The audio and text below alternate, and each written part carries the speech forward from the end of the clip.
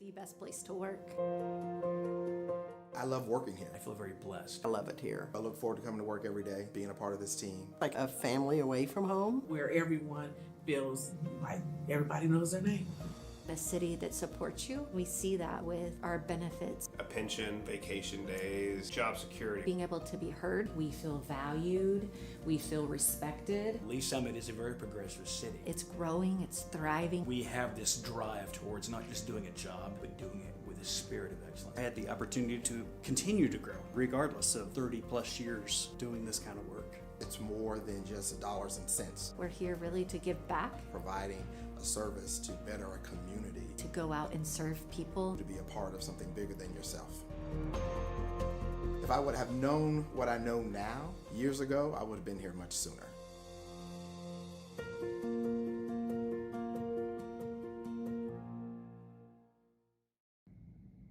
Hello, Lee Summit. I'm Jordan. Here's your flash briefing for the week of March 9th. City Council will meet for a regular session Tuesday night at 6 in Council Chambers in City Hall. Meetings are open to the public or watch live on the city's YouTube channel. If you can't watch, catch the recorded meeting on demand on the YouTube channel or by subscribing to the Council Debrief newsletter, which breaks down 3 to 4 key agenda items. The community is invited to attend the Wellness Fun Fair on Sunday, March 15th from 2 to 5 p.m. at Green Street. This event is hosted by the Wellness Commission and promotes the 8 dimensions of wellness. Discover local wellness resources, attend free yoga and fitness classes, and play mini golf. And the Charter Review Commission will hold a listening session to discuss the city charter on March 16th from 6 to 7 p.m. at the Green Street Market. The listening session is an opportunity for residents to share their thoughts and feedback on specific areas of the charter. For information about these items and more, visit the city's website at cityofls.net. Thanks for listening and have a great week. The City of Lee's Summit has hundreds of traffic lights across its more than 1,000 lane miles, all managed by the city's Public Works traffic technicians. The work happens inside those metal boxes on the side of each intersection. Inside, technicians program a device called the controller. The controller communicates directly with each signal head via underground wires, telling each light when to turn on and off based on a programmed cycle. City traffic engineers design this cycle to allow traffic to flow as efficiently as possible for that particular intersection. In order to best match current traffic patterns, they install something called a detection system. Detection systems have taken many forms over the years, from sensors in the pavement to radar boxes. But in Lee's Summit, they primarily consist of cameras, which workers mount above the traffic signals. These cameras don't record video or your speed. Instead, they monitor the spaces at the front of the intersection and identify when a vehicle is present in a specific spot. Once a vehicle is identified, the detection system sends a message to the controller, which then adapts its standard cycle to best serve the cars that are present. The pedestrian button works in a similar way. When the button is pressed, the controller receives a signal, requesting that it allow that section of the pedestrian walkway to go, which it then inserts into the signal pattern. Technicians also install something called a conflict monitor. The conflict monitor is a device in which they program all the potential patterns of lights that would lead to a collision. If the other systems mistakenly trigger those patterns, the conflict monitor sends the intersection into flash, causing all lights to flash red and directing drivers to treat it like an all-way stop. City traffic technicians implement and maintain these systems so effectively, we rarely consider them. But every time we safely pass through a signal-controlled intersection, it's all thanks to their work. So the next time you're waiting at a red light, remember the delicate coordination of super smart systems that move you through that space safely and efficiently every day.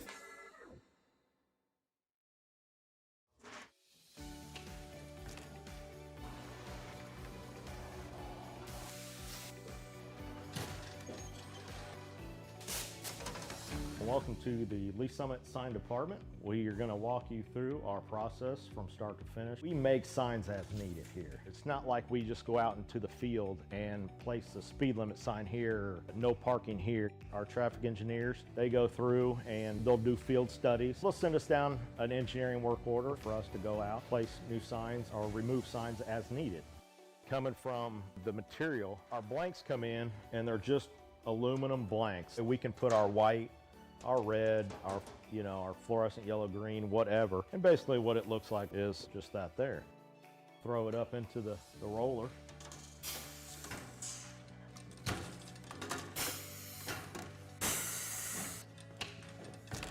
And once we got it covered, take it to our work table here, and Tim will cut the corners, cut all the access off to where it's lined up right. As far as the plotter and the software that we use, there's a street name sign there, and he's gonna go ahead and print that out on the plotter so you can see the plotter and how it operates and runs. There's standards for the height, even just on letters on the sign blank. Basically what we have on the computer there is it's pretty much set up to those.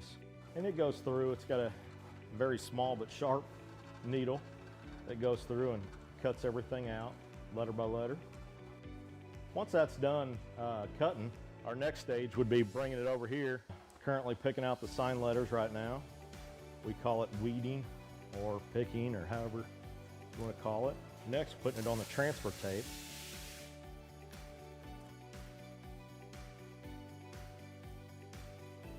Then after it's taped, we bring it over to the roller. That's where we apply it to the actual sign blank. And we'll roll it through one time just to get the air bubbles out.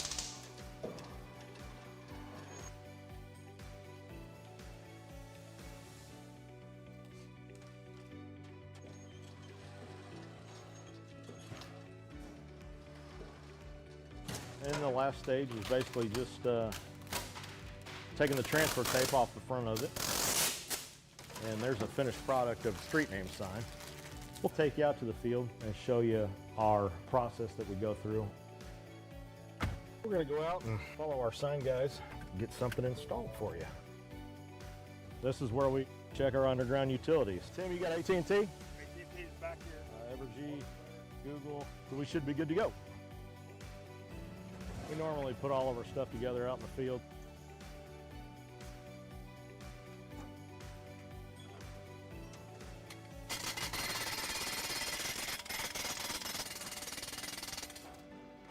Then once the base is installed, we'll go ahead and put the post in there.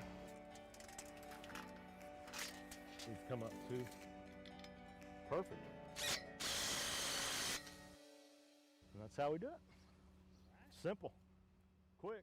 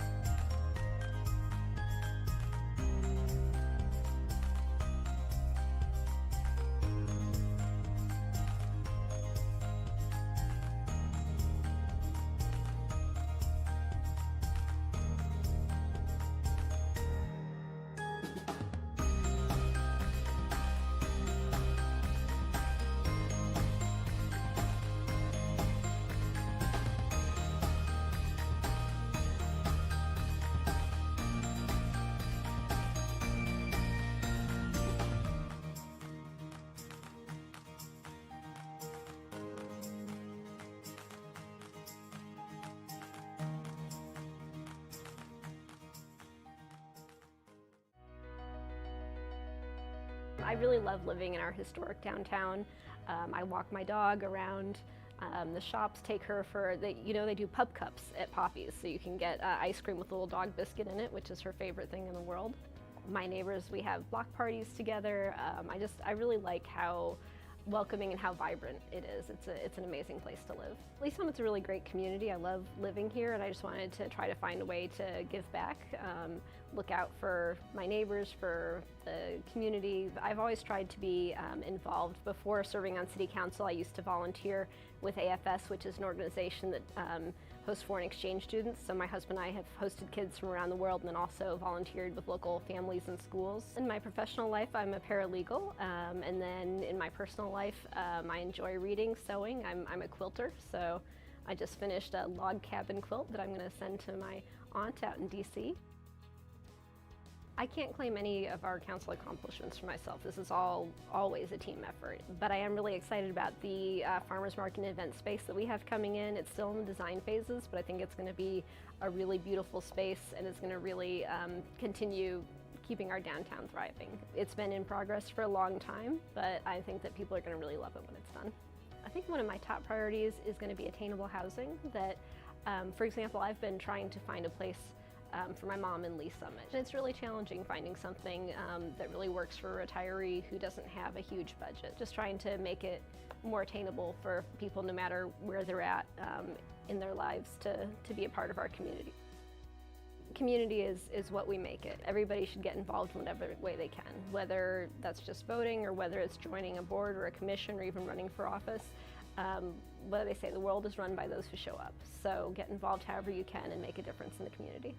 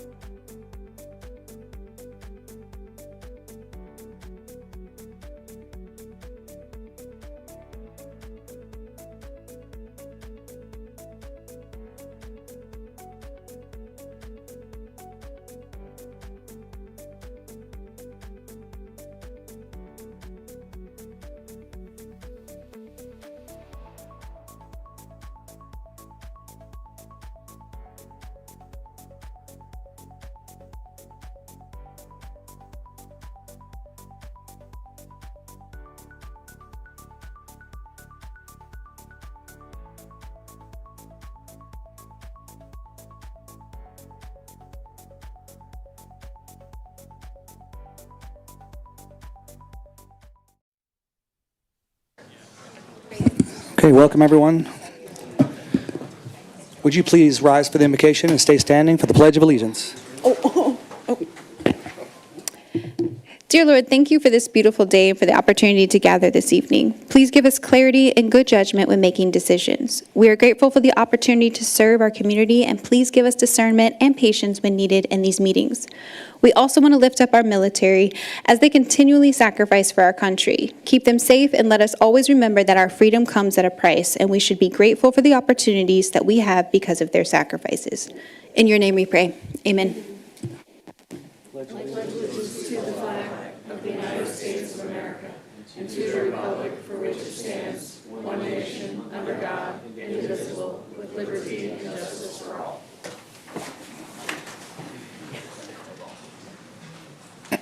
Okay, thank you. Thank you and welcome everyone. I'm calling to order the City of Lee Summit regular session number 66. Could I get a roll call, please? Councilmember Shields. Here. Councilmember Rader. Present. Councilmember Hodges. Here. Councilmember Pryor. Here. Member Funk. Here. Councilmember Lovell. Here. Councilmember Carlisle. Present. Mayor Pro Tem Lopez. Here. Mayor Baird. Here. All right, first item on the agenda is the approval of the agenda. I have a motion to adopt the agenda by Councilmember Carlisle, seconded by Councilmember Hodges. Discussion? Seeing none, please cast your vote. All votes are in. Please record the vote. It is approved unanimously. Thank you. Next is the consent agenda. I have a motion to adopt the consent agenda by Councilmember Shields, seconded by Councilmember Carlisle. Discussion? Seeing none, please cast your vote. All votes are in. Please record the vote. That also is unanimous. Thank you. And then we have Council Roundtable. These are items of general interest, things going on in the community, in your district. Yes, Councilmember Shields. Thank you, Mayor. This Saturday is Shamrock the Block at Green Street, which is going to be really exciting that it's getting to move there this year. But at the same time, over at the Level Community Center is going to be a mermaid and pirate swim. So I'm unfortunately going to be missing Shamrock the Block because Felix is obsessed with mermaids. So we are doing that. But very exciting opportunities this weekend. Hopefully folks will come out and support the community. Very good. Thank you. All right, Councilmember Pryor. Thank you, Mayor. We received a very thoughtful email from Chief Snyder regarding some comments that were made again about public safety and what fire is doing mental health wise. And I was wondering if during council comments, Mr. Dunning, if you would be willing to elaborate on that email and kind of say what we are doing above and beyond SB4 and kind of lay that out. Sure. Okay. Yeah, I can Thank be you. prepared for you. that. Thank you. All right, thank you. Councilmember Carlisle. Thank you, Mayor. I just want to remind everybody that tomorrow is the last day to register to vote, to be able to vote in the April election. So if you're not registered, go get that way. Thanks. All right, thank you. Okay, we're going to go next to proclamations. I think we have a bunch of visitors. If you all don't mind, the theater groups, meet me in front of the dais here. Somewhere around there.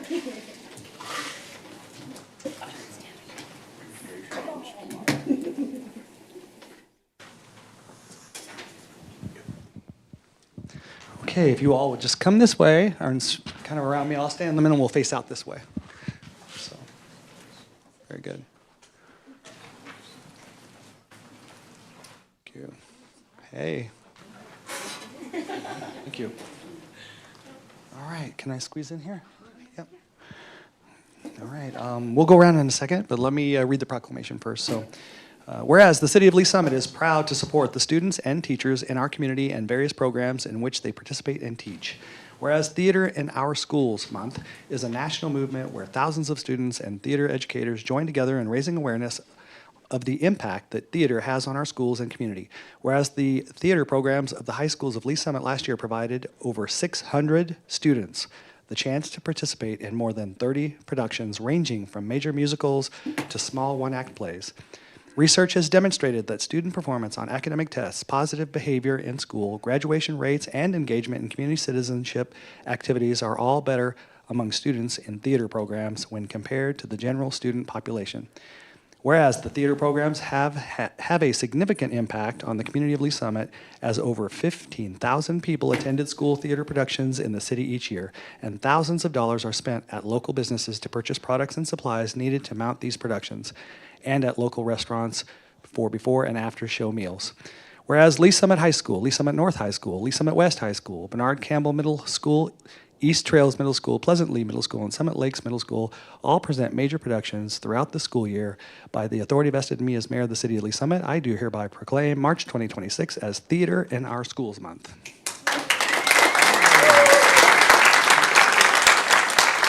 Thank you all for coming. Can I, are you going to speak, or is somebody going to speak on your behalf?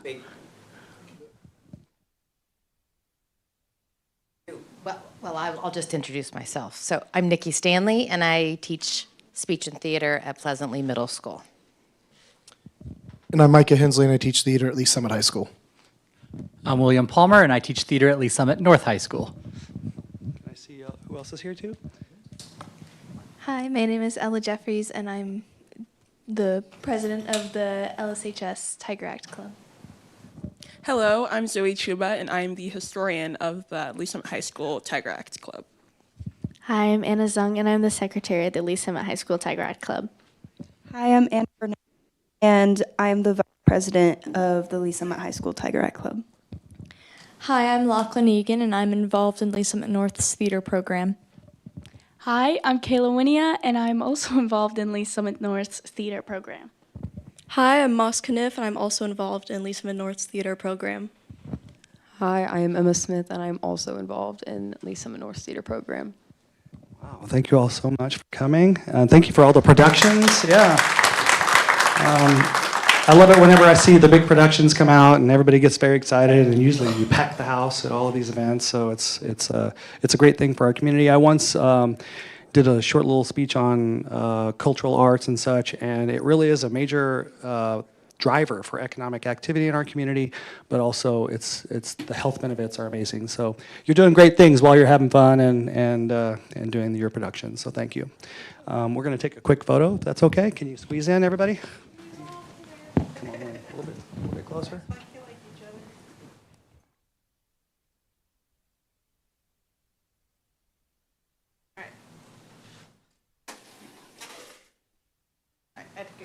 Thank you all again. Thank you. You all got these, but it's inefficient.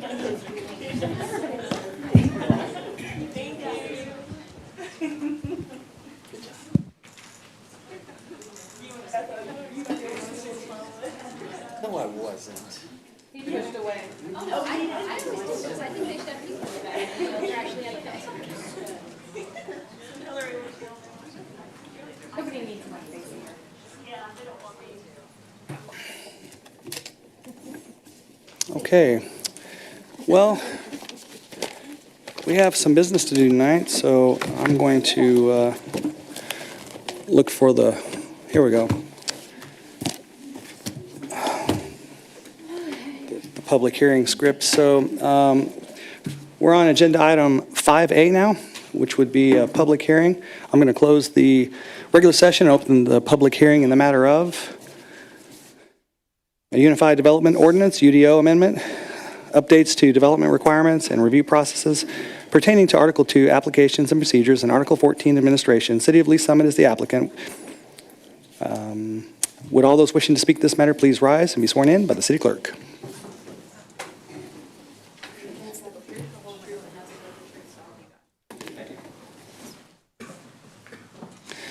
All right. Someone from the city going to do presentation?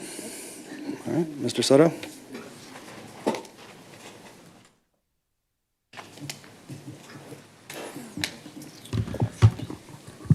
Good evening, Hector Soto Jr., Senior Planner. I have no new testimony to give at this meeting. At the last meeting, we were after giving the presentation, we were given direction to come back with a clean version of the proposed ordinance changes, and that language has been incorporated in the ordinance that is in your packet. So we'll yield to any questions that you may have. Okay, so just for the public's knowledge, we opened the public hearing in the, was it the February 20th? Yeah, 24th. February 24th. So all of that is still on record, and now we are coming back with clean language to finish this public hearing up. So, correct. All right, thank you, sir. Any questions? Councilmember Rader. Thank you, Mayor. So we're saying that there's not going to be any more questions or discussion on this public hearing. Is that kind of what's going on because of the changes that they made? You can ask questions Okay, or discuss. questions. Yeah, absolutely. Well, I think I had a comment about the concept, and maybe that's a comment instead of a question. So I'll wait till you ask for comments. Okay. Thank you. Okay. Sounds good. Any other questions or for staff? Okay. Anyone here would like to speak in favor or in opposition to the ordinance? Please come forward. Okay, Ms. Giddings, come.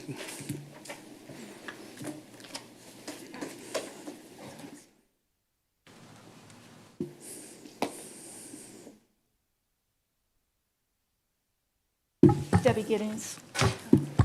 As I've said, it's very hard to find information on the website. There would have been tons and tons of documents to go through to find out what the changes were that you all received. It would have been nice if Mr. Zotto would have at least elaborated on the language that has been changed in this article so the citizens would be aware of it. There's one article in particular that addresses the substantial and minor changes, and I think there's been discussion on that. I would like to know how that's been resolved, as well as the things that have to come before the Planning Commission that are going to be decided by administration now. I think there needs to be a clear demarcation so that the citizens are aware of that. One of the things was which zoning classification are we going to change, and allow significant changes to be done or minor changes that the administration will be able to approve. Prior, we would have been able to speak to those changes, and if I understand it correctly, it will bypass everything and come directly to you, where changes are not unlikely, but more than likely not to happen with the plan. Every change that's being proposed has the supposed efficiency and streamlining the process. And my opinion is that everything is being done to help the builders and developers, and that decreases their expenses and accelerates the development process. And I'm not sure that quicker is better. Thank you. Yeah. Thank you. Anybody else like to speak? Mr. Alschwich?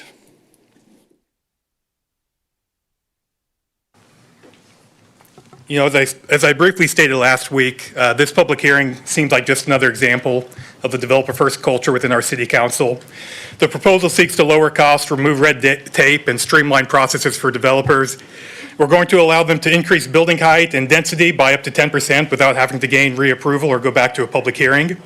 And we're doing this by now classifying these changes as minor changes instead of substantial changes. Well, I have to tell you, I don't think the residents of Lee Summit would consider a density increase of 10% as a minor change. And I don't think neighboring homeowners would consider a 10% height increase as a minor change. And I don't want to be misunderstood. Reforming code and removing government interference from the process isn't what bothers me. I actually think it's a good thing. What bothers me is the culture and the priorities. You know, I came a couple months ago and I spoke on my experience with the government and how I'd been dragged through the court system here twice due to petty and restrictive ordinances that are levied against the residents. The same night, the two judges came and expressed a major concern with lack of court resources, and the council showed minimal interest in addressing these issues. Instead, you will almost certainly vote to advance these reform changes for the benefit of the developers and make no effort or initiative to do anything for the benefit of the residents. How much time and effort has the city spent creating these recommendations and the presentations for the benefit of just a select few? Is there really nothing better we can spend our time and resources on? The priorities of our city and our city council are upside down. You know, with one hand, we provide subsidies for developers and are willing to reform codes for them to make their life easier, while on the other hand, we strangle residents with new taxes and restrictive ordinances. And because of the issue with priority and the inequitable approach here, I'm in opposition. All right, thank you. Anybody else? Ms. Vollenweider? Teresa Vollenweider, 5201 Northeast Maybrook Road. I am never going to be in favor of reducing the rules and regulations and putting more power to these administrators. Hector Soto is the one that brought this up here. I can recall with Jackie Maloney that he, in a letter to her, stated that if your property is described via a meets and bounds description, then it must be platted. That was according to a rule or regulation from 1976, and he put it right in the letter to her. Yet in the case of a neighbor next to me, clearly their property had a meets and bounds description. It's right there. Yet Hector failed to make sure that a plat was done of that property before a building permit was issued. In fact, a plat was not recorded at the county until 2 years after the people had moved into the house. Now, why is that? Inquiring minds want to know. Hector, we want to know. So you're going to give more power to the administrators when you all can't pick up these mistakes. The Planning Commission can't pick up these mistakes. And who pays for those mistakes? You have zoning regulations to help protect the neighbors. That's what they're for. Partly that's what they're for. Yet you don't enforce them. You let them get by with lies and cheating. And you can't pick it up. Some of you are legal people, and you can't pick it up. So people out here have to get educated. We have to go and take classes in surveying so we can learn about original surveys and retracements and meets and bounds descriptions and the like. But yet you do nothing. You lived only a stone's throw away from that property. And you want to talk about leadership and trust? I'm sorry. You don't earn it. You've got experience, but you don't have leadership or trust. Not in my world, you don't. All right, thank you, Ms. Vollenweider. Anybody else? That red line should have been up there on the screen. Stop. Councilmember Pryor. Thank you, Mayor. I was wondering if Mr. Soto could address Ms. Giddings, is it Giddings? Giddings, questions that she had. Thank you. Yeah, Mr. Soto, would you run through a couple of the markups that are redlined in the documents that are online that we all discussed at length at the last public hearing on February 24th?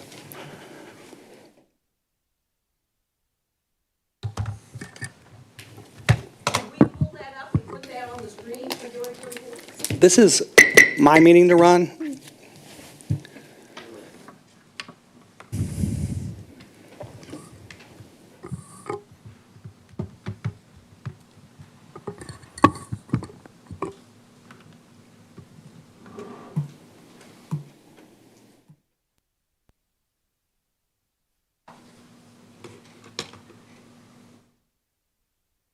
No, I don't want the presentation, sir. No, I know. Okay, Working through, thank you. yeah. There we go.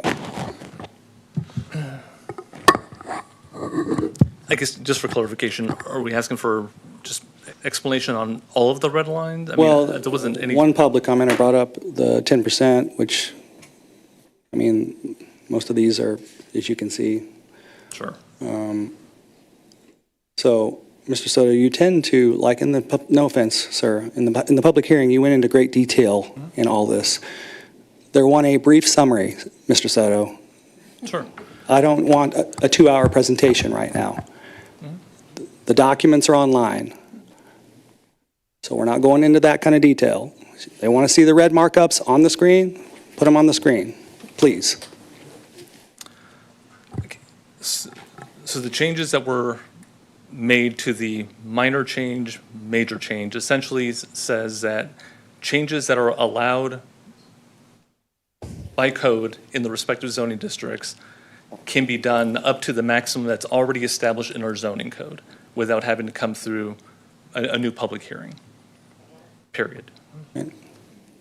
Okay? So, shows a couple of the markups, how this works. The red lines. Sure. Yeah.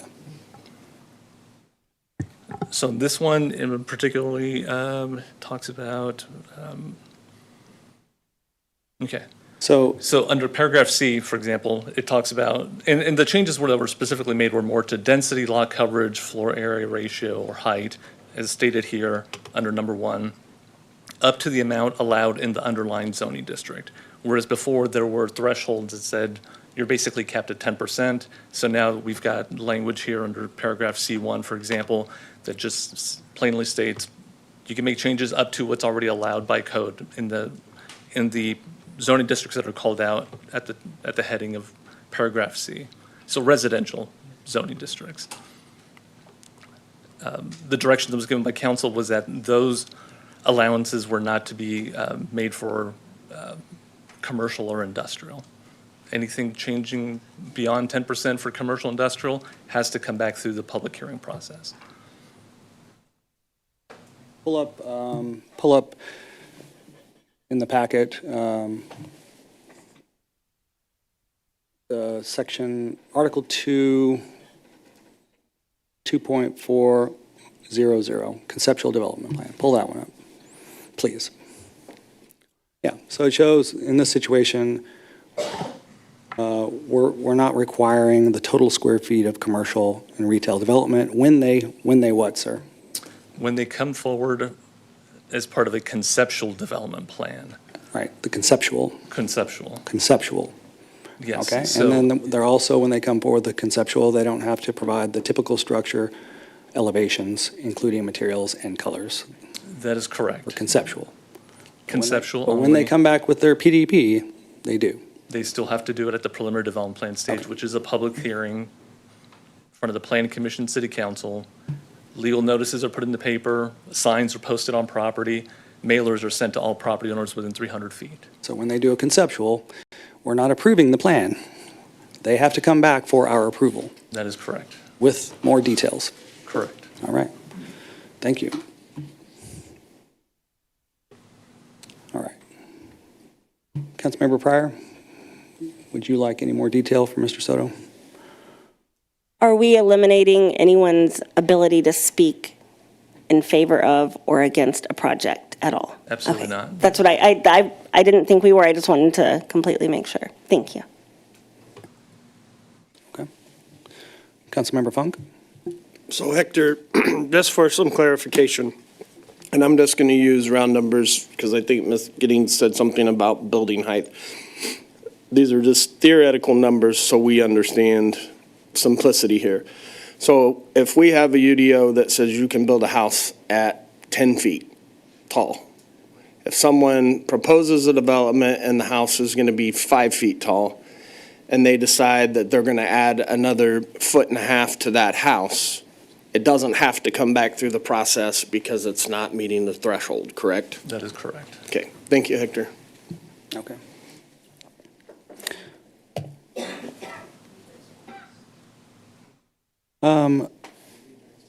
Mr. Dunning, there's not that many changes in here. There's some, but is there a way next time to have staff, Mr. Soto and such, just do a brief summary of the changes that are in here? Yes, absolutely. That's what we need to do, is put that in the packet, and then we can, rather than each document that shows the red line, I guess just have a separate summary sheet. I call it a summary sheet of the changes, and then that way you can see that. But it's a little bit of a challenge because you're going to pull out a red line from a very detailed document. But hey, if it means being more transparent, that's fine. I think part of the challenge here is we brought an ordinance, we brought a public hearing, but we were providing you options to provide us feedback to polish this up, so it kind of created greater complexity in crafting the ordinance. Okay, very good. Councilmember Lovell? Yeah, I think Mr. Dunning just said it. So recalling that conversation was very two-way, right? So we're making recommendations and kind of all giving thumbs up. It would have been nice, just a quick summary of it would help us recall, yes, we've gone through and looked at this, but it'd just be a good way, especially when we're going back and forth, making suggestions, kind of giving general feedback, just to say, here's the things that you guys instructed us to do, and here's what we've done. And we wouldn't have to go through the whole thing again, but that would be very helpful, especially when that dialogue's going. Thanks. Thank you. Councilmember Shields. Thank you, Mayor.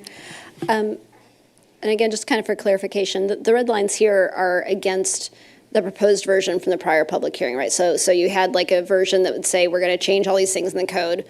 You presented it to us. We said, no, we don't want to do this, this, and this. And so you redlined those out, and that's what you're showing us tonight. This isn't a red line of the entire UDO. Obviously, this is just kind of against the proposed version from the original hearing.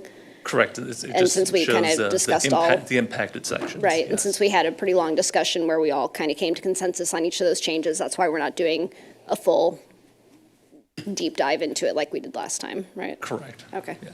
That makes sense to me, so thank you, Mayor. All right, thank you. Councilmember Lovell? Well, just that we didn't do any dive into it. Right. We did a lot last week, so just, right, okay. Right. Awesome, thanks. Okay. Thank you. Any additional questions? Yes, Councilmember Rader.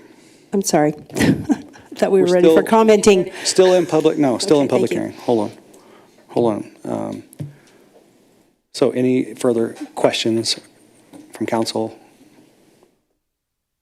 Okay. Mr. Soto, any further comment? No. All right. I do appreciate your attention to detail. I just, I wanted a summary tonight, that's all. I understand. All right, thank you.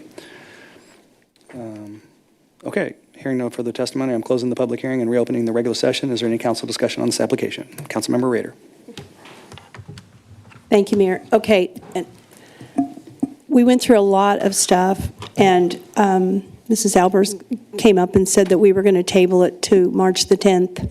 I may have misunderstood. I thought there was going to be a little bit more discussion on that. So the only thing that I want to comment is about the concept, these concept applications. I felt like that on one of the last projects that we did, and Mr. Soto actually, I believe he said this at the time when we went through the concept, the detail of it. He said that there's an assumption when the developer leaves, that meeting, that we're going to push that thing forward. They have the assumption of zoning, or they have the assumption, I understand they have to come back through the PDP. And that's the only thing that just worries me just a little bit about that, because I felt like in that project, I didn't get all the information that I felt like that I needed. It was kind of an overview. And so I guess I'm just saying, I think when we do these concept drawings, we should have more detail. There should be more detail with them. And so that I don't want to tell someone that we're going to do something and then come back the next time they come back and say, oh, I don't like this at all. I want to make sure that I get all the information up front if we're going to assume that we're going to move forward with their application. So I think that's what I just want to make a comment about, is I want to make sure that they give us all the information that we can get so that when they come back for the PDP, that we can feel good, or I can feel good, about that assumption and moving them forward. Thank you, Mayor. Okay, thank you. Councilmember Shields? Thank you, Mayor.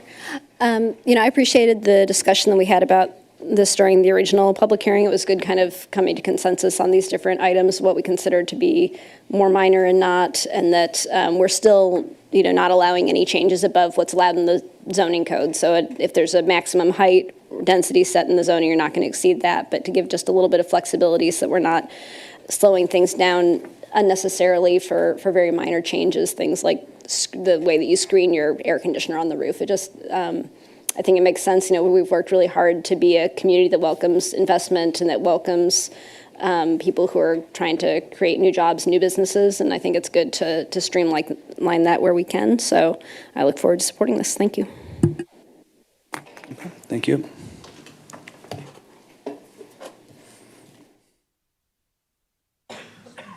Mr. Denning, you kind of helped originate this whole conceptual thing. This is your fault. On the incentive side, not on the development side. Okay. All right, well, the conceptual side of this, we should not be making any assumptions that it's going to get approved. So I think the wording there, we need to be careful of our wording if that was stated. If it wasn't, then we just need to, when we get done with these conceptuals, yes, we're supposed to be giving feedback, but maybe we need to create some guidelines. Oh, we are? Oh, that's right. Yeah, go ahead, Mr. Denning, explain how I just meant. Yeah, so I think the thought behind this is if you've got a development plan that you're bringing forward and you've really got some specifics and you know what you're desiring, but you need to kind of master plan the rest of some acreage, you can show that conceptually, help everyone understand what that plan envisions, I'll say, and what the thought process is to deliver what you have bird in hand, if you will, and you're pursuing, but then also what may develop around this. And so those are documents that come forward and we keep them, right? They're part of the public record. And then when we get, who knows, 5 years down the road, and maybe one of those concepts comes back in a preliminary development plan, we can refer back to that. What was envisioned 5 years ago, here was the thought then. A lot of things may have changed in that area over time that may require or trigger a different thought process of developing that, from what was originally envisioned. So that's kind of what we're talking about here. And when we do a concept plan, what level of detail is necessary to paint that vision to say, we don't know, but here's what we envision that this may develop out as, if that makes any sense.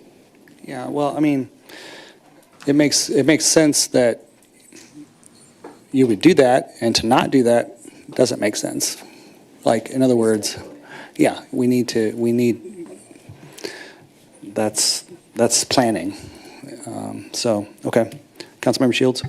Thank you, Mayor. And I think we've discussed two different kinds of conceptual plans up here. Like sometimes we talk about a conceptual presentation for an incentive request, but that's a totally different thing than what this covers, correct? Like this is about saying conceptually, I think this area is going to be mixed use or commercial or residential, and so I'd like to get it rezoned from ag to residential, but I'll tell you the exact plans later, but to kind of get them started on that process of rezoning and getting a little bit of certainty that yes, the council wants industrial here or wants mixed use here, that kind of thing, right? That is correct. They're separate processes that come through separate systems and requirements.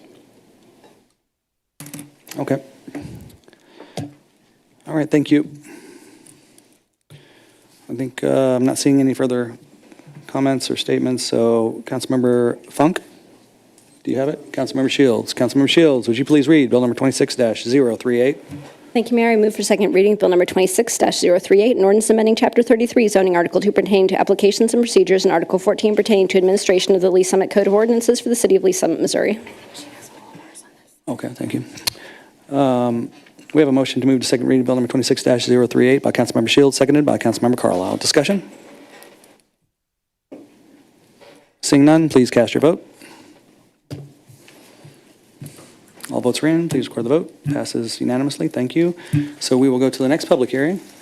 I'm going to close the regular session, open the public hearing in the matter of Agenda Item 5B. This is a public hearing for Paragon Star Apartments amended and restated land clearance redevelopment authority redevelopment plan. Grayson Capital LLC is the applicant. Would all those wishing to speak to this matter please rise to be sworn in by the city clerk? All right. Mr. Elam? Good evening, Mayor and members of the City Council. We have before you this evening the public hearing for the amended land clearance for redevelopment authority plan associated with the Paragon Star Apartments. And Andrea Young with Grayson Capital will be kicking off the presentation for us and performing the presentation on behalf of Grayson Capital. And then Megan Miller with Gilmore and Bell will come up acting as our counsel for economic development, and we'll be here to answer questions as we go along as well. So with that, I'm going to turn it over to Andrea. Thank you. Good evening, Mayor and Council. We came before you in January to introduce ourselves, but I just wanted to do a quick overview. Again, we are a Kansas City-based real estate development firm. We do quite a bit of advisory work, owner's representation, development, primarily development and asset and property management, and have a diverse portfolio of asset classes. And what we're proposing to do at Paragon Parkway is not something that you haven't seen before. And I'm going to skip ahead. I realized it was better to do it in this order last week before the LCRA board. We brought this to them last week, and they approved it by resolution. But what we're asking for you to consider is back in 2022, there was an LCRA redevelopment plan that was approved for Gold Crown properties for this multifamily project. And originally, they were going to do it as a single phase. Fast forward, they're no longer part of the deal, and we're picking up the torch, if you will, where they were, and proposing just 2 changes to the redevelopment agreement. The first being changing the developer of record from Gold Crown to us, and then also phasing the project versus doing it all in one development. The factual findings from the previous redevelopment plan remain. So back in 2016, with the TIF plan that was approved for not just this property, but the overall development, there was a blight finding that still exists. The necessity for the incentives on this property still exists, and our development is still in conformity with the PDP that was approved back in 2019. And then just to kind of reiterate things that aren't changing, the project site, scope, prior factual findings, our request is still just for the sales tax exemption on construction materials. We're not asking for an exemption on real property taxes. This property is in a TIF already, so no changes there. Zoning remains the same. Again, the only changes that we're making to the plan are to name us as developer of record and then to allow us to do a phased approach to the development. And then as far as the financial benefit, it largely mirrors what was approved with the prior 2022 plan.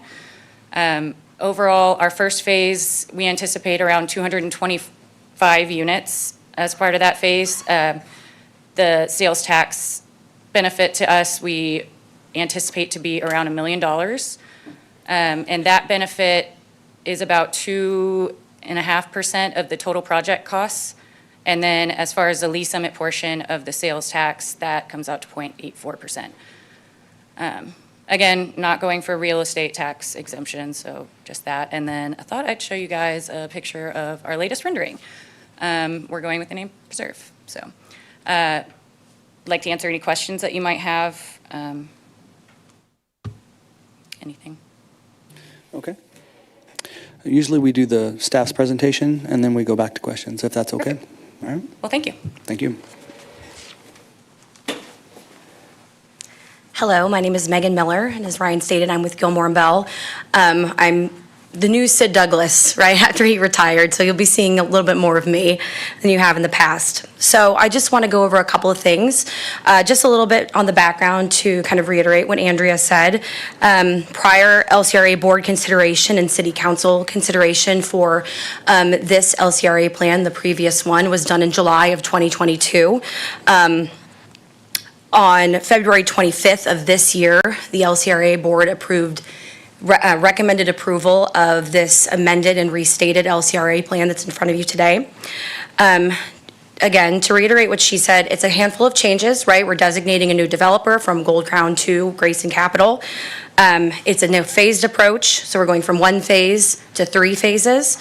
Something that I think is important to note is that the lease, and we'll talk about this a little bit, is really only for the first phase. They have a right of first refusal to purchase the second and the third phases, and we drafted those into the documents to make that process a little bit easier, as long as it substantially complies with the plan as has been presented. Additionally, there was an increase in costs. So it went from roughly $72.8 million previously decreased a little bit to 44.1. We're scaling it down for this phased one, but there is an increase obviously with phase 2 and phase 3. You can see in the plan that they anticipate what their costs are going to be. Within the ordinance in front of you that's right after this, there are 3 findings that have to be made. Blight, and as she stated, there was a blight finding made in 2016. The blight is still there and needs to be cured, so we don't have any issues there. It is consistent with the comp plan.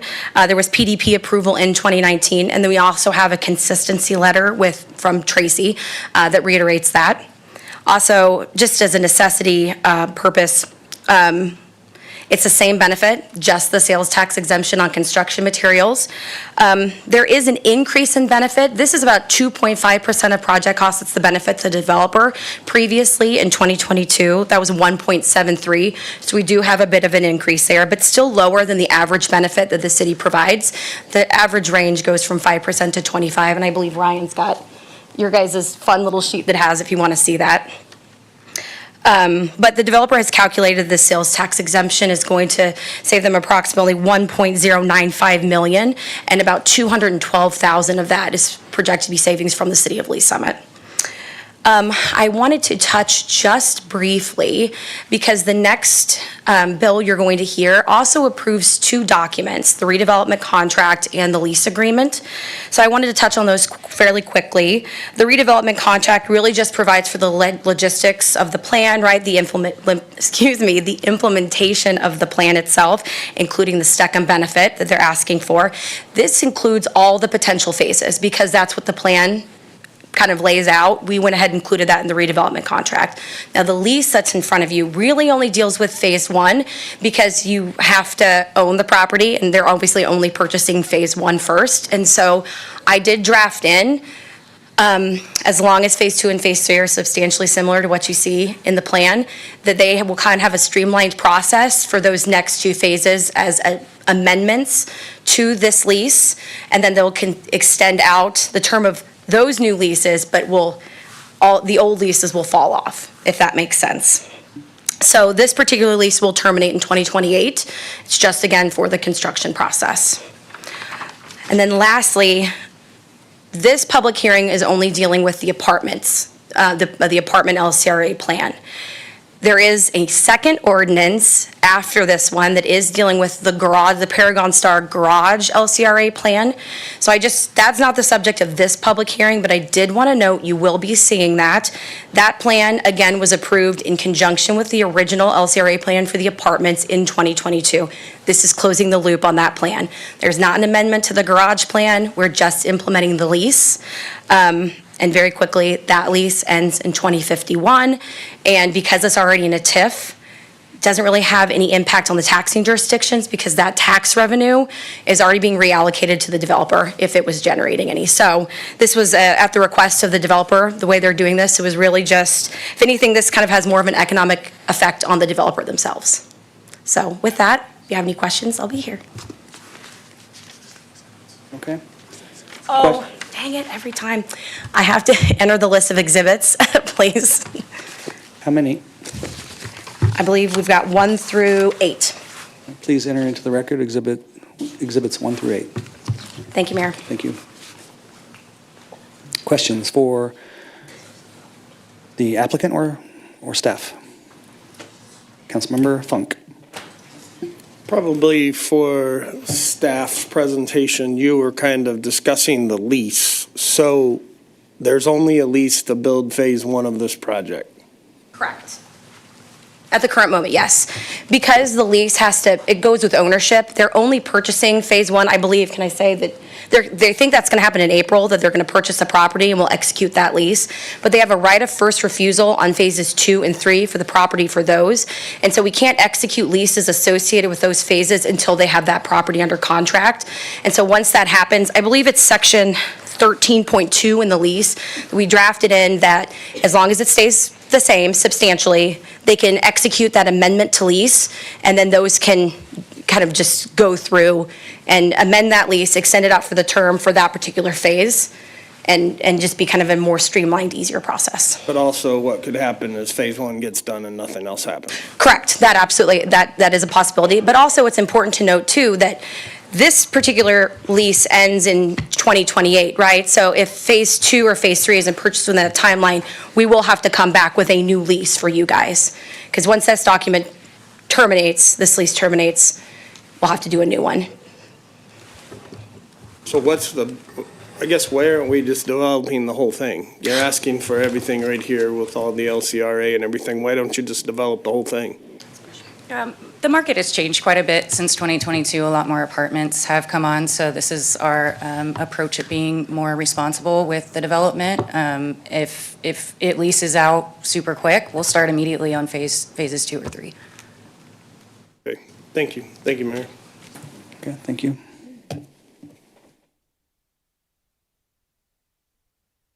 Any other questions? Councilmember Shields. Thank you, Mayor. And the leases that we're talking about, that's just to effectuate the tax exempt status, is that right? That in order to, basically to get the tax exemption, the city technically owns it and then leases it back to them, but we have all the normal protections and all that.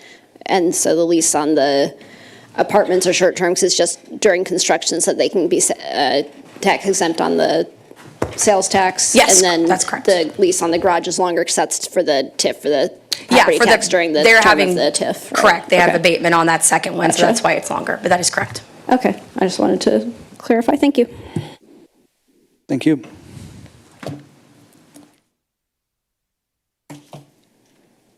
Any other questions for staff or the applicant?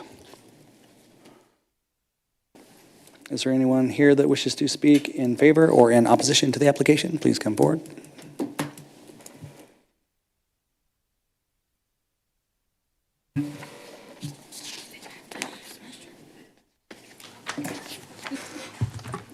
Debbie Giddings. Again, going back to 2016, that's unbelievable to try to research about this project. The one thing that does stick out to me, which kind of goes back to the ordinances that you're looking at reading secondly, that you just read first, is that Tracy wrote a letter about the PDP being approved in, I think, 2021. If I understand correctly, that is a 2-year allowed process. So that would be 2024, 2023, and we're at 2026. Was there a plan, PDP, submitted in 2024 besides the one that she refers to in the letter? And also, that's very difficult to even find. The other thing is that you all discussed the monuments to the city the last time I was here, or at least I was online. You chose the one I liked, by the way. The first thing you're going to see after you pass that monument coming into Lee Summit are 400 apartments. Is that what we really want to be known for? Because the citizens are already clamoring about the number of apartments that are being built in this city. We are at the 15% that the Ignite plan asks for. That's on the website. So I'm just saying we want to have a nice entrance to our city, and right now there are apartments almost on every corner. There's still some to be built, that have been approved. I feel for the people in Lakewood because the RLDS land that's going to be coming is, I'm sure, going to be apartments. So it's already started. Anyway, I'm just curious about those two things as far as where is the PDP and how does this LCRA tie in? I can't even understand those. So I'm going to be coming to City Hall. Thank you. All right, thank you. I'm pretty sure Ms. Albers can explain the 2-year process. Ms. Albers, is she here? Yeah, Ms. Albers.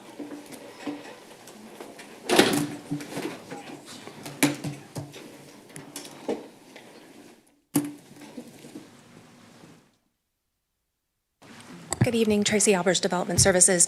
The letter in question references the PDP. The PDP was approved, and the applicant did go through the process of filing an FDP, and the FDP, I believe, was approved in 2019, which basically vests that development right. But what that letter is in regard to is overarching consistency and concurrency with the adopted IGNITE comprehensive plan. But that explains, again, why we're talking about the PDP in the letter. But subsequent to that, the FDP was considered and approved. Okay, well, she's talking about, typically you have to, you're saying that they're vested, but usually after an approval has to be, plans have to be submitted and such within that 2 years. I believe that they did, or they executed the final development plan, in all likely submitted it in advance of that expiration date. Gotcha, okay. I think those were the 2 questions she had. All right. Councilmember Pryor, do you want to jump in before I ask for any other speakers? I do just have a question that I kind of wanted on the, I believe a roundabout and some other infrastructure commitments were supposed to be done with the city. Can we get a status on where you guys are with the roundabout and any other infrastructure commitments?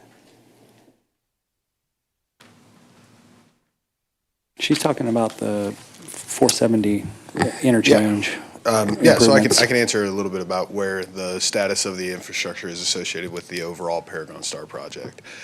So the interchange is about 90% complete associated with that. There is final surface of asphalt, striping, additional cleanup that needs to be done for that to be finished. I know that the Paragon Star team is working on that. That project itself is actually permitted through the state and is not a city permit.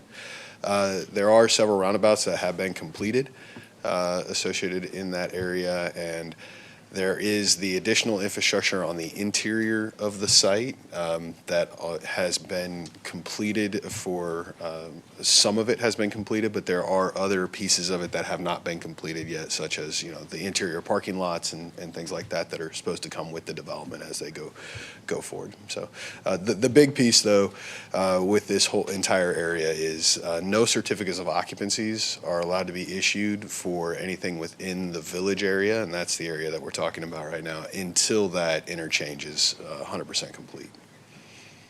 But it does allow for construction to occur in that area. You just can't have a certificate of occupancy until it's open. Did you give a timeline? Do you know if they have a timeline or if anyone has a timeline on that last 10%? I know I get the question a ton. Last I heard, mid to end of April. But again, that's just the last I've heard at that point. Okay, thank you. Thank you. Councilmember Shields? Thank you, Mayor. This is probably a follow-up to Mr. Elam. You mentioned that they won't get certificates of occupancy until that work is all done. What happens if they occupy the property without those COs? Then they're in violation of Municipal Ordinance, and it goes through, if they are occupying it, we red tag the building, and then there's continued violations, and it goes through a municipal court process. Okay. Is there any clawback of incentives if they're not complying with those city ordinances? The overall incentive structure does require following all of the city ordinances, and there is a process that could be undergone to start to unwind those. Okay. Do I recall correctly, were there some issues with that, with some of the fields being used without COs? There was. Were there any consequences related to that? I would say that there was no consequences extreme as unwinding of the incentive structure. Okay. Thank you, Mr. Elam. Thank you. Okay, so we were in the public format, or where we were asking for public speakers. So is there anybody else that would like to speak in favor? Yes, sir.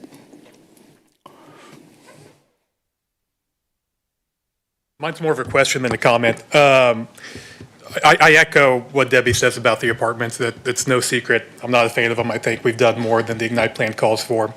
The way it was presented, though, it sounds like even if we decline this, it's not going to stop the apartments. They just have to do them all in one phase now. So if we approve it, we'd be prolonging the suffering instead of just taking them all now. Is that correct? I can ask. Yeah. Mr. Elam?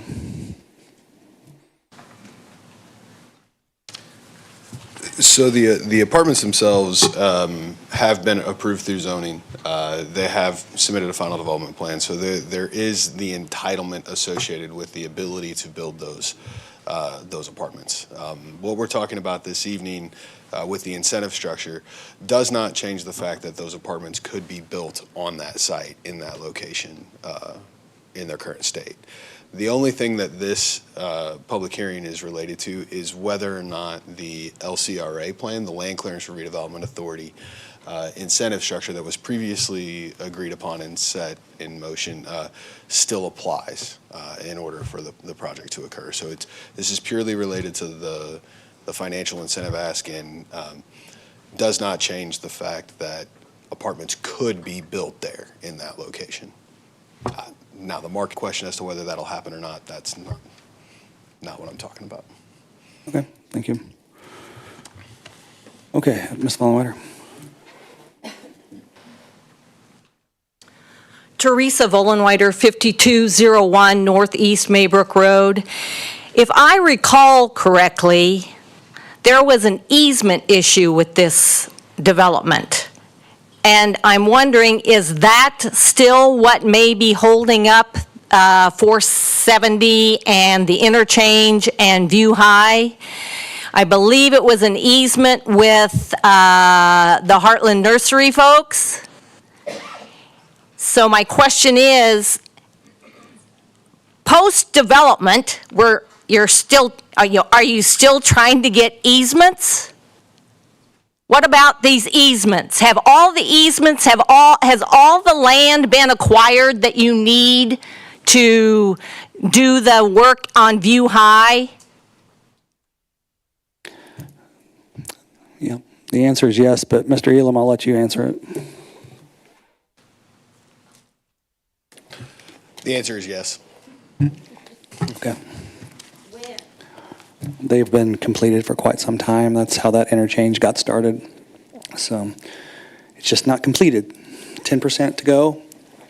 It's a painful 10%, Mr. Elam. Yes, just prior to any construction on the interchange happening, part of the state requirements, all of the easements and property necessary for the project must be acquired prior to a permit being issued. That didn't happen.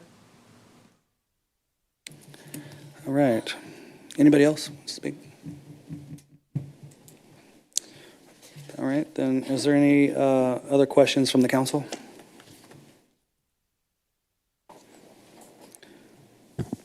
Councilmember Hodges. Thank you.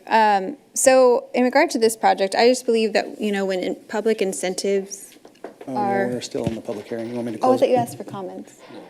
Questions, almost. Just kidding. I'll come Yep, back. that's fine. I'll be to that point in a moment. I need to give the applicant an opportunity to speak. Do you want to make any further comment? Yes, thank you. I would like to state that we are not Paragon Star. We are Grayson Capital, and we are doing the multifamily, and this is a request for a first read on transferring the LCRA STECM approval that already happened in 2022. I'd also be curious to know if our apartments are counted in the current apartment count for Lee Summit, since they were approved back in 2019. So this actually isn't adding to it, it's just completing apartments that were already supposed to be online. That would be- Okay, thank you. Thank you. Miss Andrea, what's your last name? Young. Young? Can you come back up? The issue that you might be feeling is that we're waiting for this development to get done, and it's been in the works a long time, and now we're making another decision on this. Right, I completely understand. Yeah, Yes. and so, I just wanted to make sure for everyone in the room that that's not us, so. All right. All right, thank you. thank you. Councilmember Shields? Thank you, Mayor. This is probably a question for our council. So what we're talking about tonight, what we're considering is approving a change in the developer of the apartments and a change to the phasing. What are the appropriate grounds to make this decision on? Like sometimes we talk about like the factors that we can take into account in different settings of approving or not approving a request, like kind of what's the framework that legally we're supposed to be using tonight? So the framework for approving this amended and restated plan is the same findings that you made back in 2022 that I said, and I'll just redo it. So is it blighted, right? We have to reaffirm that it's a blighted area. Is it consistent with the comprehensive plan? Which again, that's why we had Tracy do that consistency letter. And then is it a necessity? So again, this is the same benefit that they're asking for any more. Right. I guess what I mean more is like sometimes we hear words like quasi-judicial or like is this more of a just we say, yes, it meets these requirements and therefore it's almost a rubber stamp, or is it more discretionary? Are you looking at their ability to complete the project? Like what kind of factors are we supposed to take into account when we decide whether or not to approve this? Just because I know there's been some discussion about different issues. I just want to understand what we're supposed to be kind of Right. thing. I would say, I mean, what if they meet the requirements that you required under the LCRA Act, then yeah, it's not necessarily obviously a rubber stamp, but if they meet those requirements, then yeah, you have the authority, right, and the ability to approve this beyond just, do you think this developer can do it? Exactly. I guess, Mr. Dunning or Mr. Head, do you kind of know what I'm asking, so we've touched on these issues before. Maybe I could help a little bit. It's not the same, but similar in the sense that when we enter into TIF contracts, and there's provisions in there saying that if the TIF contracts with developer A, and then down the road, developer A wants to sell to developer B, there's processes in place where, we can consider, does developer B have the financial wherewithal and the experience to deliver on a project? And so when we talk about incentives and structures of that nature, we can get to that level of, are we comfortable with the developer and that they will produce and deliver on the projects? So I don't think it's the exact same in this case, but I do know that in TIF agreements and things of that nature, you can get to that level of detail. And if I could take a stab at answering the question directly, this is purely a legislative decision. So it's purely up to the body's legislative discretion. Okay, thank you. Thank you, Mayor. Thank you. Okay.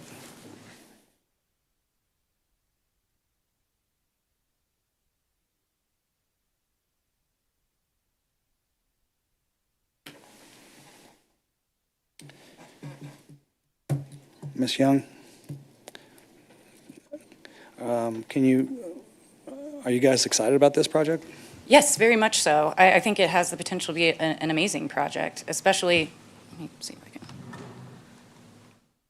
So right now, the parking garage is already standing, and our first phase will wrap the parking garage. And then as far as the view from the highway, there's this office building is already there. With the density being built out, I think it has a really great potential to attract people and get them to stay there for the nature aspect. It's close to trails. I think it offers something that a lot of the more urban core apartment complexes don't really offer. With the nature component and the ideas that they have for the build out, I think would be great for our tenants. And then as far as attractability, I think with how close it is to the highway and to downtown Kansas City and Lee Summit, it's a really great location. The building's right there where your cursor was. right there, those? Are Yeah. those the ones that are up right now that you can see from 470? Yes, and then next time you drive by, if you look, you should be able to see this parking garage is actually already standing too. Okay. And our first phase will wrap the parking garage, so you're not just seeing a parking garage, you'll see apartments, and then we'll have the street density to support this retail and commercial component over here. Thank you. Yes.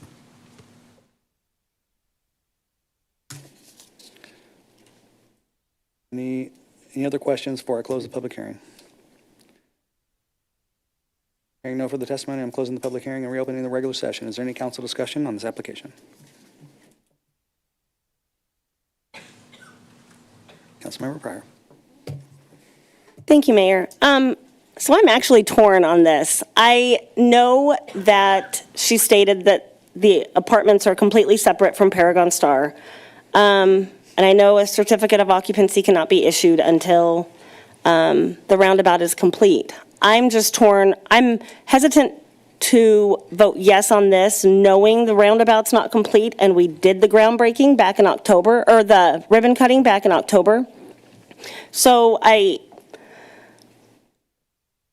having a hard time, really navigating, if I don't vote yes on the LCRA, is that fair to them? Even though, because they stated they're separate from Paragon Star, so I'm just having a hard time kind of navigating that. Do you have any insight, I guess? I mean, I don't. We can put it up for council discussion and talk it through. I mean, is that something that they could maybe even come back after the, I don't know that there's any incentive to get the interchange. It's taken so long, and there are so many people that are reaching out to us that I don't know, but yeah. Okay, thank you.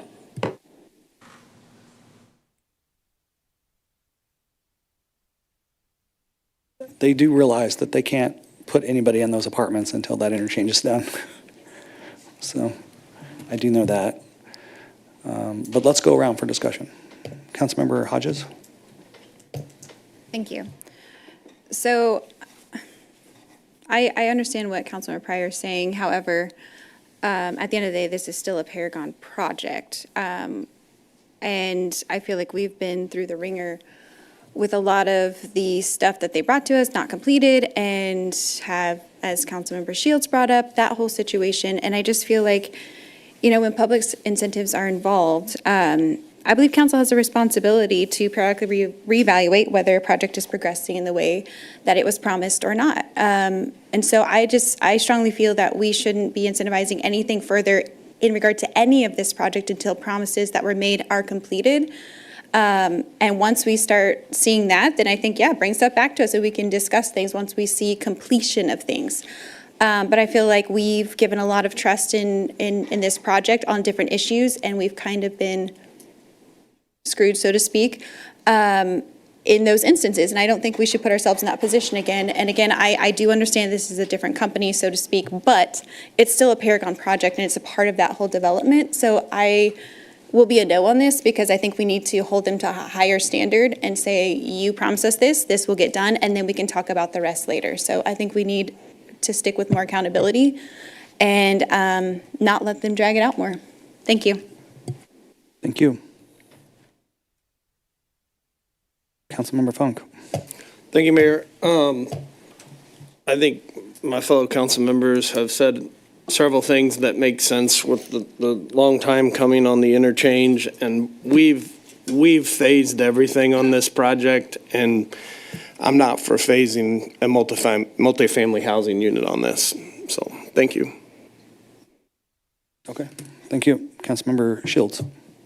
Thank you, Mayor. I'm torn on this one, too. On the one hand, generally for most projects, I wouldn't have a big issue with, subbing in a new entity that's, if they have a proven track record and, changing how you want to phase something, it's not a huge deal. But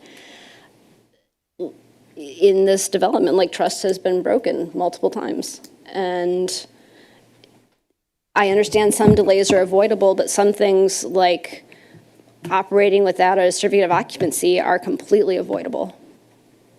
and our choices that were made. And I am kind of past the point of just trust us, we'll get it done. And I would be much more comfortable having this come back after those commitments are actually completed. So I have a really hard time with that because I hate voting no on housing. Like, that makes me really unhappy. But if you've driven me to that point, then there's an issue. So, thank you. Are you talking about finishing the interchange? Yes. Okay. Thank you. Mayor Pro Tem Lopez? Thanks, Mayor. Yeah, I won't repeat what's already been said. It's nothing against you all, Greystone. You know, your credibility and your expertise. I think it just comes down to credibility and it's timing for you all, just the timing of it. There's pending items as part of the development, current master plan development, that are just not met yet. And until those things are met, I would agree with my colleagues. I think it's not responsible for us to just kick the can down the road until our partner, the master developer, fulfills their obligations. So I won't be in support of this either.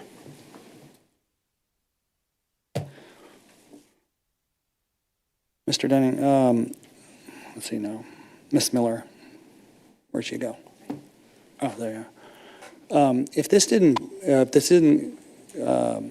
pass tonight, they'd have to start the process all over to come back through? Yeah, we have to submit a new plan. Is that right? Correct? Yeah, just this process. They'd have to resubmit the plan, and yeah, we'd have to notice up another public hearing and go through the process again. That's correct. Can we continue it, Ms. Miller, if the applicant was willing? Yeah, absolutely. You can continue it. I'm just trying to get options on the table rather than Yeah, no, I starting the process appreciate everyone's over. feedback. It's good to know. Is a continuance amenable to you? Yeah, when, are you saying to like next week, or are we talking when the interchange is complete? What I'm hearing from council members, and this discussion's not over by any means, but I'm hearing the interchange is, Right. needs to be completed for them to feel supportive. It might, I'm thinking that's part of it, a big part of it. I think I need to get there, but before I get discussion around that, I want to make sure that's even an option you would. Yes, it's something we would definitely be open to. Okay, thank you. So, council members, for you to say, for some of you to say you're not going to support this and vote no, one possible solution is to continue it, have some, time to do the interchange plus a little bit of, I don't know, say it again? Show what's going on. Yeah. Maybe get an update. Like Mr. Elam went out on a limb and said April, end of April, as far as finishing that interchange, I think that might be a good thing too, is in the meantime, getting an update, a status update. A more official one than Mr. Elam saying end of April, probably. What do the rest of you, 1, 2, 3, yeah, this is headed towards a no unless we continue this, everyone, so thoughts? Councilmember Rader? I think that we should continue it. I would just hate for it to start all over again. So I think that would be a fair and opportunity for them to work on getting the interchange finished. Thank you. Thank you. Councilmember Hodges? I'm just going to be very blunt. I think a no should be a no. Again, here we sit up here and talk about, and again, this has nothing to do with this developer, but the master developer, we get up here and we sit here and say, oh, we've given so much grace and we've been screwed over by them, and then, we give a little and then we realize we shouldn't have, and then we're kind of doing it again. So I feel like I don't know, I just feel like we keep saying it, but we don't keep holding them accountable, and I don't know why. And I get that they'll have to go through it again, but that's just the price that they have to pay for what's been going on. We can't control what they've caused this. We're not causing that to them. They've caused this to this developer. So as much as we want to feel bad about the position they're in, that's not our fault.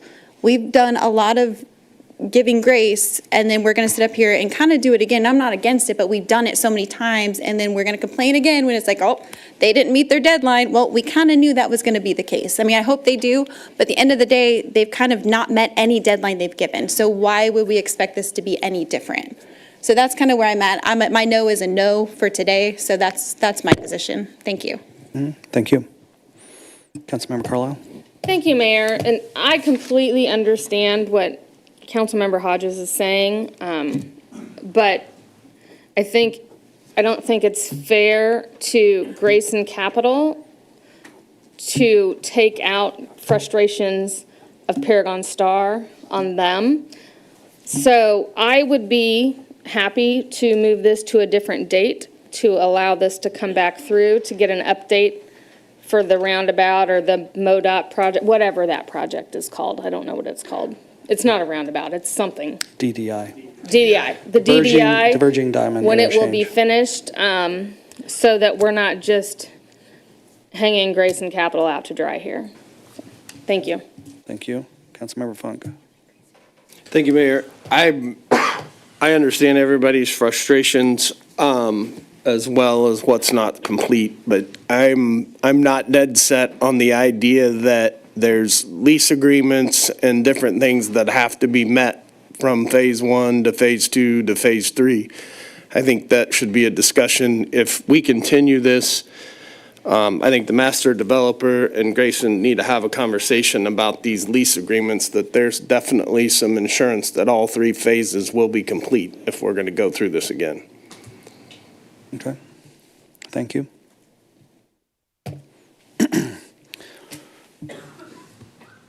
Okay, so let's talk about, I definitely heard Councilmember Hodges and Councilmember Funk just now, kind of clearly where they are, but if the rest of you, or if others want to do a continuance, someone's going to have to make that in the form of a motion, and then we can discuss it, so. No, we don't need to reopen the public hearing. Mr. Head? Mayor, I have a point of parliamentary procedure that rarely ever comes up. All right. This council is facing a sine die coming up the end of April. Any item that is placed on the table as of today will fall off of the table and die at that sine die. So if you do wish to continue this item or to table it to a date certain in the future, it must, if you wish to consider it, it must be prior to your sine die. I know what the agenda looks like, and that's not really much of a possibility. I mean, next meeting is, it's stacked. It's our last meeting, basically, before the election. There is another meeting in April, but that's not the appropriate time to be making decisions as a council right before you hand off to a new council.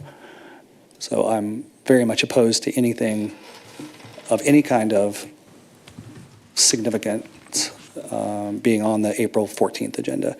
So it'd have to go to the 24th agenda, March 24th agenda, and I'm telling you all that is an absolutely stacked agenda. Yeah, we're not going to have answers by 2 weeks probably with regard to a lot of these things. So I don't know if continuing is going to work. Councilmember Shields? Mr. Elam first, go ahead. Just kind of on the procedures and parliamentary procedures and things like that. We were just discussing that if no action is taken on this application, for example, or it's continued and it falls to the floor, essentially that would only mean that we would we would renotice a public hearing with a new council and have a new public hearing with the new council. Whereas if this was voted on and recommended and not passed, then that would kick it back to the beginning of the LCRA process. if that makes some sense. Because right now, the LCRA board has reviewed it and approved it and made a recommendation to the city council for approval on that. And your affirmative feedback on that, either positively or negatively, would be the final decision on that. So if it's continued or no action is taken tonight, that kind of, and I'm kind of looking at Brian and David and all the legal stuff, kind of freezes it in this position where it is post-LCRA recommendation and pre-council decision. Okay. If that makes Mr. sense. Head, when he says take no action versus continue it, there's a difference. There absolutely is a difference. I think you can just move on and not take action if you want to. We don't do that very often with this body, but you're not required to act on an item just simply because it comes in front of you. Typically, though, the council likes to give direction as to where something needs to go and where it lands. I'm not real comfortable. Councilmember Carlisle keeps asking me if we continue to a date not certain. You absolutely can. Realistically, there are two separate motions. One would be just simply to table without a date specified. You absolutely have that ability. Is that the same as not taking action? It's not the same as not taking action, but it would have essentially the same effect. All right. Does it die at the sine die? It does. But the item that's pending in front of you, the ordinances that are pending in front of you die.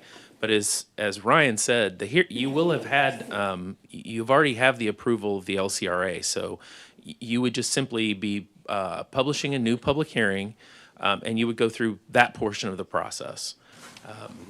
I'm not sure about the LCRA process. I saw him talking to David, so I have some faith in that. But as far as what happens at the council, it just means that the ordinances that were tabled do die, drop to the floor, and we would have to come back and do an additional public hearing. Council members? I don't know if you buzzed in or if I just forgot to clear you, Councilmember Shields. Do you have a comment? Yeah, I think that is fine, like just either table it or take no action, and then if they want to come before the next council and have a new public hearing and present their evidence and show the progress they've made, then the next council can make a decision, and that's fine with me. Doesn't kick it all the way back to the process, but I still have to redo this public hearing, which would be appropriate because it'd be a new council and they would deserve to have this information, so. I don't think there's any great options tonight, but that seems acceptable. Thank you. Thank you. Other discussions on not taking action? Councilmember Rader? I would just agree with Councilmember Shields. Thank you. Councilmember Carlisle agrees. Well, I want to give, yes, we can, but I want to make sure there's some people that feel strongly about this, that if they want to say something now, or I can put the motion on the table and we can debate that one. So why don't we do that? Let's put the motion on the table and then we'll debate the motion. Councilmember Shields, make the motion, please. I move to table Bill number 26-039, an ordinance approving the amended and restated Paragon Star Apartments land clearance for Redevelopment Authority, or LCRA redevelopment plan, and approving the redevelopment contract and lease agreement for the project in connection therewith. Second. All right, you said that fast, so I move to table Bill 26-039. table. Thank you. Yes. Councilmember Lovell? I have to recuse myself on this vote, which is why I've remained quiet during this, but I won't be able to vote due to conflict, so just keep that in mind. Thank you. Okay, now we're on the tabling it, and let's just be clear, since there's been a lot of discussion around this. By tabling it, it will fall, the ordinances that you see on the agenda will fall off of the, they will die at the passing of the sine die. For the public, sine die means that's when we transition from the new council, this council to the new council, this mayor to the new mayor. So with that, the ordinances go away, but if by not taking action, it does keep, it keeps the LCRA incentives for Grayson Capital in play.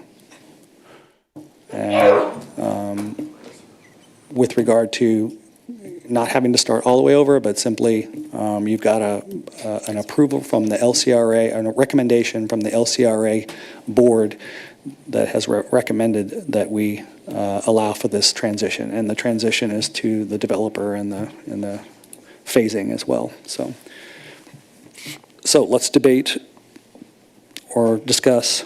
I'm sorry, debate's kind of a strong word, but let's just discuss this, allowing the next council to make this decision. Councilmember Shields. Thank you, Mayor. I think I've already kind of stated my reasoning. I just wanted to clarify, the decision on Bill 26-040 about the garage would be a separate decision, correct? Is that part of the same public hearing? So you list them No. together, but they're kind of separate issues, right? Yes, so on the garage lease, that is not subject to this public hearing, it is a separate bill. You just So yeah, put them that'll be a together separate because they're discussion. Same development? Okay. Yep, so yeah, it's just all in the same, they came in together, all part of the same general area. Right, okay. So yeah, I would support tabling Bill 26039. Thank you. I'm sorry, Ms. Miller. What, you're saying it's separate, and then, so as soon as we make it, Sorry, you are tabling the bill that is approving the amended LCRA plan for the apartments and those documents. So the next bill is the garage in the center there that's already standing. So that plan has been approved in 2022. This is the lease for the garage, which is with Paragon Star. So it is a separate bill that's just, should these have been in one public hearing? well, there's no public hearing needed for the garage lease because you held the public hearing in 2022 when you approved the plan. Should these have been, should this ordinance that we're about to read on the parking garage been moved to later in the agenda, Mr. Dunning? It could have moved to later in the agenda, Mayor. I think we just pulled that up since we're talking about the Paragon Star overall development. Okay, all right. So we're back to the discussion on tabling this. I've heard from a couple council members. Anybody else want to chime in before we vote? Mayor Pro Tem Lopez. Mayor, I'll just repeat what I said. I think there are items that are outstanding by the master developer. If they come back and there's definite dates of completion or it is complete, I said I would be supportive of this. But until we know that, it's up in the air. And so I'm okay with the stated motion to table it, and let's see what the new council does. Well, I think that Councilmember Funk's point was he also would like the developer to consider one phase, but that's for the Correct. developer to think through the next time through, so. Right. Okay. They'll just come back next time with that. Yep. Councilmember Funk? Thank you, Mayor. Yes, I hope to have the developer work with the master developer to figure out this lease stuff, and we have one phase of a project when it comes back. So, thank you. Thank you.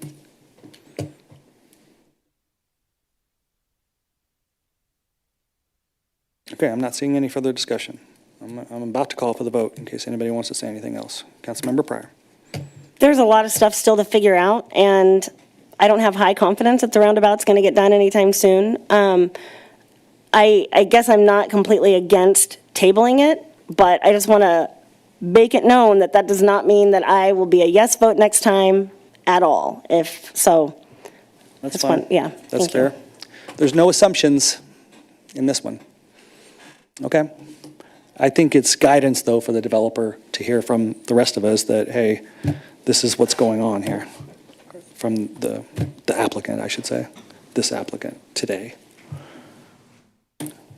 Anybody else? So this is a motion to table. We have a first, we have a second, we've discussed. Motion to table, please cast your vote.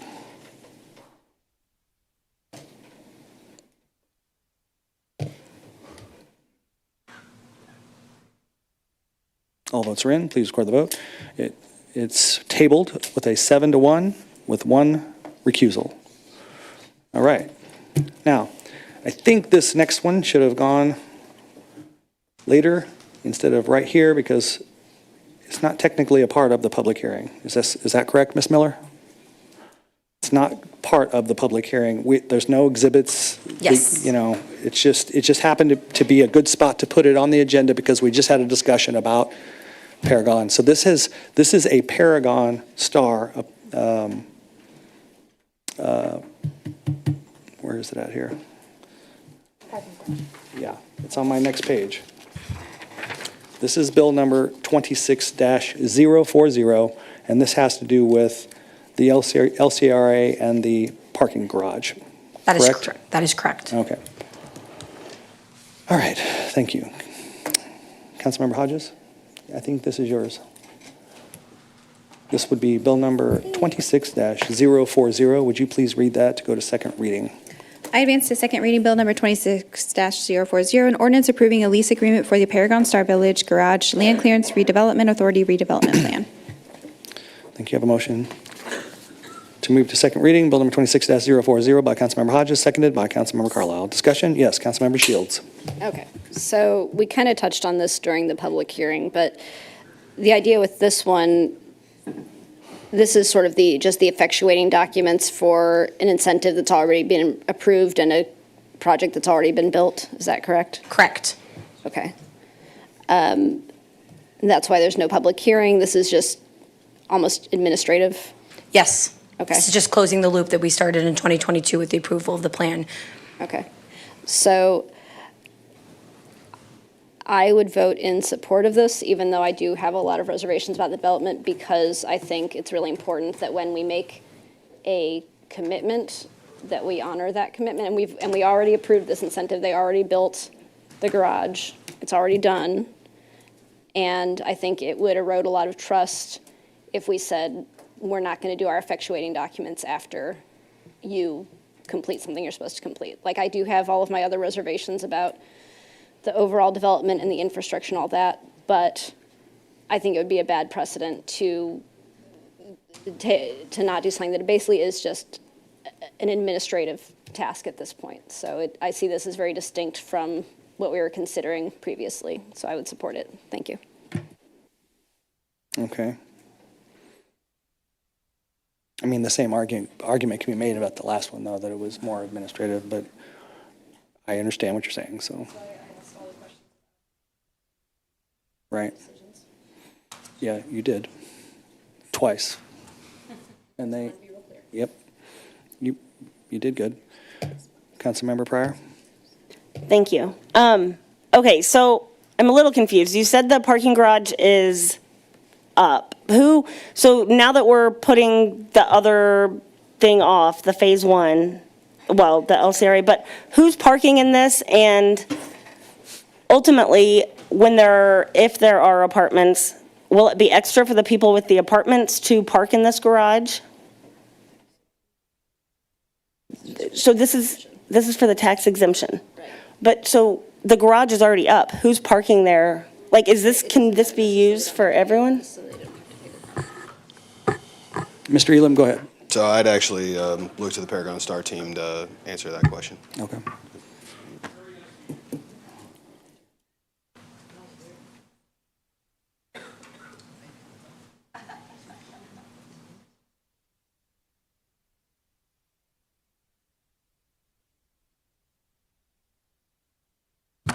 Sure. Could you repeat the question? Councilmember Pryor is requesting to know, is the garage being utilized? Are you going to charge people to park there?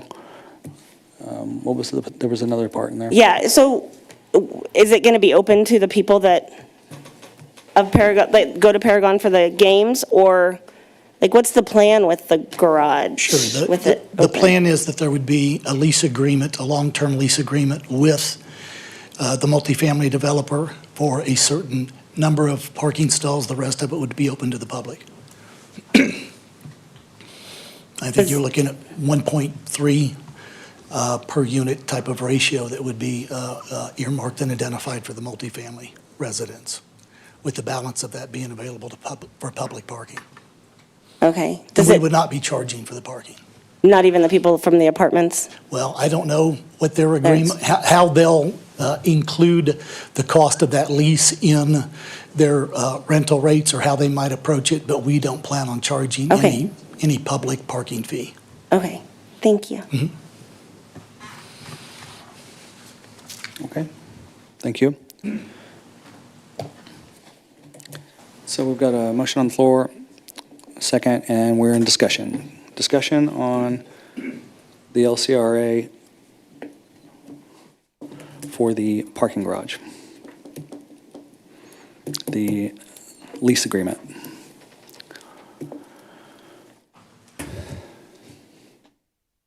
Okay, I'm not seeing discussion, so I'm going to call for the vote. Please cast your vote.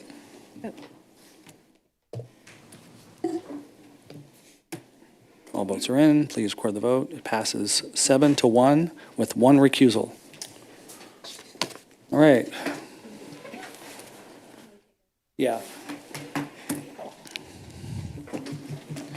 I'm going to take a quick break. We've got a long night ahead, this council does, so we're going to have to pace ourselves. Councilmember Lowell? I'm going to be recusing on this next one too, so I just want to get that out when I'm not commenting or asking questions. Okay, thank you.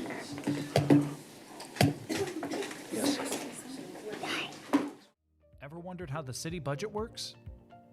The total 2026 budget is over $380 million, which includes funding for daily operations, capital improvements, debt service, internal service, and enterprise operations. For example, the general fund is the foundation for the city's day-to-day services and investments like road maintenance, public safety, and fire protection. The general fund is supported by property taxes, sales taxes generated by local businesses, franchise taxes, and other sources like licenses, permits, and fees.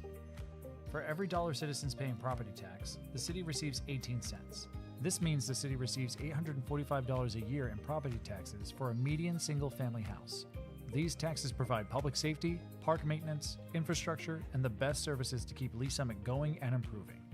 One of the community's top priorities is infrastructure investment, which is reflected in the Capital Improvement Plan. $113 million of the 2026 budget is invested into the Capital Improvement Plan. The 2026 Capital Improvement budget includes investments like the 291 and 50 Highway Interchange, 3rd Street, Ward and Purcell's intersection, and Pryor Road. The budget process includes guidance from the City Council, citizen input, and critical success factors from the city's Ignite strategic plan. To learn more about the city's budget, visit cityofls.net/budget. When the person called on the phone, she said that there was a dinosaur walking down her road. Of course, we had to go out and check that out. We get out there, and it was a big African tortoise, probably 60 pounds, walking down the road. When they walk, they really stand up tall, so I could see why she thought it was a dinosaur. I'm Rodney Wagner. I'm the manager of Lee Summit Animal Control. So as you can see, we get all sorts of animals here. You got some guinea pigs off to the side. All the windows up here are animals that are adoptable right now. Every one of these dogs is ready to go and ready for adoption.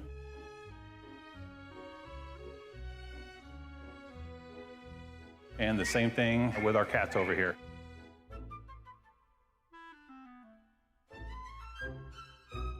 A lot of cool cats in here now, so this is our 3-acre lot we have out back. This is where we do all the walking of dogs, exercise. We also have a side yard off to the side over there, so we can let them run loose. They can run together, and we have what's called play groups. Kind of like having a bunch of kids. Here's our vet room. We have a vet that comes out twice a week. This is our Sally Port where we bring the animals into.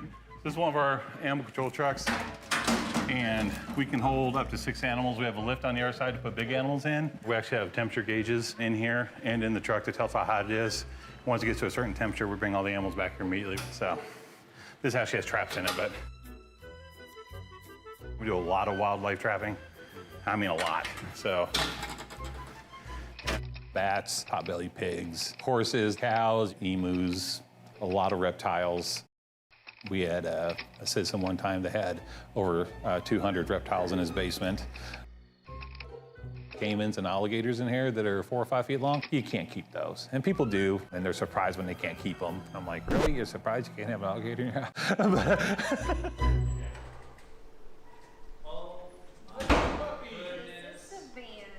Our main goal here is public safety and also the safety of the animals. And we have very dedicated people back there, and they definitely stay here for the love of the animals, which also includes getting them adopted out. We'll have about 4,000 impounded animals a year. Probably about close to 2,000 are dogs and cats. The cats and dogs, when they get impounded here, they go on a 5-day hold. And then after the 5 days, if the owner doesn't show up, then we can put them up for adoption. To adopt an animal here is actually really simple. You just come in, look for whatever animal you're looking for, find the right pick. You go to the adoption room up there and see if you get along with them. You spend as much time as you want to in there. From that point on, it's just a matter of making sure they're spay or neutered and all their vaccinations up to par and they're good to go. We have a very high adoption rate because we try everything in our power to get animals adopted out. We have Heart of America Humane Society that we do a lot of adoptions through. And then we also have other groups. We have some people that literally will just look all over the country for somewhere for a dog to go. And we sent dogs up into South Dakota, North Dakota, Washington State. So it's actually, it's a huge united effort to get all these animals home. Tarzan's got lots of energy. Hazel's got a weird meow. Belle, she wants nothing to do with the other cats. She'll kind of get her grumpy face going. And the good thing about the people here is that they get all their friends to get animals too. All of us have probably the limit of all the animals that we can have at home. You know, they are huge animal lovers. If it was up to the people here, we'd have 15 cats running around in here.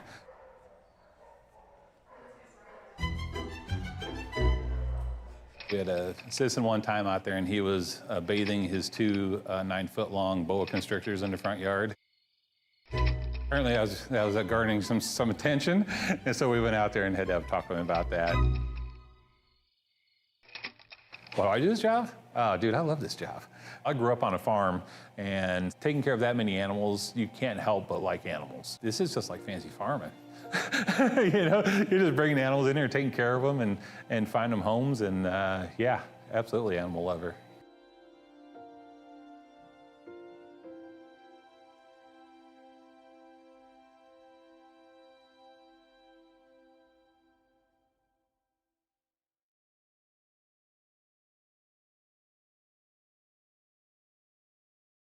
This is the best place to work. I love working here. I feel very blessed. I love it here. I look forward to coming to work every day, being a part of this team. Like a family away from home. Where everyone feels like everybody knows their name.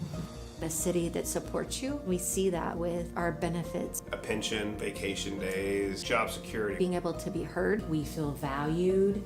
We feel respected. Lee Summit is a very progressive city. It's growing, it's thriving. We have this drive towards not just doing a job, but doing it with a spirit of excellence. I had the opportunity to continue to grow, regardless of 30 plus years doing this kind of work. It's more than just dollars and cents. We're here really to give back. Providing a service to better a community. To go out and serve people. To be a part of something bigger than yourself.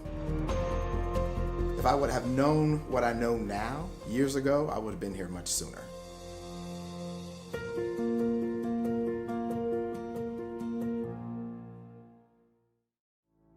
Traditionally, we think as police officers, those responding to law enforcement needs within the community. But honestly, we are there to serve our citizens, and our citizens do go into crisis. They do have mental health crises, and we're being called to those scenes on a regular basis. In order to help serve those citizens better, we did initiate the Crisis Intervention Team Program. These are officers that are specially trained to de-escalate crisis situations. Recently, we've brought co-responders onto the scene, licensed qualified mental health professionals housed within our police department, and they respond with those officers directly to those scenes where a crisis is occurring so they can interact with that citizen and get them the help they need right there on that scene.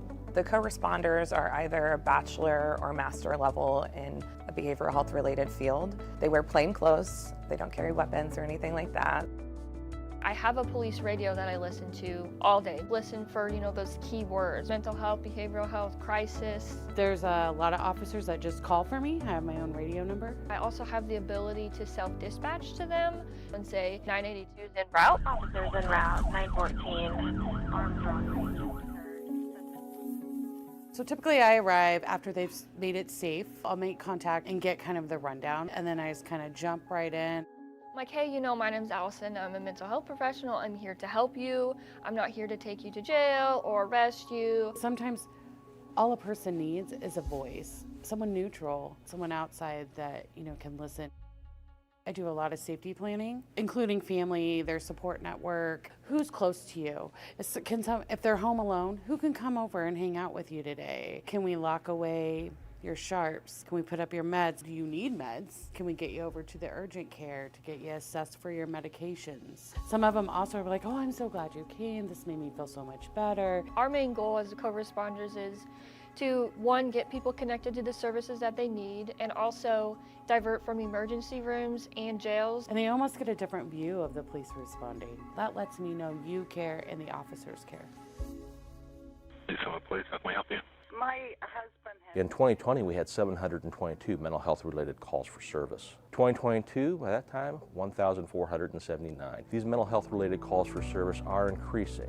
How we're responding to that is increasing the number of crisis intervention team officers we have available, as well as the number of co-responders we have available to respond on these calls. So what I think is important for the community to know about the co-responder program is that we're here, we exist. All you have to do when you call 911 is ask for us. You know, say, hey, I want a co-responder to respond to this crisis, and we'll go. I was really struggling about 8 years ago on my personal journey with mental health, and I met some amazing social workers and amazing programs that have helped me get to where I am today. I really couldn't see myself doing anything else. We want to help, and that's what we love to do. So I had a client, we got a call, she had some suicidal ideations, and she really felt that she had nobody. And you know, and getting to know her story and getting to know who comes around and sees you, well then we found a support person and they responded immediately and we made a plan. I called back and checked on her in an hour, and then I checked on her in 2 hours. We were able to get her into the additional services to where she talks to someone every week or more. I just took a person that really just thought they had nobody and nobody would show up for them, and show them you do. And you'll be amazed who is in your corner if you just simply say, I need a little help.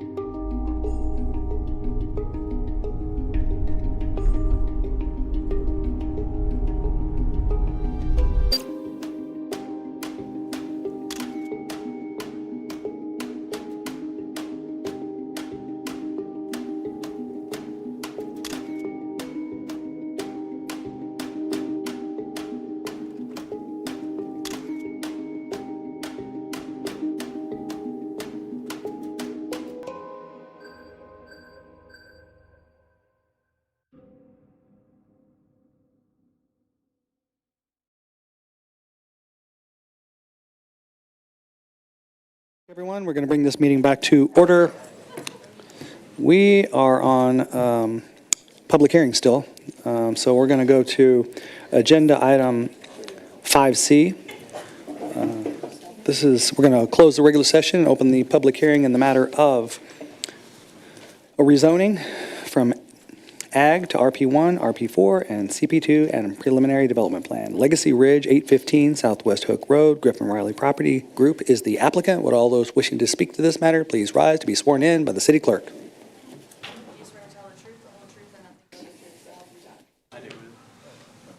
All right, thank you. Does the applicant have a presentation? Here we go.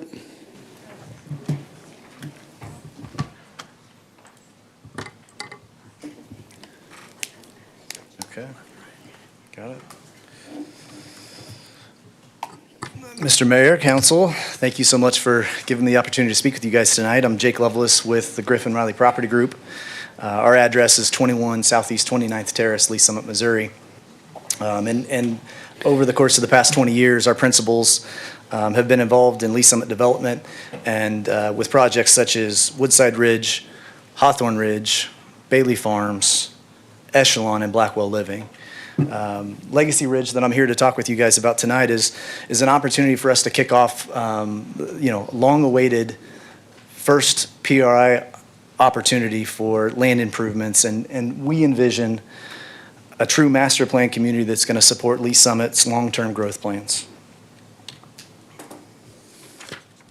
So this first slide is intended to be an overview on the location of the property, and the property sits at Southwest Hook Road and Southwest Ward Road. It's approximately 131 acres, and then there's also a couple of detention basins that are currently managed by the city that will end up having ultimate management with the HOA of the property. The current zoning that exists out there, similar to with other PRI property grounds, is all agricultural in nature currently. The entire area surrounding it, as far as with the PRI ground, is also agricultural in nature.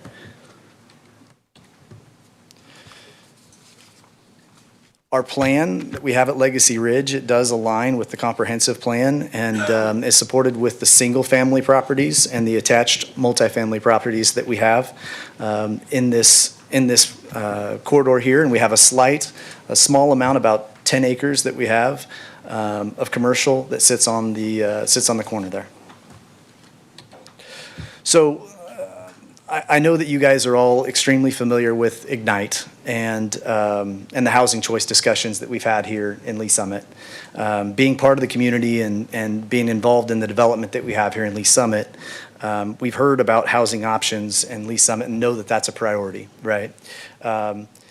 We've planned this community in accordance with those discussions. We've heard what the community leaders in Lee Summit have said, and we've responded with this project, providing 6 different unique product types, because we do agree with you all that that is critical for housing, a healthy housing ecosystem here in Lee Summit. So we've been discussing this project here for a few months now, and I'm excited to bring you guys this updated plan that we'll have in front of you here tonight. So we started out this project with one concept, and we met with neighbors and we listened to the feedback that we had from the neighbors. And then we met with Planning Commission and we received their feedback and their input. And then we circled up with you all, and you guys confirmed that was the direction that you guys wanted to see as well. And so from there, we actually went back and we held a second good neighbor meeting. We met with all the neighbors again. And then we took that conversation and those ideas that were shared with us, and we brought that back to Planning Commission after reshaping the entire development. And at the last Planning Commission meeting that we had, we received broad and general unanimous support for this project with the current concept that we're bringing to you guys tonight. So the themes that we heard from the neighbors and from Planning Commission and then you guys all, by extension, was that people wanted more ownership opportunities. They wanted less density. They did not want apartment buildings. And on the commercial side, they prefer that we only show pad sites for products that we would be building ourselves, rather than depicting specific other end users, with the exception, of course, with every development. If we could bring in Starbucks, then we were welcome carte blanche just to move that through right away, right? So the version that we present to you guys tonight is an effort to be responsive to all the feedback that we've received up to this point in time and show that we took that feedback very seriously and that we intend to be really good neighbors to everybody that's out there in the surrounding area. So before you tonight is our updated plan. And what the plan incorporates is commercial on the hard corner, townhomes for rent, active adult villas for rent, but then also townhomes for sale, and then 3 different segments of single family that we'll have for sale. 3 different lot dimensions so that we can hit 6 different unique product categories out in this 131 acre community. So previously, the plan included 737 total residential units, with 541 of those units actually being for rent, and 196 units being for sale. So today, because of the feedback that we heard, we've modified the concept to reduce the total unit count by 231 units. The majority of the remaining units that we now have are for sale. We're proposing 284 homes for sale, with 288 townhomes for sale, and 90 market rate townhomes and 132 active adult villas. Our goal was straightforward. We wanted to create more home ownership opportunities to be able to help address the missing middle that we continue to hear about from council. We wanted to reduce the overall density on the project, and then we still wanted to be able to provide the same high quality amenities that make the development attractive and also viable. If you'll give me just a minute, I have a video here to be able to show how we intend on this community coming together. Whoops. Maybe, control? Control, yeah. Yes, no, maybe. Okay. Push escape. What? Push escape? Sorry, technical difficulties.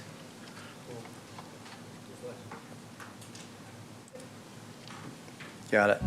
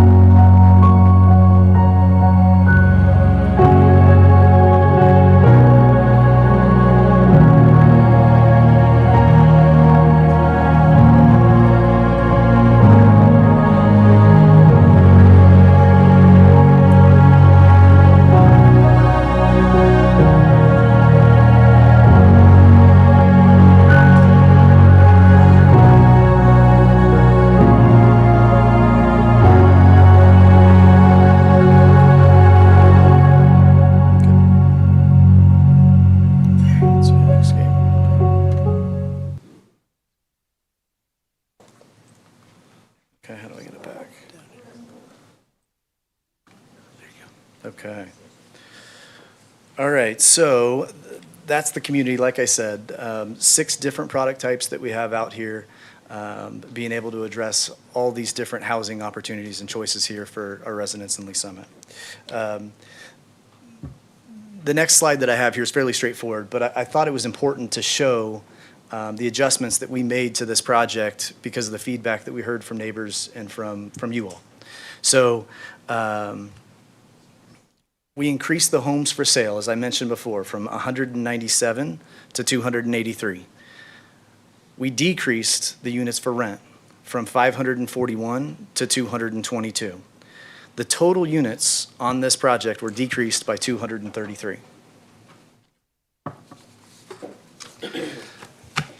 This next slide is intended to show the building, well, I'll start to show the building elevations, but also the materials that are going to be involved in this project. So just exactly what type of materials and finishes are we going to have out here in this community. We've selected durable, aesthetically pleasing materials that you see in all over the rest of town, between masonry, wood panels, cement fiberboard, board and batten, LP smart panels, stucco, EIFS, rain screening, all the high quality materials that you guys are used to seeing all around Lee Summit.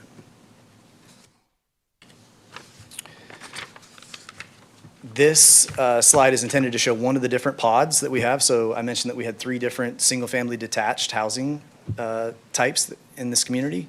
So this one is our Pod A, our 50-foot wide lots. And what these show is examples of elevations that we would expect to be built out there with the construction materials that I just referenced for you. Pod B is our 60 to 62-foot wide lots. Pod C's are 40-foot wide lots. And this is for our active adult 2-car garage, single-story homes that are villa style. And then this last is for our 2-car garage townhomes. So circling back to the conversation that we were having about commercial and why commercial on this corner. So Warden Hook is the intersection of two major, or a major arterial and a minor arterial road. And we attempted right here with this rendering that we're showing to kind of outline exactly the quadrants that we have in the southern part of Lee Summit. And so, you know, the location that we placed this small bit of commercial was because this is a signalized, highly visible corner that's designated to carry significant traffic and serve a broader area of Lee Summit. As this part of Lee Summit continues to grow, I think what we're going to see here is what we've seen elsewhere, which is that this intersection is only going to become more active. We're adding a stoplight just to the south of this intersection, and there's going to be road improvements, significant road improvements that are required as part of the Hook Road development. So from a planning standpoint and perspective, this is exactly where you would expect to see neighborhood retail and small commercial. It's not the ideal long-term location for residential front doors to be facing a corner that's that active, right? Because of the traffic volumes, the turning movements that you have, ultimately, this is the right location to be able to have for small-scale retail that's going to serve the surrounding rooftops in that area. So again, to summarize, 130, 140 acre development that we have here, 13 and a half acres of commercial that's going to be designated on the corner as our phase 2. This is not a regional retail or big box location, right? This is a neighborhood serving, commercial placed at a logical activity node right here in this area that fits into the character of what you see or what you will see in the future as this area develops out with the PRI ground that's coming online. And furthermore, I mean, this is really consistent with what we've seen in other parts of Lee Summit, right? As the residential builds out around the area, demand follows, and we've seen that pattern across the city, that residents that live in that area want to be able to have services that are closely available to them in those locations. So, for this project, I wanted to make sure to make a note for you all that we are making significant improvements to this site to make it viable for all these different uses that we have here, right? Including future improvements to Hook Road as part of this development and the commercial phase, and then the addition of the traffic signal that we'll have on Ward Road associated with the residential development. So as soon as we start the first phase of this development, we'll add that traffic signal there on Ward, and that's to help out improve the existing condition of that road today. Because this is PRI ground that's been discussed with you all, at a later date, once you finalize the program for which you established the MOU, we will request the opportunity to be able to participate in the PRI infrastructure improvement plan. We will come back to you guys at a later date for that request.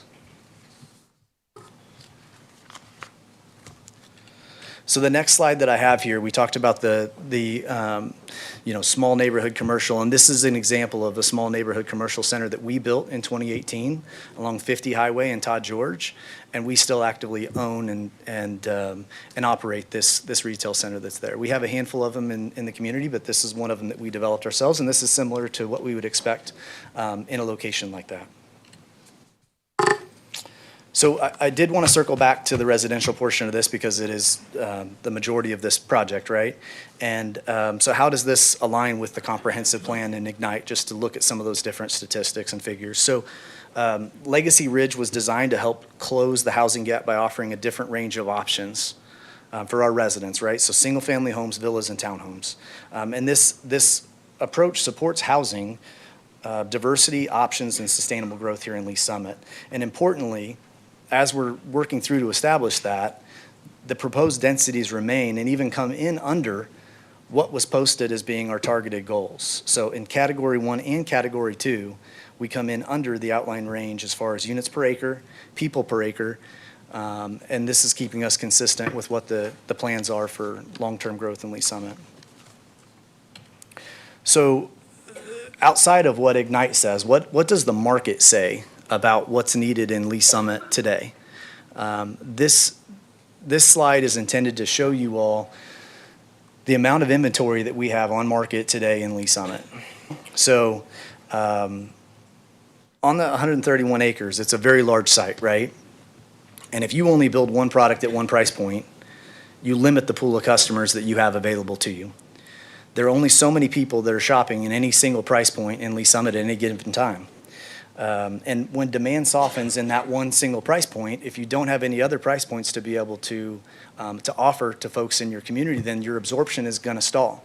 To that end, I mean, we've seen that happen locally, right? Like you guys have even seen some projects recently that have come back in front of us because of absorption stalling over time.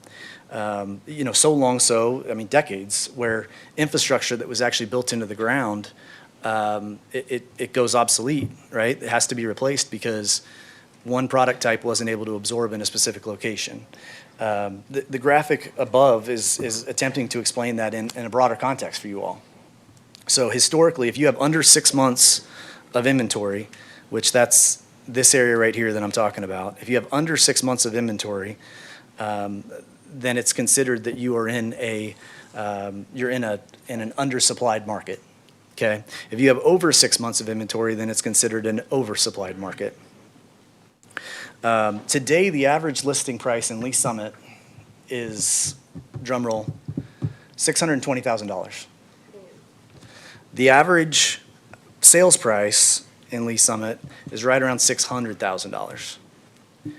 So our goal with this project is to create more ownership opportunities between that $300,000 and $600,000 price point that you guys see right here, which the market shows is absolutely what it needs. Expand the buyer pool, support steady, sustainable absorption across the entire community. We've talked about the missing middle and what that means. I heard actually the city comment, and I don't want to speak for them, but if you guys ask the question again, I'll let them answer. But I've heard before that the missing middle to the city, or from the city's perspective, is offering different housing choices, sometimes attached housing choices, right?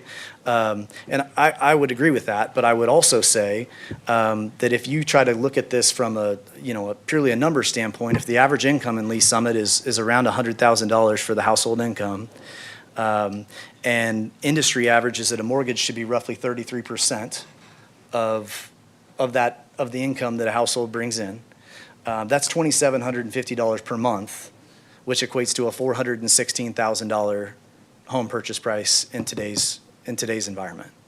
So again, if we're trying to establish price points in that $300,000 to $600,000 range, we're falling firmly in the mix of that, and we're addressing some of the strongest markets that exist in Lee Summit as far as lack of inventory supplied.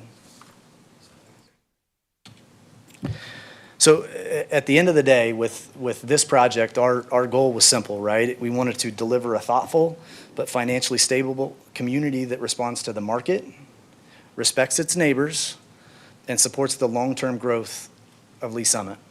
We've listened, We've adjusted this plan. We've reduced the density.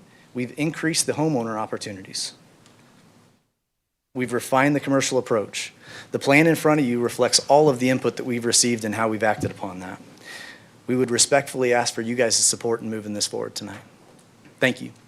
All right. Thank you. Okay, we'll do staff's presentation.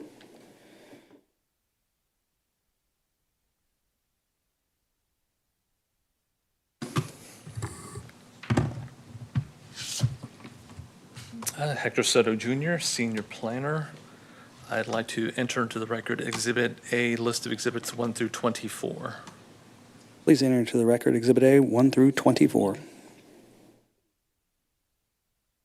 So in the interest of time, I'll try not to be very repetitive or redundant. Oh, you're going back to that comment I made earlier? No. I was just trying to get through that took a while just to get through it without going into details, so, All right.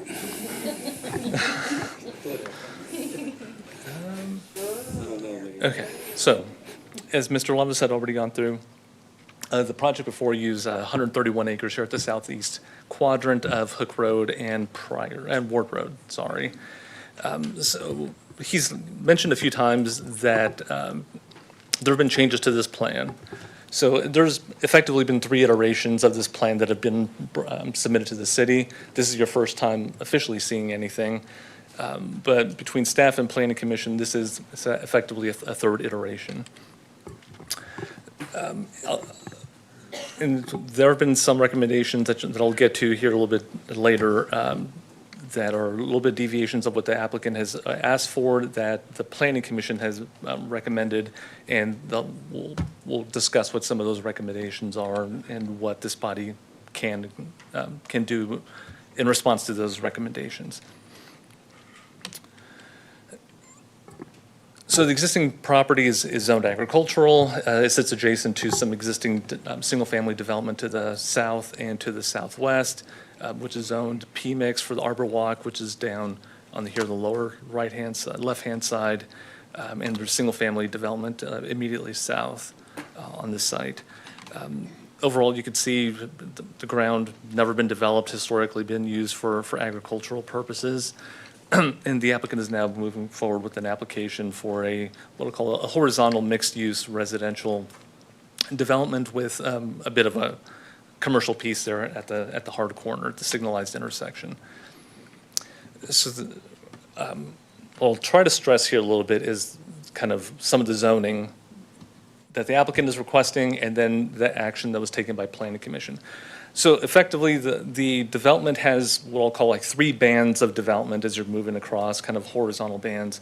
So on the furthest south end, you've got kind of a turmeric color there. Moving north, and all the land uses kind of intensify as you're moving south to north, as you would expect as you're getting closer to the intersection of the 2 arterial streets. So in the middle section, you've got the cantaloupe color that the applicant's application was for requesting for RP4 zoning. Now, the title of RP4 zoning is planned apartment. It doesn't mean that apartments have to be built there.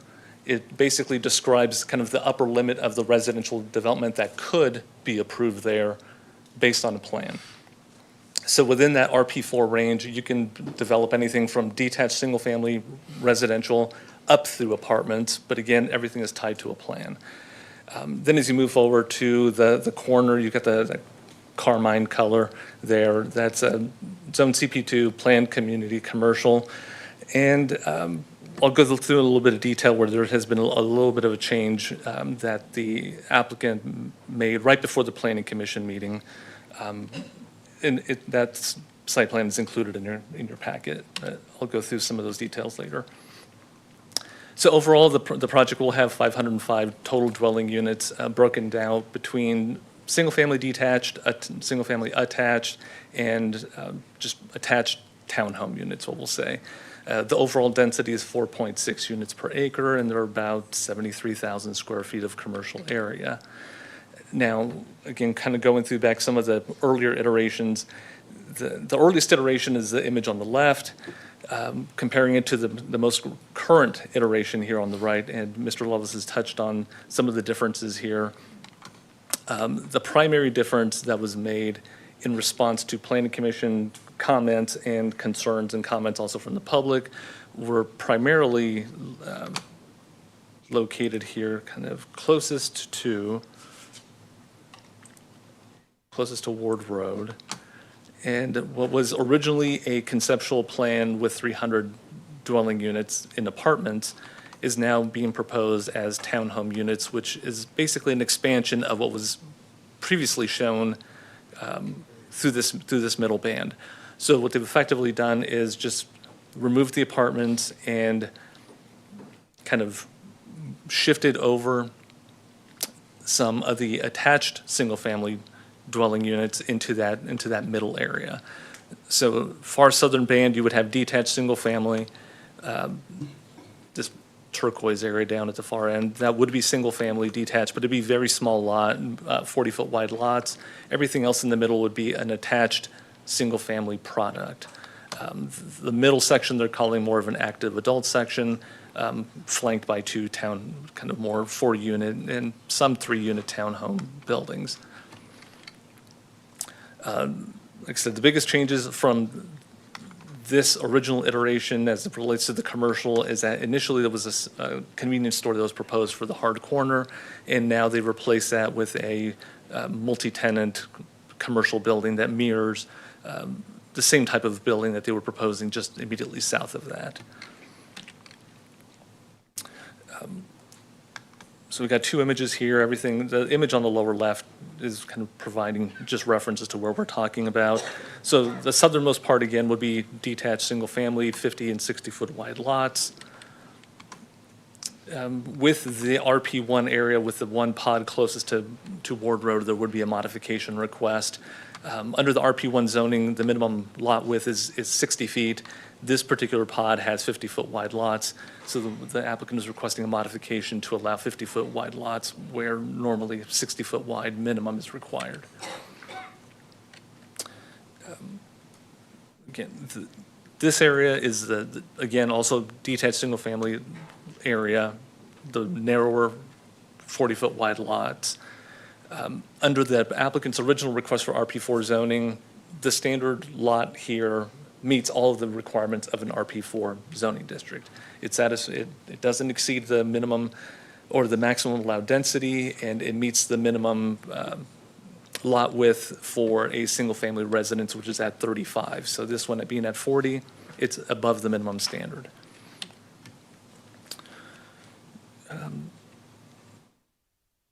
This particular drawing is just intended just to show a little bit of a difference between the previous Planning Commission meeting, the first and second version, where there's been a little bit of a rearrangement of the street here to provide some additional connectivity to the townhome area to the west. Cycle through some of these. This is the active adult area, to which there's been no change from the original iteration that's been brought forth. And this is the area closest to Ward Road that I previously spoke of. So again, this area, we reduced the density of what was originally proposed with the apartments at 17 units per acre, and by replacing that with townhomes, they were able to reduce that all the way down to 5.1 units per acre. Again, here depicts the change from C-store to a multi-tenant commercial building. So the overall square footage of the building to go on the site is about 8,000 square feet larger, but it's a much less intense land use that's being projected here. As you can expect with a C-store, a lot of traffic, a big traffic driver, but a multi-tenant commercial building that could range from professional offices to general retail would have significantly less traffic in the area.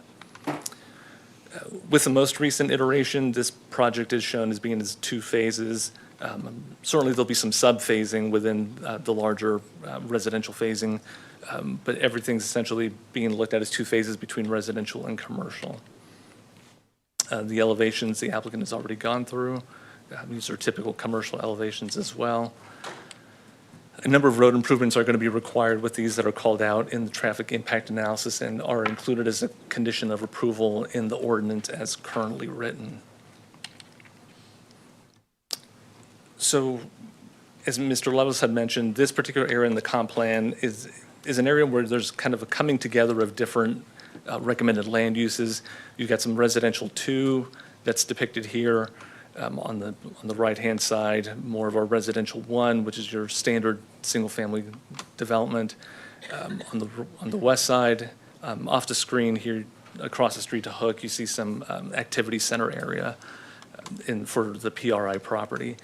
The overall range of the uses that are being proposed with this development do generally fall within the recommended, doing the housing typologies that you do find in the recommended land uses of residential 1 and residential 2.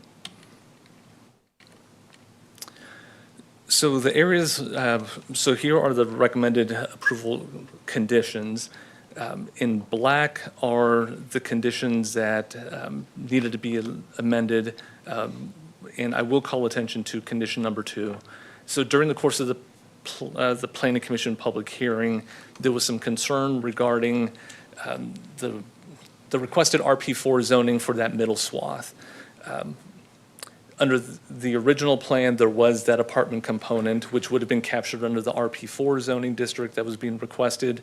And I believe in response to some of the concerns from area residents and to perhaps provide a little bit more of a backstop as to what type of land uses could be developed in that middle swath, the Planning Commission recommended swapping out the RP4 zoning that the applicant originally requested with RP3 zoning.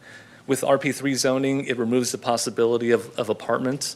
But in doing so, there is a little bit of a trade-off in that. In doing so, the RP3 zoning district has a slightly higher threshold for your minimum lot sizes, which the townhome area specifically, as proposed, would not be able to meet and therefore would need a modification. So here you can see that with the proposal, a modification would be needed to require 3,640 square feet of lot area per individual dwelling unit versus the RP4 standard, the RP3 standard, which requires a minimum 4,000. So they would just be right under the 4,000-foot minimum threshold. Therefore, if you would decide to take up the Planning Commission's recommendation to swap out the RP4 for RP3 zoning district, we will need a modification as written here under number 2. Number 3 here reflects the Planning Commission's recommendation to again replace the RP4 with RP3. The other bolded areas are just reflected with some newer plan sheets that were provided just before the Planning Commission meeting that was held on February 26th. So with that, I will yield to any questions you may have, and staff's recommendation is for approval subject to conditions 1 through 7. All right, thank you. Questions for staff or the applicant? Councilmember Pryor. Thank you, Mayor. So I personally am more comfortable with the RP3 zoning with modifications, but I just wanted to ask, do you plan on building apartments here? I'm asking because I've gotten a lot of people reach out to me and call me, and I just want to know, are there any plans of doing apartments here at all? No, so I mean, the initial concept that we had, right? Yeah. That was, we had a conceptual apartment use that was there in that location that was abutting to Ward, right? We took the feedback, we listened to the feedback, we came in. It was staff's recommendation that we use the RP4 zoning because of the lesser modification requirements. But what we said at Planning Commission is the same thing that I would say to you guys, which is that we're fine with RP3 as long as you guys are okay with the modifications. We intend to build out the plan that we presented to you guys tonight. Okay, thank you. I just kind of wanted it on record so I can refer people back to the meeting of you saying that Absolutely. you have no plans of apartments right there. Absolutely. Okay, thank you very much. Okay, thank you. Councilmember Shields. Thank you, Mayor. So the RP4 zoning allows all of the uses up to multifamily. So like you can do single family, duplex, triplex, fourplex, or multifamily, but since it's a planned zone, it would have to come back through with a new PDP if they wanted to build something that's not shown on here. Is that how it works? That is correct. Okay. So, but the RP4 by right would allow for a little bit less square foot, like I was just flipping through the zoning code, 'cause that's what I do for fun, the 3,500 square feet versus 4,000 square feet minimum. That is correct, Right. yes. Okay, so RP3 would allow the use of the townhomes, but it would need those modifications. So I guess it looks like it had maybe a little bit more flexible setback requirements and things like that. So it seems like RP4 is maybe a better fit because it is designed to allow for those townhome uses, but with those smaller lots that we've kind of talked about when we've gone through a lot of discussion actually at this body with changing minimum lot widths and lot sizes and things like that. So, I mean, if the developer, if it doesn't make any difference, I guess it doesn't really matter to me, but it just seems like it makes more sense to zone it for a zone that's designed for this particular kind of project rather than trying to give a bunch of modifications to a zone that doesn't quite work for it, since, again, that zone allows for townhomes, and they would have to come back through a city council process for a PDP change if they wanted to the apartments, right? It's not like they could just go and modify it. Right. Depending on what those modifications are, then yes, they may not have to come through here again.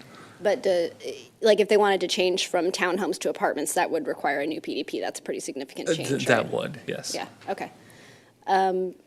So I guess, I think I just wanted to make sure I understood kind of the differences. Okay, I think those are all my questions. Thank you. All right, thank you. Councilmember Rader.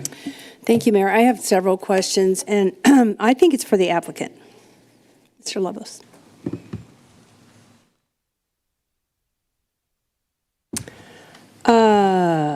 First of all, on your commercial, you said you were going to put EFS on you're just talking about commercial. You're not talking about on the residential properties. Correct, yeah, the EFS that was a product that was used on the property that I used as an elevation reference. And yeah, we had, so the property that's there that I showed you the elevation from, that's on 50 Highway and Todd George, has EFS as a component there, along with a lot of those other different ones that I showed as well. Because we know what EFS does on residential. It causes problems. Okay. Yep. When you're selling them. Okay, so while we're on the commercial, did you have any, at this time, do you know of any commercial businesses that you think, okay? I do not. I mean, so we showed with a use, so the only one that we showed an elevation from was a use that we knew we would likely be building out there. And the other ones, we went on ahead and showed placeholders so that we could produce an effective traffic study for you all. But we don't contemplate those other uses, yep. And so you commented that you said that you would be coming back for the PRI improvement plan? Correct. And what is that? It's the MOU that I understand you guys have worked through with the PRI ground on the presentations that they've had for the northern ground, and that they're visiting with LCRA and coming back through on the southern ground. Incentives, we're talking about incentives. Correct, yep, the improvement plan, yep. Okay. So, let me see how I want to ask this, in the order I want to ask it so it makes sense. Let's see. My curiosity is, have you done this kind of a project with this kind of a layout with rental inside of for sale properties? Have you done that before anywhere? I mean, this is a little bit different project as far as the uses, but we've emulated, so we were strategic in the locations of where we have the for rent project versus where we have the for sale project, right? So how it's contemplated is that the for sale is abutting the neighborhood to the south of us that is also primarily for sale units that are down there. We have the active adult that's the center that you were talking about there in the middle, and then we have the other for rent product that's there abutting Ward, so Ward in the commercial. So again, it's a buffer from the commercial that we have on the corner, and then it's a buffer to Ward Road that we have there. So we're reducing the density as we get away from those hard corners and work back towards the other residential uses that are in the area. So, being in real estate a long time, here was my question about this, and concern for the success of your project as well. So it's just like, how, I just, in my years of doing this, it's just like there's been a lot of resistance for people that are buying homes to be next to rental properties, especially if there's not much of a buffer. So Arbor Walk, for instance. In Arbor Walk, you've got the townhomes and all the different styles of houses, which is really awesome. But then they put their townhomes that are rental back toward the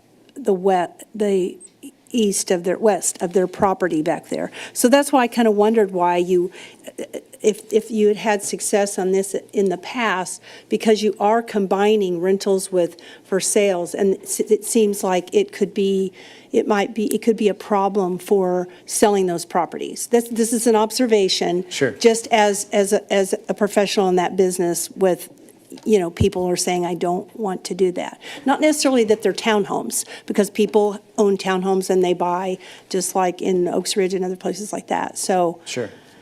I mean, our group has sold more homes outside of agents, right? We've never been on the agency side of things, but obviously we have extensive history as far as selling homes in Lee Summit. I would guess that our group has been a part of selling more homes in Lee Summit than any other group that's probably been in the history of Lee Summit. But so to that end, we've evaluated this pretty thoroughly, and we feel like at the price points to the image that I shared earlier on with that chart about what is in demand and exists in Lee Summit, we feel like that a thoughtfully well-planned community like this that has significant community amenities that are going to be there and available for everybody, that we will have no problem finding demand for this project, for all the product type that we have out there.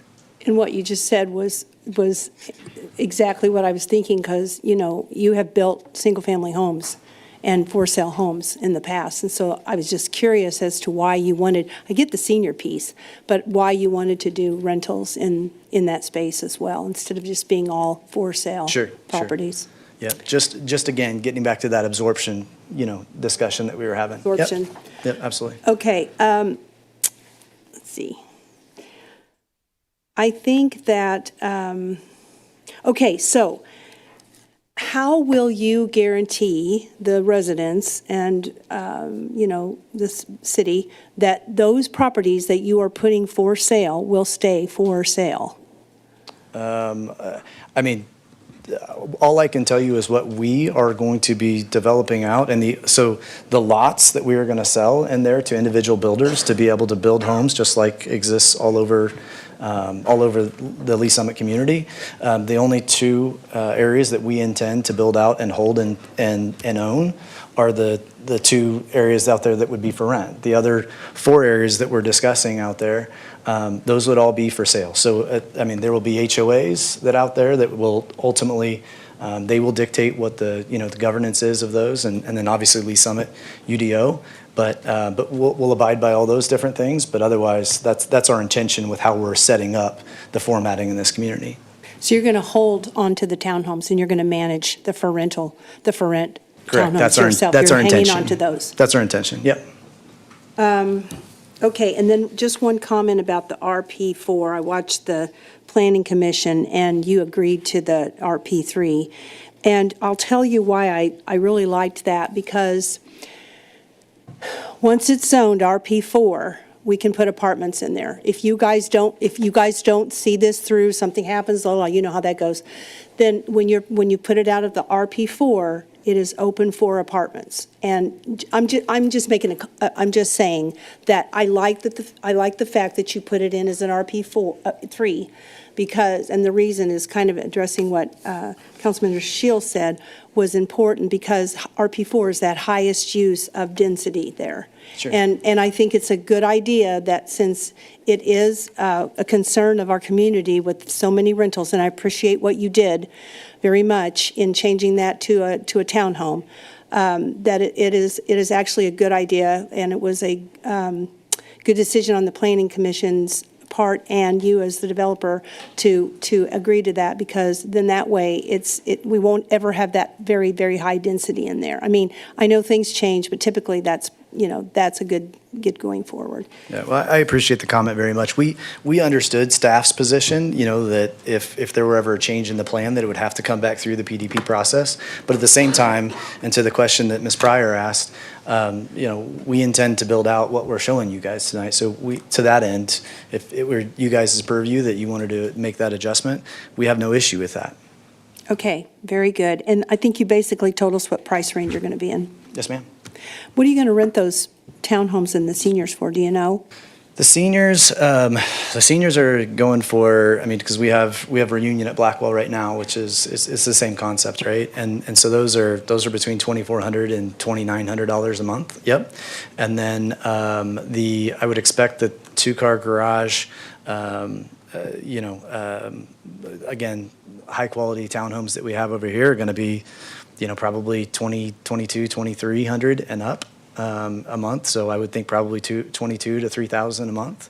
And it's interesting because you look at the difference in the cost of homeownership versus the cost of renting. And so you guys hear these figures, right? And they're big figures. I think they're big figures, right? They're certainly, it takes a high income to be able to lease out these homes, right? But the reality is that if you take, the cost of homeownership and you add that on top of what is already a high interest rate environment, the cost of homeownership for a $415,000 house could be pushing north of $4,000 a month. So it's just important to be able to provide options so that we can attract as many high-quality residents to Lease Summit as possible. Sure. Yeah, thank you. Thank you. Thank you, Mayor. Thank you. Councilmember Carlisle. Thank you, Mayor. I think my questions are going to be probably for staff. Thank you, Hector. So first, my question is, in this lower quadrant, closest to Ward Road, where the lots back up to each other, what is that space in between there? Is it just green space? Or is it? It's open. There's a pipeline that runs through there. I believe it's a gas pipeline that runs through there. So it's somebody's right of way. Yes. Okay, gotcha. Thank you. Sorry, that was just really bothering me. Okay, second of all, the RP3 versus RP4. I get and I completely understand why RP4 is scaring people. Aside from having that number 2 exception, if we make it RP3, are there any other unintended consequences that might come forth that we're not thinking of right now? I would just hate to say, yeah, let's do this, and then down the road we're like, uh-oh, we can't do this in RP3, we need it to be RP4, and then them have to come back. No, there wouldn't be. Okay. No. Okay.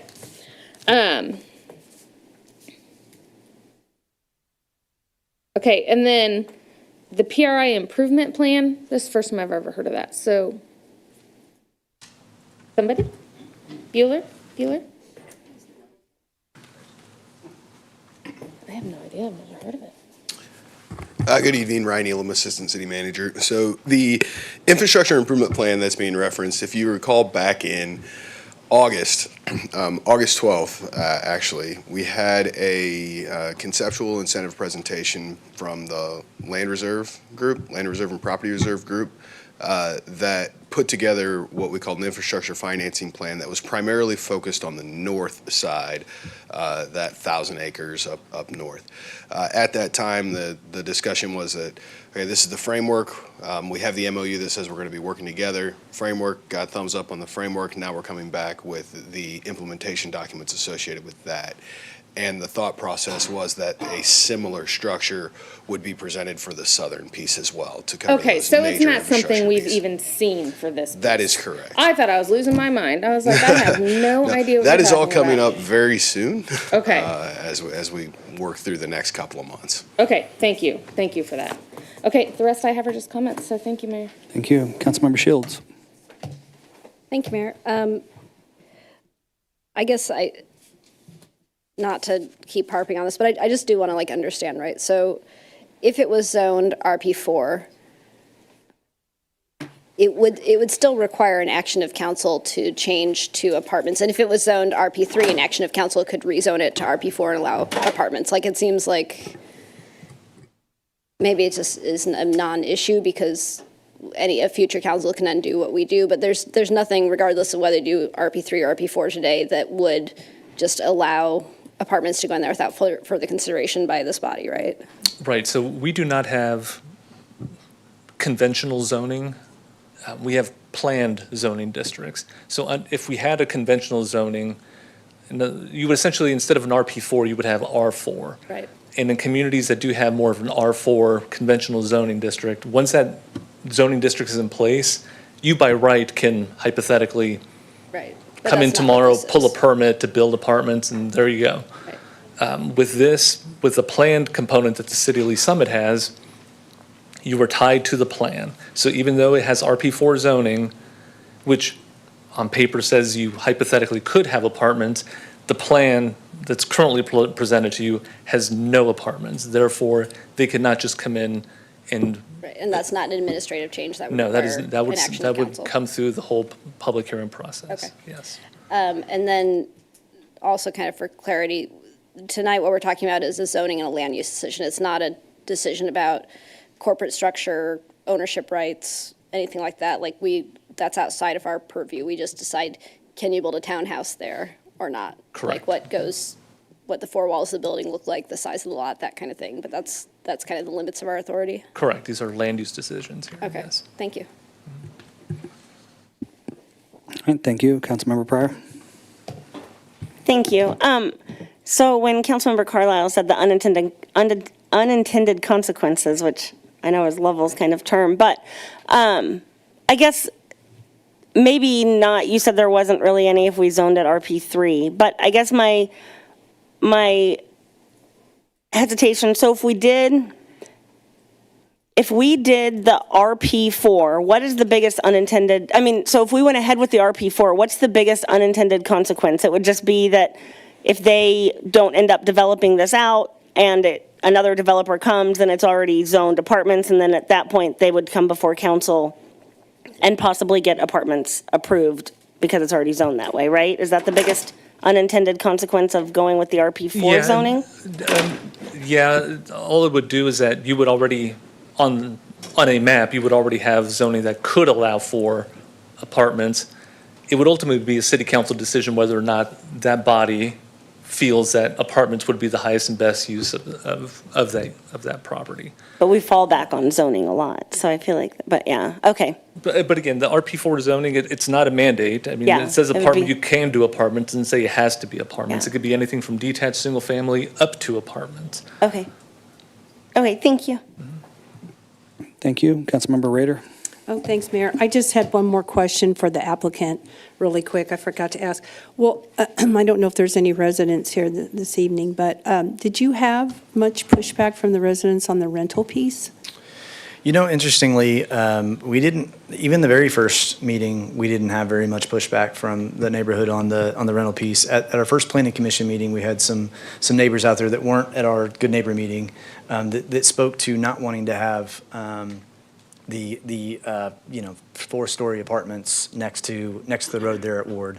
The other comment that we got from them was that they didn't want to have a convenience store even shown on that corner. And so those were really the two comments that we were working hard to address for the neighbors. And so even though we didn't hear them at the good neighbor meeting, we did hear it at planning commission. And so that's what we went back to address again, and then met with the neighbors again. And look, I mean, everybody wants this to remain a beautiful field forever, and we get that too, right? But I think everybody understood that we worked really hard to be able to come up with a concept that, hopefully was good for everybody. Okay, thank you. Thanks, Mayor. Thank you. Any other questions for staff or applicant?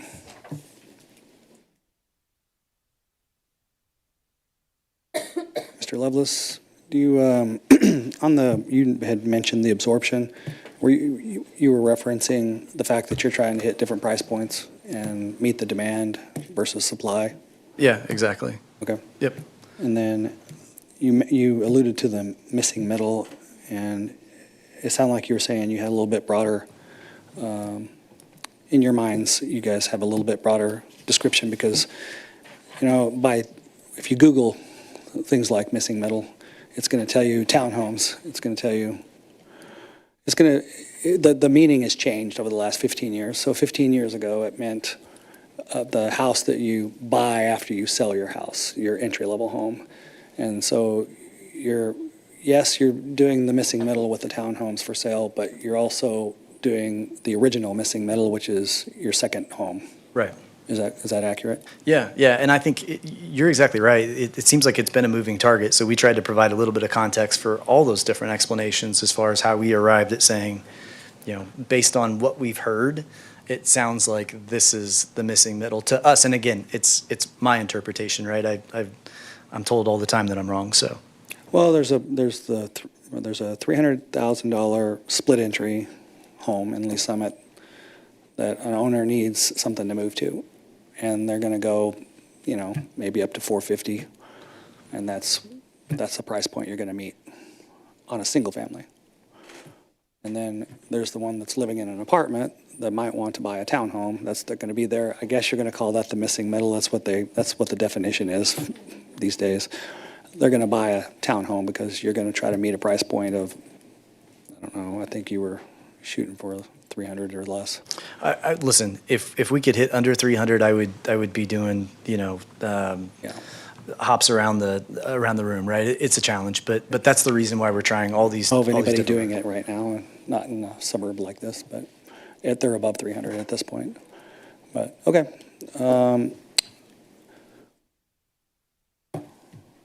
Very good. I'm going to, at this time, ask if there's anybody here that wishes to speak in favor or in opposition to the application.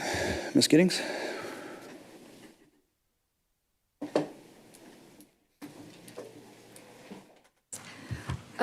I just have a couple of things.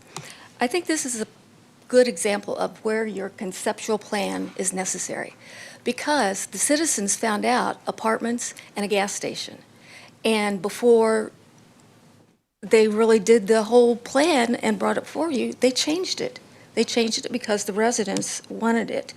I wholeheartedly support the RP3. Just an example of Paragon, they ran away, and now you've got somebody coming in who's going to develop it, but because of the zoning, they can do what they want with it. I don't know how you can prevent a gas station. It's owned commercial. He says he's not going to put in a gas station. How do you accomplish that? And with regards to the RP3 zoning, this council supports amendments and modifications all the time. So I don't think that's a real big deal, especially since the developer says that he's in favor of it. I will say one thing. I live out by the Blackwell development. And I don't mean to say anything bad, but on the houses he showed you, the Avalon and the Sunflower have those black slanted roofs. I don't know what you were talking about as Evasis or whatever that was. Evis, what is that? Okay, that's what I thought, but I wasn't sure. Anyway, I encourage somebody to go out and drive around that Blackwell area. From 50 Highway, those black roofs just don't look good at a slant. It's like, what in the world is down there? So, yeah, those are my comments, that a conceptual plan really helped with this development, and I wholeheartedly support the RP3, and I'm not sure how you can prevent a gas station. Thank you. Thank you. Is there anybody else that would like to speak? Yep, Mr. Alshuish. I'll start by saying what I like. I like the apartments being taken out. I like the affordability focus. I like the active adult. My only concern here is, they remove the apartments and then they're putting in townhomes that are so dense that we have to have like some in-between zoning. And so the density seems like it still is a problem. And, I think back to the Kensington Farm project, and it started out less dense than this project is here. The residents said, no, it's too dense. They went to single-family homes. I think we've got kind of an anchor point effect. We started out with so much density that even though we switched apartments for townhomes, we're taking that as a win. But if they started with this, it would be problematic. We would say, hey, that's too dense. So I think we should be cautious of that. In terms of the zoning, I think any RP4 should be off the table. That indicates apartments, and I know it's associated with plans, but plans change. And we don't want to zone these to set them up for apartments. Obviously, we've had plenty of talk about it. Ignite says we have enough. The community says we have enough. So let's give them RP3, and maybe the plan should change to make these actually fit the RP3 instead of us changing the RP3 to fit the plans. Just my thoughts. Thank you. Anybody else? Yep, Ms. Mullenwater? I'll need Hector's survey. You had a survey that you put up there. Yeah, it had Anderson Survey Company surveyed those two, I guess, detention areas. And are those detention areas going to be part of this rezoning, or what are those going to be zoned? I'm talking about this area and this area. Considering that this particular drawing looks like it's off the survey, because the gist shows this coming all the way down here. So can you get me that? This is the, so is this a signed and sealed document? Ms. Vollenweider, I'm going to give you just a little bit of latitude here, but this isn't a back and forth, so please go ahead and ask your question. Mr. Soto, please answer. Is this a signed and sealed survey? Is this a snippet of a signed and sealed survey? If you notice, it says Anderson Survey on there, and that's not part of this PDP plan. That's not part of the development. Is water going to end up there? Where is all the water from, where is all the runoff from this? This looks like a turkey's head or something here. I mean, it's a strange shape. I'm kind of trying to figure out how did we get to this particular shape for rezoning. But do these same people own this land? Okay. And that is where all the runoff is going to go? But it's going to be left zoned ag? Ms. Vollenweider, you definitely know enough about surveys and land to know that they don't come all in boxes or squares or rectangles. Sometimes they're shaped like this. And that piece that's not outlined down there is not part of this development. And as far as the water retention goes, we can follow up as soon as you get done. We can follow up with them and talk to them about where the water's going to go. Yeah, I mean, there's contours on some of these drawings. Yeah.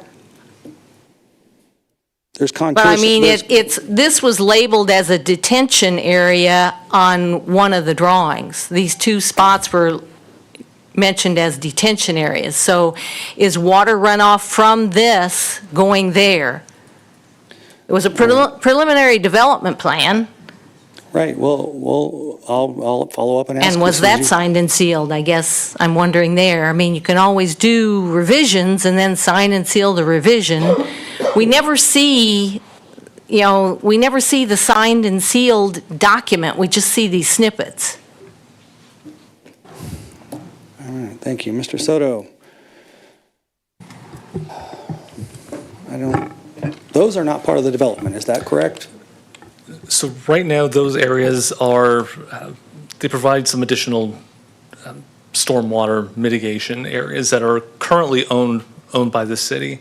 As part of this project, there will be some improvements done to those areas to incorporate, to help incorporate these into the project to provide the required stormwater mitigation. Right now, those two pieces are zoned agricultural. They could stay agricultural, or they could also, we could also extend the boundary just to make it all uniform, to kind of square it off, so to speak. All right. Just so the whole world understands, okay? Do you see the picture on the right there? Yes. Do you see the bottom left-hand corner of where you're saying is city-owned property? All of that, right there, yes. Water goes down towards that, up, I should say, goes up north towards that pond. That's the way water's flowing right now. Is that correct? Would you assume, just from your experience as a planner? I mean, that's where the water is going now. And when developer develops, they're going to change that elevation. They may use that in their design, and they probably did. If we go compare it side by side, there are engineers that do this for a living that actually design these out and make sure that they're not fighting gravity too much. They try to use gravity, and then they try to disperse the water so that it doesn't flow too quickly. Sometimes they provide detention and retention areas, and so that's how it works. Is that correct, sir? Correct. All right. Next question she had was, somebody help me. Council members, what was one of her questions? Was it signed and sealed? Yes. Those properties, when this develops and this is platted with this PDP plan, there will be. Signed and sealed drawings at that point. That's correct. Correct. At that point. But right now, they're not going to put a stamp on it until we approve this zoning and this PD plan. Is that correct? That is correct. All right. Any other? All right. I'm going to keep going. Councilmember Pryor, I'm about to come to you, so. Oh, sorry. Is this the area we kind of touched on at Public Works a little bit regarding stormwater, or did we not at all?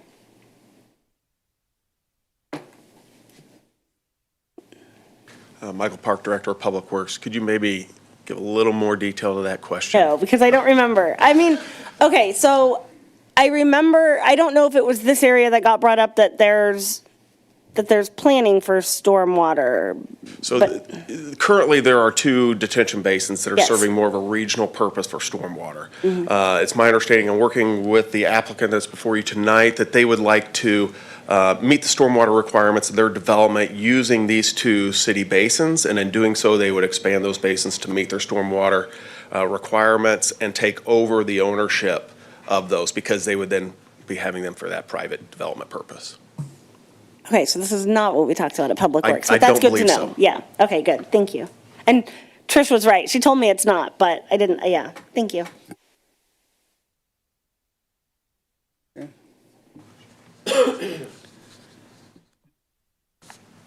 All right. Anybody else like to speak about in favor or in opposition? Okay, any further questions for staff or the applicant from council? Councilmember Rader. Mayor, Yes. how will we handle the RP3? Will we just change it on this when we read if we decide, how are we going to go about that? If we decide to put it to RP3? Yeah, we'll get out of the public Public hearing. hearing, and okay. But currently, this is in front of us as RP4, is that correct, Mr. Soto? Currently, the ordinance reflects RP4. If we follow suit with the planning commission, we would make a motion to amend this to RP3. To RP3, correct. Okay. And the applicant obviously is willing to do that. Yes. All right. Thank you. Thank you.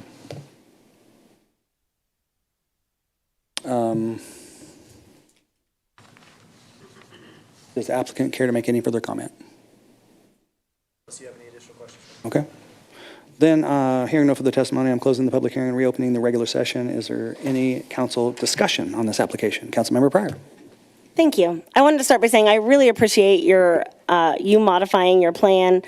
I had several people reach out to me after the apartments had been proposed, and they were very concerned.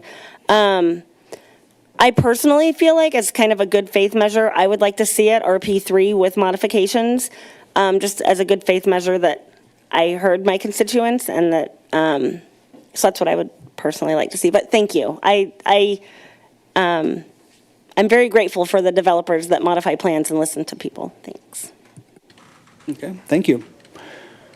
Councilmember Carlisle? Thank you, Mayor. I just wanted to say that, well, it's gone now, but I like the look of the plan. I appreciate that there are many levels of ownership options and rental all in the same area, so it covers all the bases except for apartments in one area. So I think that's great, and I think it'll really be great for the development. I appreciate your willingness to go to RP3, as was asked by the Planning Commission. Oh, the commercial. So I do know that people do love coffee and ice cream. So if you can get those two things there, they'll be happy as ever. That's all I have. Thank you. Thank you. Councilmember Hodges? Thank you. I also wanted to just say that I really appreciate the fact that you guys listened to the community and also council's feedback and got rid of the apartments. I like the plan. I think it looks great. Yeah, no, I just want to say I just have a lot of respect for developers who actually take the time to listen to the community, want to be good partners and good neighbors. So thank you for that. Thank you. Councilmember Shields? Thank you, Mayor. I love having a project that has different housing types all mixed together. That's one of the reasons why I live where I live. We specifically chose a neighborhood that had big houses and little houses close together because we wanted my mom to be able to live nearby. And she does. She lives 5 minutes away from us and has my son every weekend. And it's great. It gives families the ability to have different generations, different people, different phases in their life all close together, and I think that's really nice. So I definitely support this. Obviously, whether it's RP3 with modifications or RP4 doesn't seem to really make a material difference. I do think, just on principle, we went to all this trouble to modify the RP4 zoning to allow for these smaller lots and these narrower lots that are specifically designed for this kind of development, that we ought to use it. We went to the trouble to amend our code to make this kind of development possible, but if we'd rather do RP3 with modifications, whatever, it's fine. So, thank you, Mayor. Thank you. Councilmember Funk? Thank you, Mayor. Guys, thanks. I mean, this shows good partnerships. You listened to everybody. You came back with a great plan, and I too, with the RP4, RP3, I don't really have a preference. We worked hard, as Councilmember Shields said, to work through our code to make these type of things work in RP4. So, just again, thank you guys for everything you did to make this come through. Thank you. Thank you, Mayor. Thank you. Mayor Potem Lopez? Thanks, Mayor. I'll just keep the same consistent type of reaction and responses. Thank you guys for listening. You came back, you heard Planning Commission, you worked with staff, you heard neighbors, residents about concerns, and that is the partnership that we look for in this city, and you guys know that.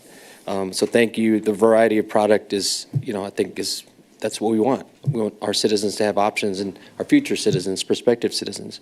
The RP3, thank you for being open to that. And I like the commercial. I think that area, that's a perfect spot for commercial. I'm a commercial-minded person, so I like that. Thanks. Thanks, Mayor. Thank you. Okay. I too appreciate the effort you went of different incomes.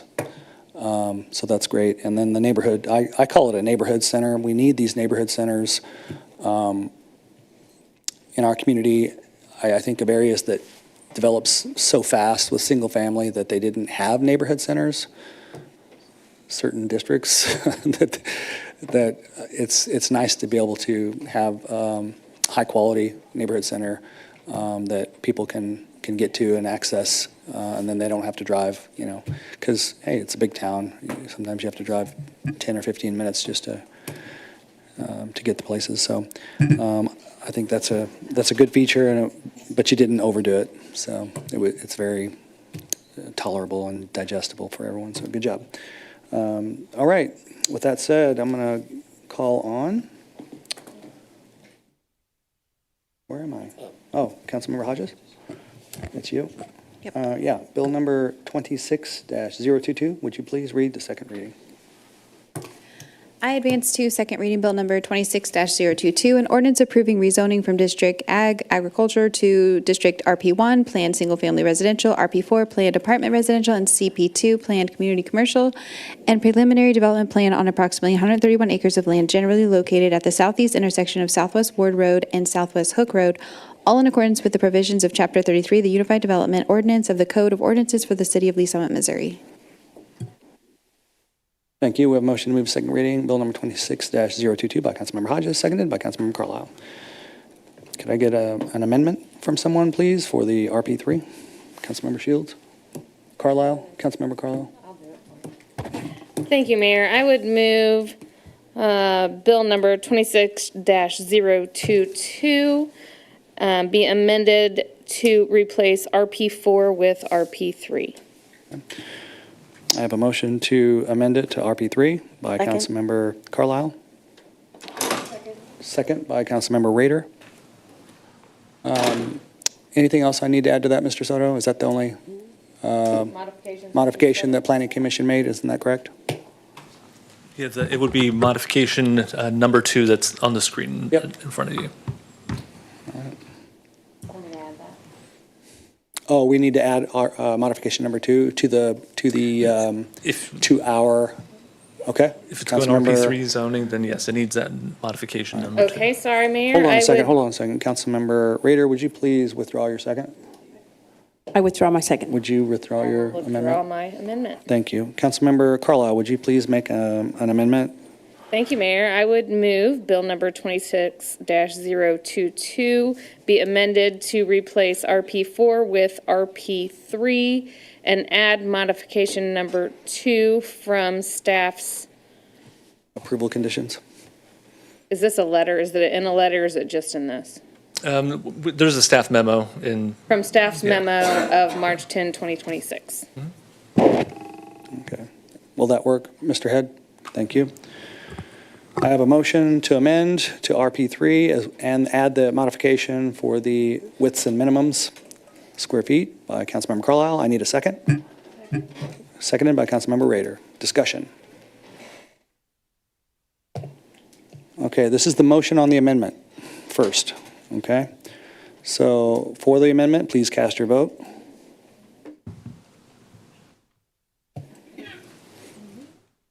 All votes are in. Please record the vote. It does pass 7-1 with one recusal.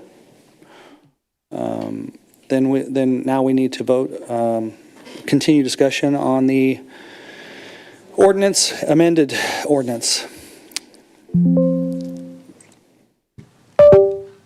I believe, Ms. Devon, you do have the motion. We already have a motion person and a second. Do you guys remember who it was? First, it was, the motion to adopt this was by Councilmember Hodges, and the second was? For second reading, I mean. Yeah, I have Councilmember Carlisle, is that correct? that's correct. Thank you. Any more discussion? Okay, please cast your vote on the motion to second reading as amended. All votes are in. Please record the vote. It does pass 8-0 with one recusal. All right, we got through it. I got a warning sign that the thunderstorm's possibly coming here. No, you have longer. You're going to get a warning sign. Yeah. Just go ahead and shut it down tonight? Yeah. We're going to do public comments before we take a break. Oh, jeez, okay. We still got public hearing. Okay. Going to close the regular session and open the public hearing in the matter of agenda item 5D, sewer rates and charges. Would all those wishing to speak to this matter please rise to be sworn in by the city clerk?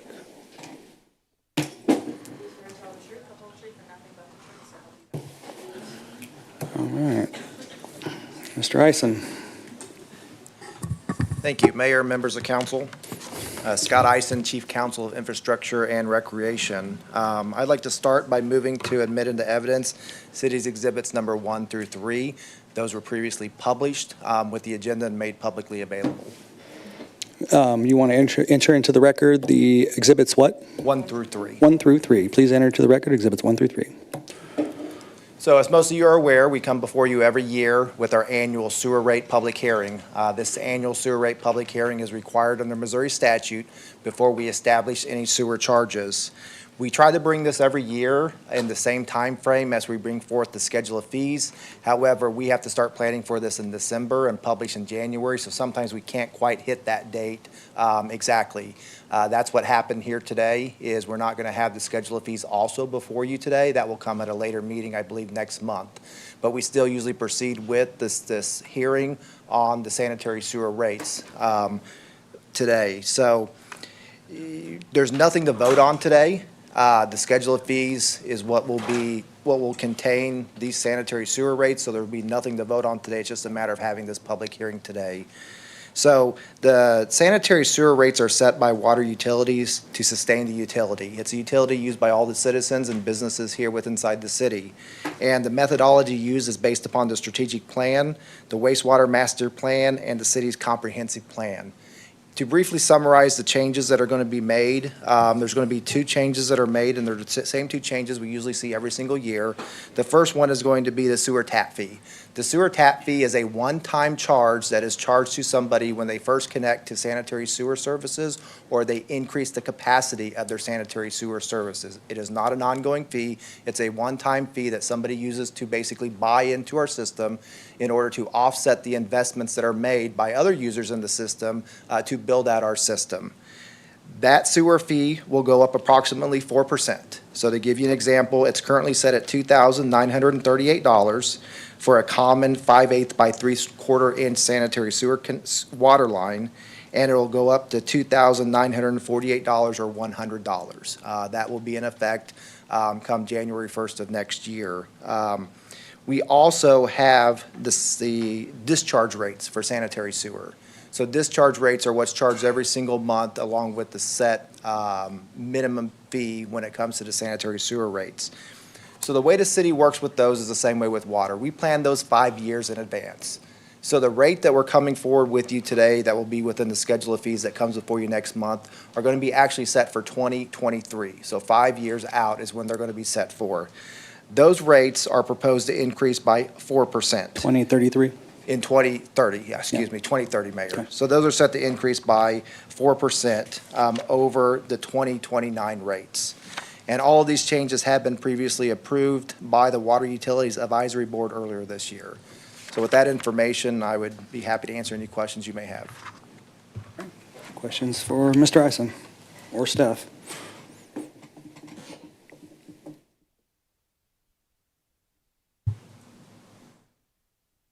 Okay. Seeing no questions, are there any, is there anyone that wishes to speak in favor or against this? Ms. Giddings?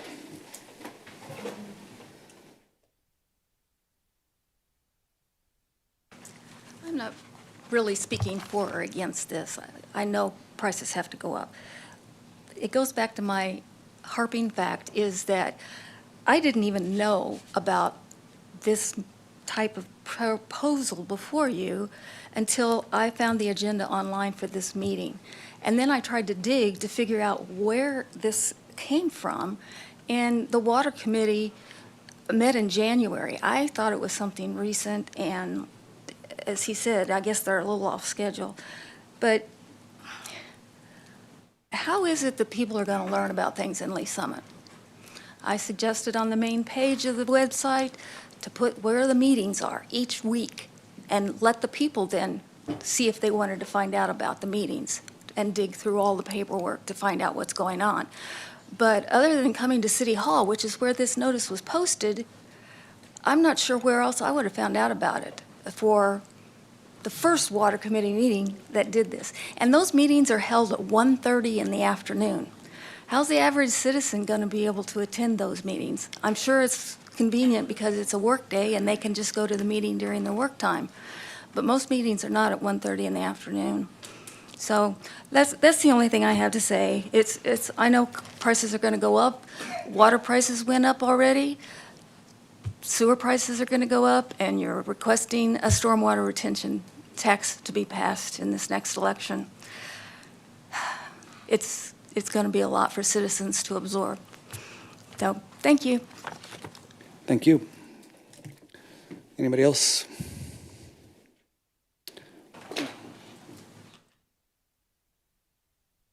Teresa Vollenweider, I recall in February, I didn't come to this meeting, but I watched it online, February of 2025, Jeffrey Thorne coming up here and telling the Public Works Committee that, you were the head of that, that the city was going to pay for the repair of private lines that go under roads, because it's hard for people to find contractors to do that. And with the GIS map and all the lines are on there, we should be able to know how many households that is. Because my question becomes, is part of this raise in these rates, in these tap fees, going to fund that? Because I feel like that's wrong. Residential lines, private lines, should not be repaired by the public. If you can put a line under a road, if you can pay for that, having that bored under the road or having the road cut to put that line in, then you can pay to fix it and you can find a contractor to do it. So my concern is that this increase is part of what they need to pay for those private lines that go under roads, when that shouldn't be the public paying for that.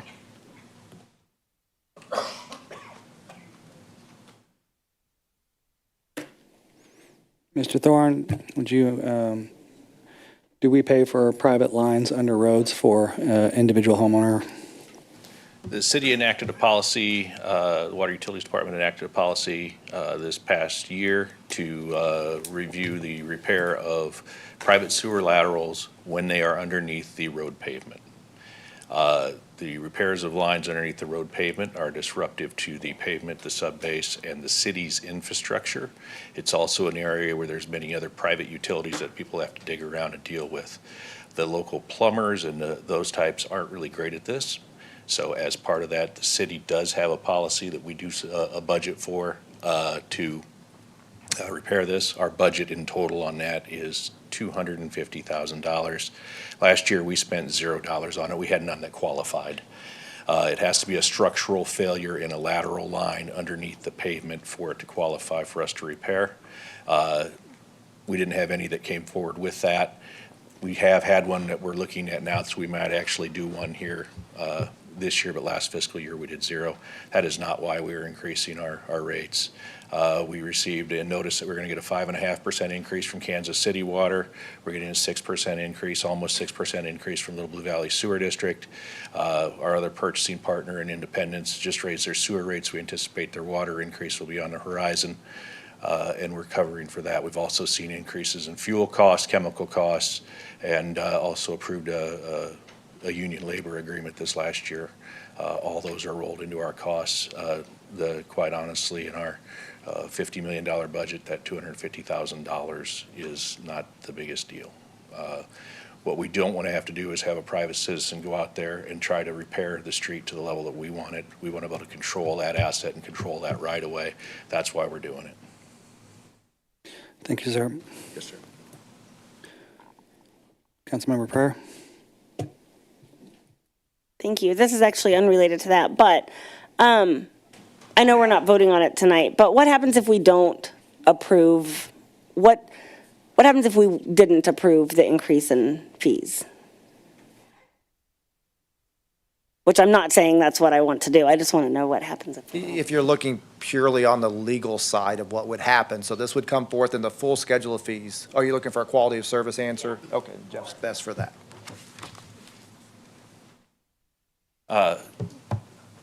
What we do is we go through what we call a cost of service study, right? So we take the cost that it takes to run a business. We are an enterprise fund within the city. We take no taxes. We're not part of the general fund. All of our work, everything that we do is based on the fees that are charged. Those fees come in two groupings. They come in the user rates, which is the one that's at 5 years out that we're approving. and then in the tap fees. The tap fees are basically system development fees. What that does for us is it makes development pay for development, all right? So you put in a subdivision and you hook up a bunch of new houses on that thing. What it does is if we have to do capacity improvements, if we have to buy more water capacity, if we have to build more storage, if we have to upsize lines to support that, that is paid for by the cost of those new houses, not the existing residents. So that's the tap fee side of it. Our user fees are done for system maintenance, rehabilitation, and that kind of stuff. We have a goal to replace 2% of our water lines a year. We've seen an increase in cost in materials and labor on those. That with our current funding levels, we're actually about 1.5% of our system per year. That's pretty hard for us. It increases our break rate and lowers our level of service. So by not improving rate increases to try to keep on pace with those costs, which are creeping up on us also, it lowers our level of service and our ability to complete our projects. Thank you. Thank you. Thank you, Councilmember. Councilmember Rader. Thanks, Mayor. Mr. Thorne, sorry. I couldn't yell at you. Oh, just really quick, are the water utility board meetings public? They are public, and this year's was at 1:30. They haven't traditionally always been that early. We have a hard time we meet once, maybe twice a year. When we were doing our strategic plan, we had a series of meetings trying to get quorum for a group of folks to get together once a year to look at our cost of service, what projects we've completed, how we're progressing on our strategic plan, and those kinds of things. Hard to do. When we reached out to them, they said we could meet a little earlier, and so we did, but we did notice it just like we would any public meeting. It was on the website, it was posted. If there's more that you guys would like to see done with that, we'd be happy to. Are they recorded? Yes. Okay, because I was going to say, it's just a matter of getting onto water utilities in the They're boards and recorded commissions. on audio in ours. We don't have a Just video audio, recording but I was system. going to say to look for those. If you go into boards and commissions, I believe, Yeah, you can probably. I'd have to see look, the see schedule. if the Okay. audio recording's been posted up there. Yeah, but I probably should need to be. look into that. Okay. All right. Thank you. You bet. Thanks, Mayor. Thank you. Anybody else wish to speak tonight? All right. Any additional questions from council?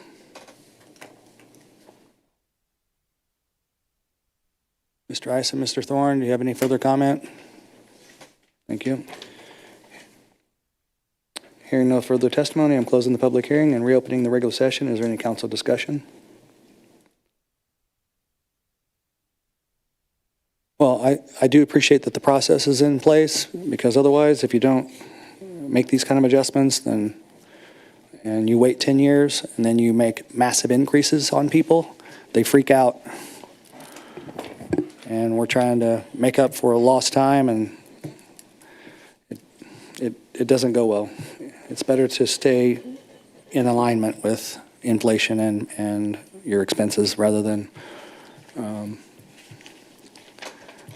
avoid the smaller increases. So, okay, now we will go to public comments. Quite a few tonight. Let's go with Ms. Giddings.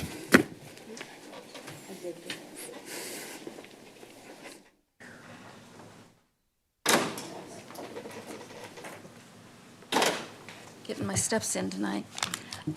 One thing I want to know, because it's referred to all the time, is the IGNITE plan.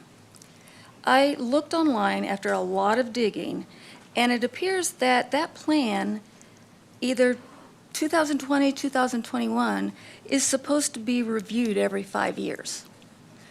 Do you have that in the plans? Is it going to be publicized so that people know when it's going to happen, and who actually does the deciding? So those are questions that I hope somebody reaches out to me and asks. The other thing, you talked about having a heavy agenda on March 24th. Obviously, you all know what's going to be on the agenda, but the citizens don't. And so if they have questions or concerns, you don't know what it is yet? No, they don't, Ms. Giddings. I set the agenda, and I have to, believe me, it changes every week, and it depends on what comes through Planning Commission, and it comes through, and you've got a transition with the council coming, so Right. with that, please stop her time. Thank you. With the transition with council, we're trying not to hand things off midstream. I understand that. So it's going to be a packed agenda on the next meeting, just like tonight's a packed agenda. Correct, I understand that, but I don't know why things couldn't be done before. Oh, believe me, I'm here every night with you till 9:30 or 10 or 11 o'clock at night, so I'm putting the time in. I promise that. Yeah, I understand. That's really all I have to say. Appreciate all of you that are maybe up for election, try to get elected. Yeah, somebody get back to me on the I can get Ignite back to you on the question. strat plan right now. Okay, Yeah, the strat plan was done, like you said, in 20 and 21. And I lived through that, and it was extensive, and there were tremendous hours, and it was brutal about that one as COVID happened also Right. in the middle of I it. know. So I was on Zoom meetings till 10 o'clock at night trying to get through a strategic plan, and it was tough. We even include Planning Commission, and we just grinded through it for 12 to 14 months. With the comp plan behind it and such. But the thing is, after that, we had a new council come on board, and we've got some people up here that weren't really a part of that process. So we then went back to a retreat, and we did a big retreat, and we said, okay, what have we made progress on? What steps have we taken? And staff gave us all these updates, and we went through this retreat, and we're like, okay, what are the big rocks? What were little rocks, big rocks? We Yeah, put them all in I categories. read and all of that. Oh, I yeah. understand And what- so then we said, okay, now we've identified all the big rocks. Let's focus on the big rocks. And then every month, we'll have staff, Mr. Dunning, and I put on the agenda to get those people over there in that corner to put on the agenda items to talk about, and we bring them up here and we talk about the big rocks. The big rocks being the ones that we really got to make sure we stay focused on and keep them moving forward. The little rocks, we hope that, we can get to them and such, but the big rocks, we got to keep prioritizing, we got to keep revisiting it. And they were things like housing, which we continue to talk about every single week, month, year. But that was a big rock. I don't remember the other big rocks. Stormwater was a big one. So we constantly are looking at the plan, and we have to, because guess what? Next month, new council members. A bunch of new councilmen. Guess what? We're going to have to start over. We're going to have to go back to the big rocks. We're going to have to say, hey, here's what we've done with the Ignite plan. Here's where we are. When's our next plan coming? Doesn't mean we just sit around and wait for the next plan to get approved. We actually have to keep talking about it. They have to bring forward to us the big rocks. And they have to keep the conversation going. And it's going to, it's never ending, just like you're saying. So, Well, my question is, you refer to that plan all the time. And it was back in 2021, and there's been a lot that has changed in this community, and it says that it's supposed to be reviewed every 5 years. So I know it probably is a very minuscule rock in the grand scheme of things, but since it's being referred to all the time, when is it going to be reviewed? I just told you, I'll say it again. We did a retreat and we talked about the strategic plan. It was public. We then took the big rocks, the little rocks, the medium-sized rocks. We then brought them forward. We've talked about all of these things in council meetings in the past. So Help the- me out, Mr. Dunning. When is it going to be redone? I think that's for the next council to decide when it's going to be redone. When Okay. you're going to redo the plan, it's coming right up. I mean, if you think about that it got done in 2020, we started that plan in 2019. So we're 3 years away from being 10 years out, right? So this next council and mayor have to decide, it takes the staff a year just to prepare for an event like that. They have to start pulling information together. They have to start, the next council needs to start talking about when the next strategic plan will be. Okay, that answers my question. Yep, they really do. Thank you. Thank you. All right, who's next? Mr. Floyd.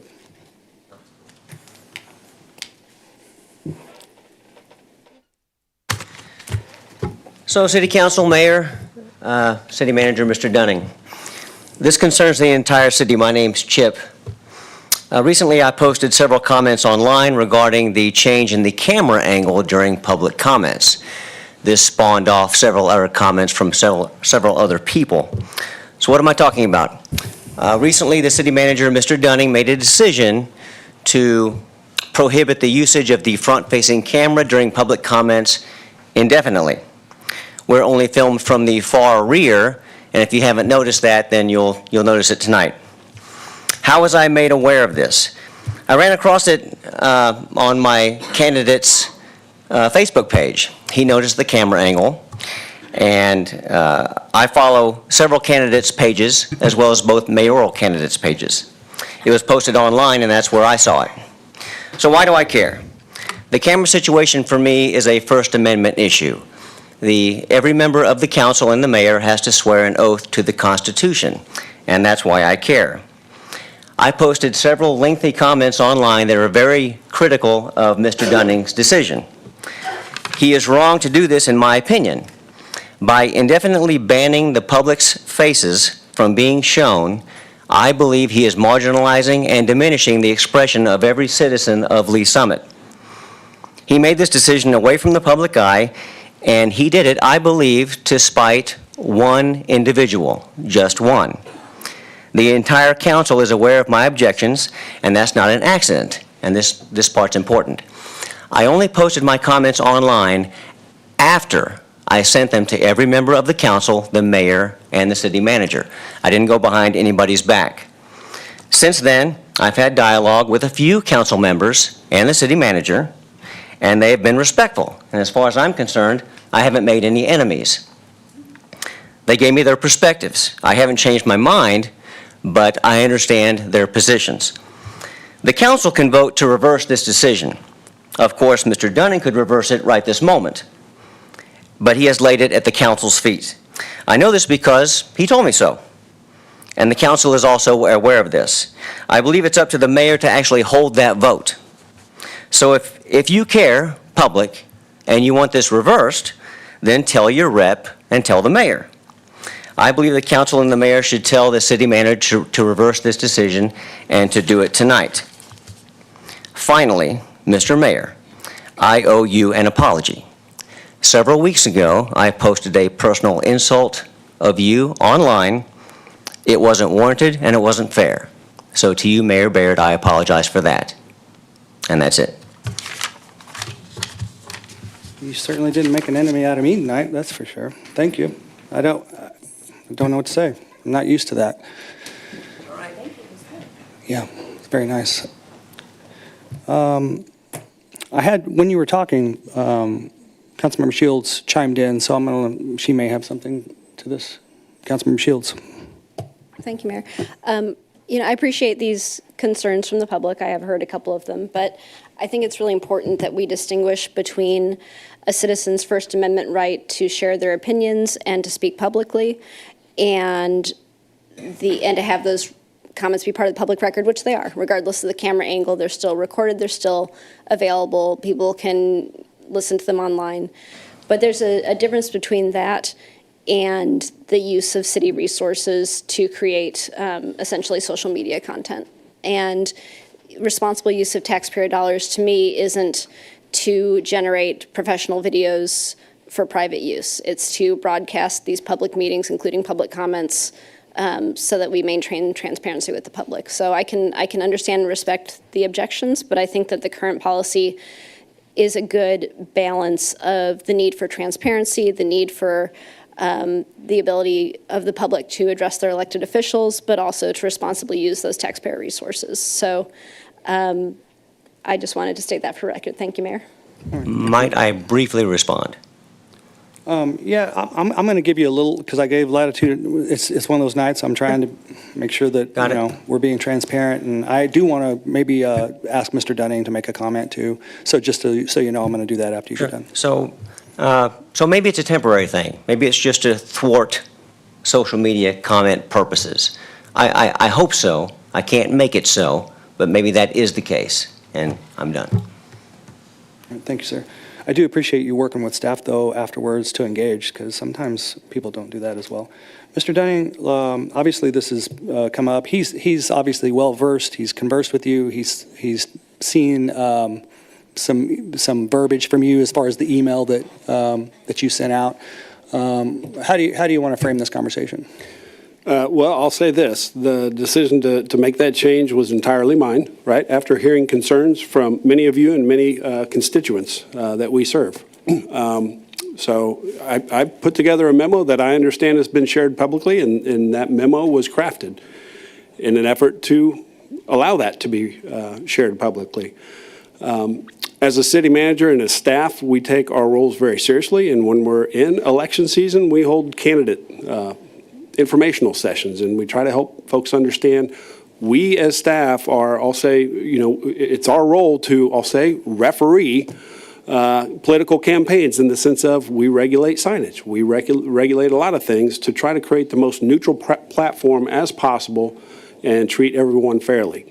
And in this sense, we switched that because I felt that, yes, the city resources were being utilized for personal interests, campaign purposes, and we try to maintain the most neutral ground that we can here at the city. And so I'll stand on my memos. I know I've shared that, and I have had interaction with citizens who have inquired of me as to what the decision was and why it was made. And so I will continue to do that. I'll be respectful and respond to those inquiries. I recognize that it's differences of opinions, but I take this role responsibility very seriously, and so I don't know what else to say, Mayor. I'm happy to share any memos that I can share. That's fine. Thank you. I know that there's various, this one's got a very broad swath. There's people that feel, I think everybody wants to be a First Amendment person, but sometimes it varies in the degrees that people are willing to go, so. Yeah, that's part of the thought behind this is, yes, this is a public forum, and citizens are absolutely entitled to talk to you, elected officials, candidates about whatever is on their mind. But in this setting, this is the council's meeting to do the business of the city. And while this is a public forum, it's a limited public forum. And I've shared this information, and there's protocols, there's rules. Mayor, you chair this meeting. You call people when they're out of order. We need to be mindful of that as we go about the city of Lee Summit's business. And so, that's part of our role, too, is to make sure that we're taking care of the business of the city. Okay. And Mr. Head, you're in agreement with all this? Mayor, I don't see any issues with this particular item. Councilmember Pryor? I just wanted to speak just for a second on how the city really does try to keep it neutral during campaign season. We do a lot of town halls. I know we're a big fan of them in District 1. By we, I mean me, and then I drag her along with me. But even during campaign season or anything like that, we're not allowed to do town halls just so it can level the playing field. So they try really hard to keep that level playing field during campaign season for everyone. Thank you. Okay, thank you. Mr. Floyd, you got us talking. Oh, never mind. Councilmember Lovell? Well, just to add maybe my contrarian view, while I think to the point, and what Mr. Floyd makes is very important here, is this an isolated situation, or is this a consistent rule moving forward? And just for the record, whether I'm right or I'm wrong, I believe what we say and do up here is a public record. How we address the public, how we address issues. I believe that people that make public comments, that this is a recorded item that should and could be used in a lot of different ways. Because if I want to be educated about the people I'm electing, I want to be educated about the people, and I don't think having their face on camera recorded or posting that or using that in any other way, because in any other fashion, you record something, you put it out there in a public record. So it's my personal opinion that it should just be for public consumption, and I think the best way to counter bad speech is with better speech, and I don't want to hide anything. So I'm not saying we're hiding anything because the voice is still there, but I certainly would expect if I got up here and said something stupid, which I do all the time, that someone could take that clip and someone could post that clip and someone could say, I'm running against this person. Look at their ideas. Because we need to know as constituents who's making those statements, whose ideas those are, and I need to make an educated decision on it. And I just think that's my personal opinion on it. So I've heard protocols and all that, and that's fine, but I just think it just creeps the door open for for further stuff down the road that just concerns me, whether it's censorship or whatever. So anyway, that's my personal opinion. Thanks. Thank you. Thank you. Councilmember Hodges. So don't we have something, Mr. Dunning, that says that during candidates cannot use things that have the city logo or city, so we have that out there. So I know we have that out there, but what's to prevent somebody from doing that? Because it's clearly happening. So are there repercussions for that? Or like, what's the point of it being out there if it can be done anyway? I guess is my question. Yeah, I'd need to look. I recall what you're talking about, and it kind of ties in the same space of council rules and council ethics as to what's permitted and what's not. And so that's codified. So if ordinances are being violated, then that's a municipal offense, which works its way through municipal courts. But when we get into, use of city logos and a good example might be if I'm out at a civic event and I'm talking with a candidate and then they take my picture and I'm in the picture and it shows up in the campaign ad, right? We try to avoid that. We try to educate people that appears that you're using a position to influence, and that's a no-no as well.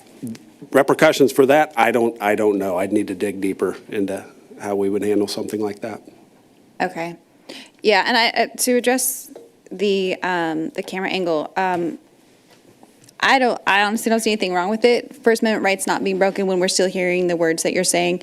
I feel like change usually comes in any situation when someone's abusing the freedom that we had originally with that. So I don't find any problem with it. We're not shutting down opinions, voices, any of that. If we did, I would have a problem with that, but we're not.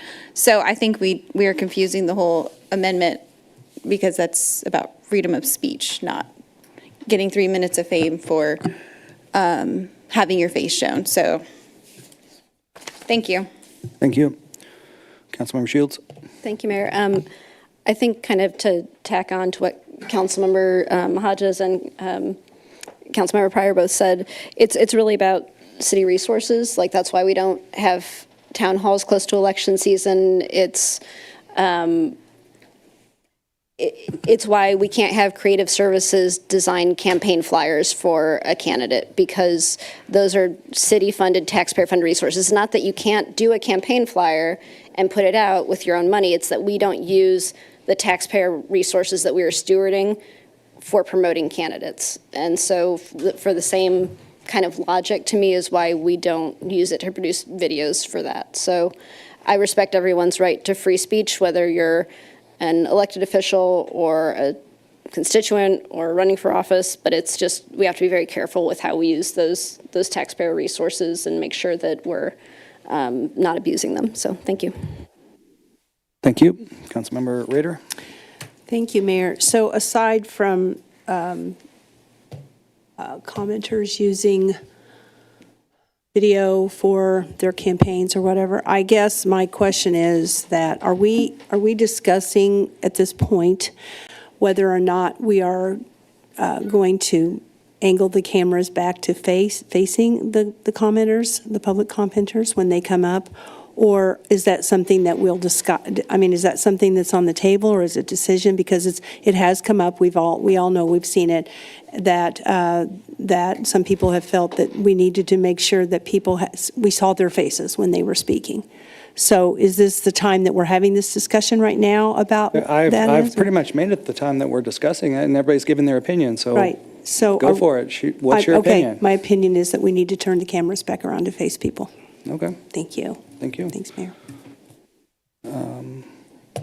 I feel old talking. I like literally a dozen years ago, I'm on the school board advocating for videotaping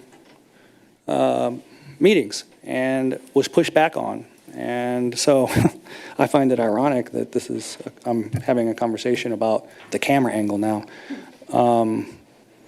because I do believe in videotaping or video recording meetings. I think Mr. Snook can even vouch for me that I pushed really hard when I became mayor for videotaping the park board meetings, because they're making decisions about taxpayer dollars. So I'm certainly an advocate for recording meetings. but I also understand Mr. Dunning's, the reasons he gave in his, what do you want to call that email that you did? You know, There's more of a memo with, the memo. And I definitely am a First Amendment person, but I don't believe that we should be attacking and saying just anything we want without any kind of limit. So I think that that's where I lie. I don't know that I really care about the camera angles. I care more about what's coming out of the persons that's speaking, what they're actually communicating, and is it fair and just and right. So I'm fine with doing just about anything to keep things civil so that we can have good discussion and debate. Therefore, I just need support to do that when we're in the meetings, and right now I'm gonna support Mr. Dunning and his decision unless council pushes me and says they want to change. So, all right. Where am I at? Mr. Floyd, I was going to tell you earlier, you got us talking, and I don't think this conversation's going away, so stay tuned. All right. Mr. Good, you're up.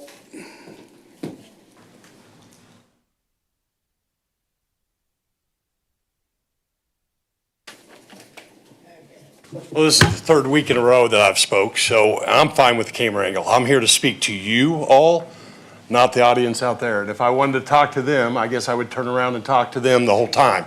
But no, I'm here to talk to you guys. And specifically, I'm here to dealing in fear with misinformation and lying. Is it incompetence or calculated? Councilmember Rader, why did you lie about crime going up in Lee Summit? Even when you were informed that it went down, you repeated the lie multiple times. Also, you've said crime has gone up because of apartments. Our police chief has said there's no evidence of that. Have you always lied, or is this something recent? Is it incompetence or calculated? Why did you lie about our schools declining? Have you always lied, or is this something recent? Mr. Good, they're opinions, sir. I know they're opinions. They're not necessarily lies. Maybe she doesn't believe the information in front of them. Maybe that's being presented by the chief. Maybe it's a lack of trust. There's all kinds of reasons, but can you bring this temperature down just a tad, please? I wasn't the one that has raised the temperature, but I wanted to say, well, I'm trying to bring down the temperature, but recently you have said you're for incentives, but then you've also said you want market rate. Either way, how can we believe you? Because you've flip-flopped on everything. Is that your leadership style? How many deals have you done with developers such as Drake? I'm aware of one. How many other deals have you done? You say one thing and your actions and votes have said something else. Actions speak louder than words. You flip-flop on your statements with no plan to better the city. Have you always been a flip-flopper? Well, I'll try to lower the temperature here. Please. You had 50 people say that you called about the single trash hauler. You represent over 20,000 in your district. Is that really a consensus, as you've told us? You've shown a pattern of misinformation and supporting people that are also putting out misinformation. Again, my opinion, is it incompetence or is it calculated? Or my question. And when will we know? How will we know? Honestly, I don't think we should care. The dishonesty shows that I don't think you're suited for being on this dais in any capacity.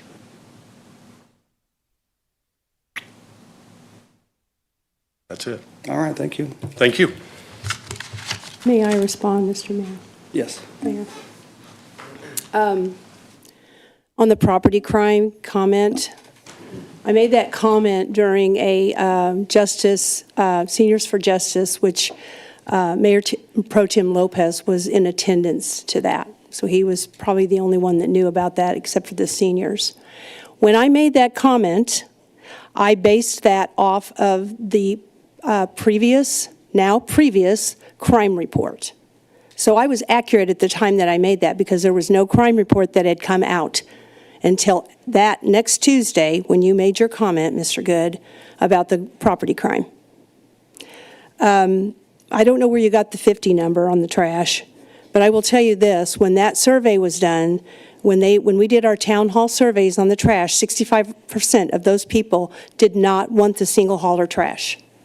There were several people that reached out to me on email saying they didn't. I talked to people in person. There were not very many people that wanted it that I spoke to. I sent all of that information to Mr. Park, so he has everything that I have. On the incentives, I have said that I didn't want to continue to incentivize apartments. However, residential was always off the plate as far as incentivizing in the past, but we seem to be incentivizing it with apartments. And so it was just like, well, if we're going to do that and we have to do that, then perhaps we need to look at doing it for single family as well.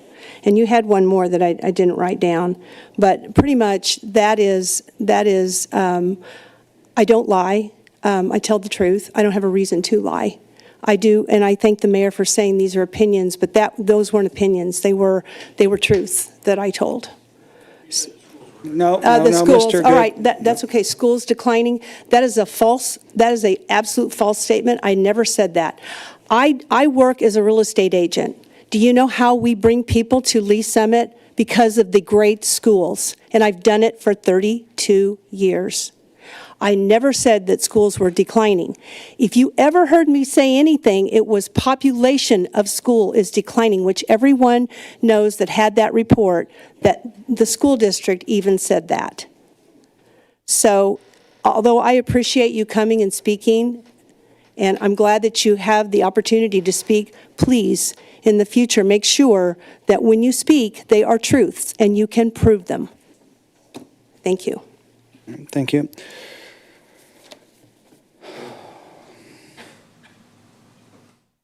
Let's just get through the public comments, and then I'll make some comments about all of this. But Mr. Elson.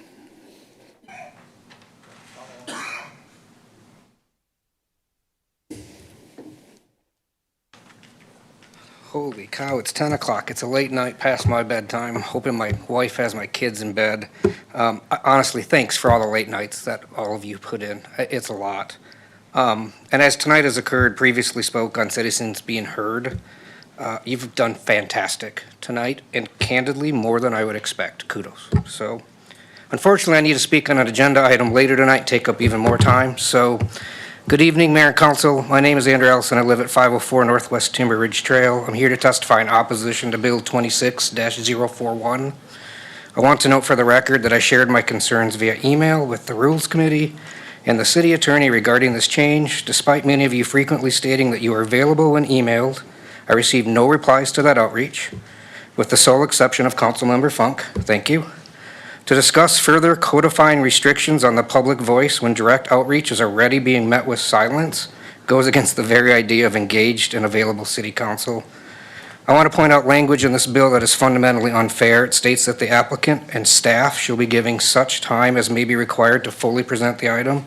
How is that fair? Staff and developers who already spent months or years vetting these projects are granted unlimited time by law, yet the residents are being capped at exactly 180 seconds to respond. I've advocated for a 5-minute target, one that can go longer when necessary, because it recognizes that if a developer gets such time as may be required to pitch a project, the neighbors deserve a fair window to address the impact on their community. Instead of more restrictions, we need resources. I previously proposed that a city provide plain language, point of entry, quick reference guide in both printed and digital formats to help residents understand how to participate effectively. Let's help people be concise by educating them on the process rather than just cutting them off with a gavel. Codifying a strict limit via Bill 26-041 is unnecessary. We need to trust the leadership of the mayor to run the meeting. The mayor already has inherent authority to manage the floor and run an efficient meeting. We should rely on that leadership rather than locking a rigid, inadequate time limit into our city code. Furthermore, I ask that the city council table any changes to public comment rules until after the April vote. A decision that fundamentally alters resident participation should not be rushed through right before an election. Let the incoming council and voters have their say. A public hearing is a forum for representation, not an adversarial proceeding to be managed for speed.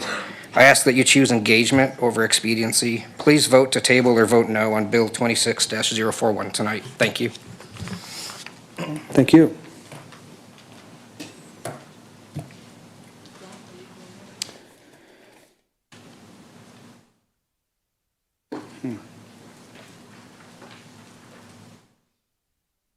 I definitely am a believer that you don't want to make decisions right before you hand it over to a new council, but I also know this. I know what it's like with a new council. And you don't necessarily want, I don't know, you just got to be careful what you do, what you wish for, because a new council might not make the decision that you would want. So, but I've done pretty good of pushing things off. You can ask Mr. Dunning. There's just many things that people have tried to get done over the last few months, and I'm like, absolutely not. We're not going to be making any decisions before the next council comes in. That's for this next council. They're going to have to step up and make decisions. The next mayor has to do these things. They have to, like you said, they'll have to manage the meeting, and let me tell you, it is not as easy as what people think. And new council members, they're not as seasoned, so it's you know, I believe in leadership change. I believe in term limits. I believe in things like that. Just know that there's going to be a lot of educating that needs to be done when the new council comes in, and it's going to take time too. So you'll have to give them a little bit of time to adjust. So, but I appreciate your comments. They were good. All right, Ms. Kaufman.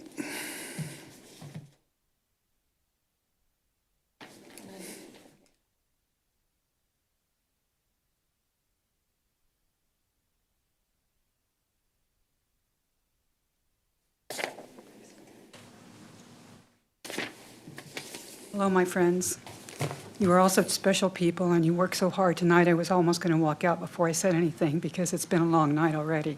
Sorry. No, that's all right. No, I think I can't tell you how much I respect all of you in each one of your positions to state your beliefs, whether it's what I believe or not. It's not important. But it takes a lot for you to go through everything that you've gone through and make the intelligent statements you made and do what you've done. And here's some other things. Several years ago, I ran for city council. My opponent was the incumbent, Rob Benny, an astute and talented man who knew a great deal about real estate in our community.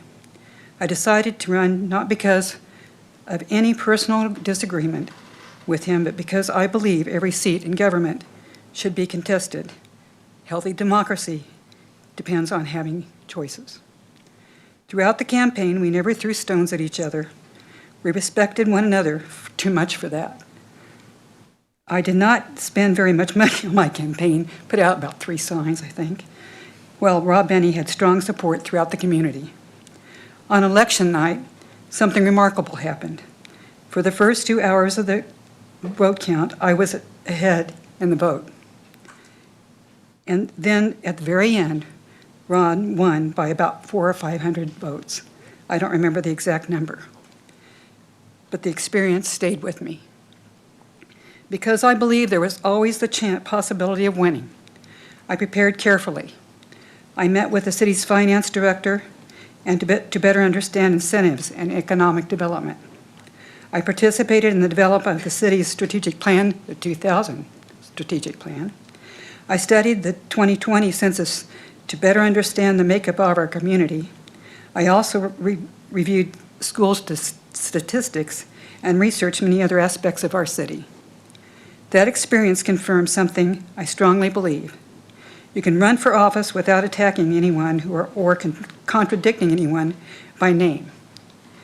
People may disagree about statistics or about how to approach issues, but disagreement does not require disrespect. When we treat one another with respect, it's possible to run a clean campaign. And when campaigns are conducted with integrity, the entire community is better for it. Yes, thank you, Ms. Kaufman. Just so you know, there's a reason that she got the Lifetime Achievement Award for the Lee Summit Cares Character Awards. So, and she didn't even win that race, and she won that. Councilmember Hodges? No, I just wanted to say thank you for coming to speak on that. We tend to comment on the other people who are more combative, and I just want to say thank you because you're bringing wisdom to this dais, and I just appreciate you sharing your words of wisdom and knowledge of the city and bringing positivity here, not just because you say, oh, we're doing great things, but because you make statements like, we don't have to agree on everything, but we can still be civil and be kind. So thank you for taking the time that you do and staying late because it's much appreciated, and I appreciate the character that you bring here. So thank you. Thank you. She speaks for all of us, so thank you. Yep. Okay, one more public commenter, Ms. Fallenweider.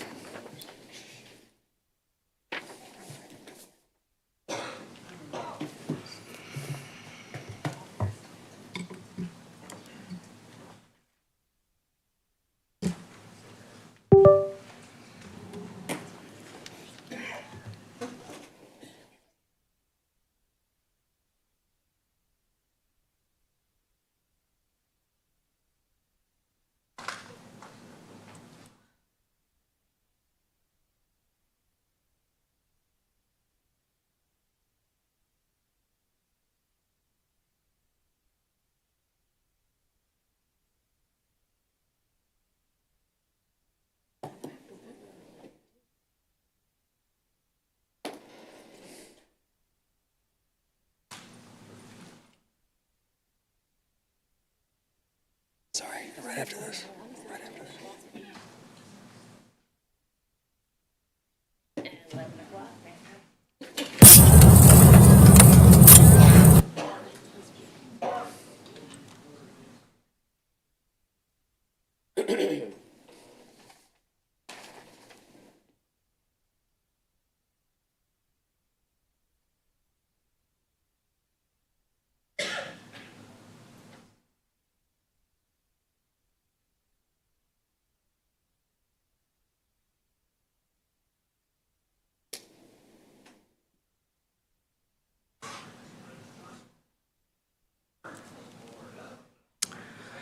Teresa Vollenweider, 5201 Northeast Maybrook Road.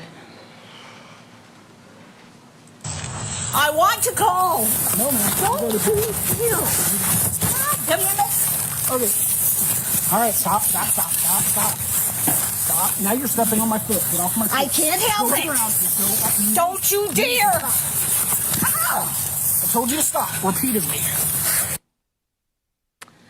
I didn't learn what that was, how I went down on the ground like that, until I read Officer Cooley's report. My background is in exercise physiology and athletic training, so when I read that he used what was called an arm bar on me, I was shocked. That is like taking this, say this is my elbow, there, and doing that to somebody's elbow.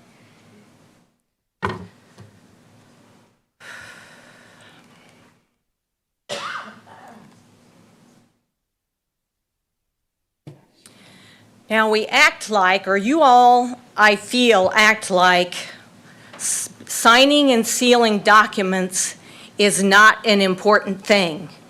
And that seeing that sign and seal, that signature and that seal on those documents when they're put up on the screen is not a big deal.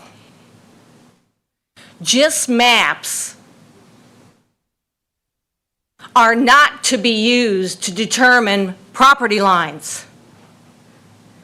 That is what was used this day. And Mr. Bushek would remember my appeal that he had a flash drive that had 4 maps on it. One of those maps showed the intersection of a 40-foot right-of-way with the quarter line as my boundary line. Where did he get that? Well, he got that from a document that was turned into the city that was not signed and sealed and did not have a preliminary watermark on it and had nothing about that document was not to be used. They used it. So there are documents being turned in to this administration that are turned in without signatures and without seals. It's the click of a button, the click of a radio button that removes that on somebody's drawing. And the city can do that.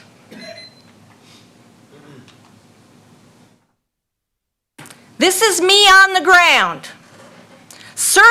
Professional surveyors and professional engineers, first obligation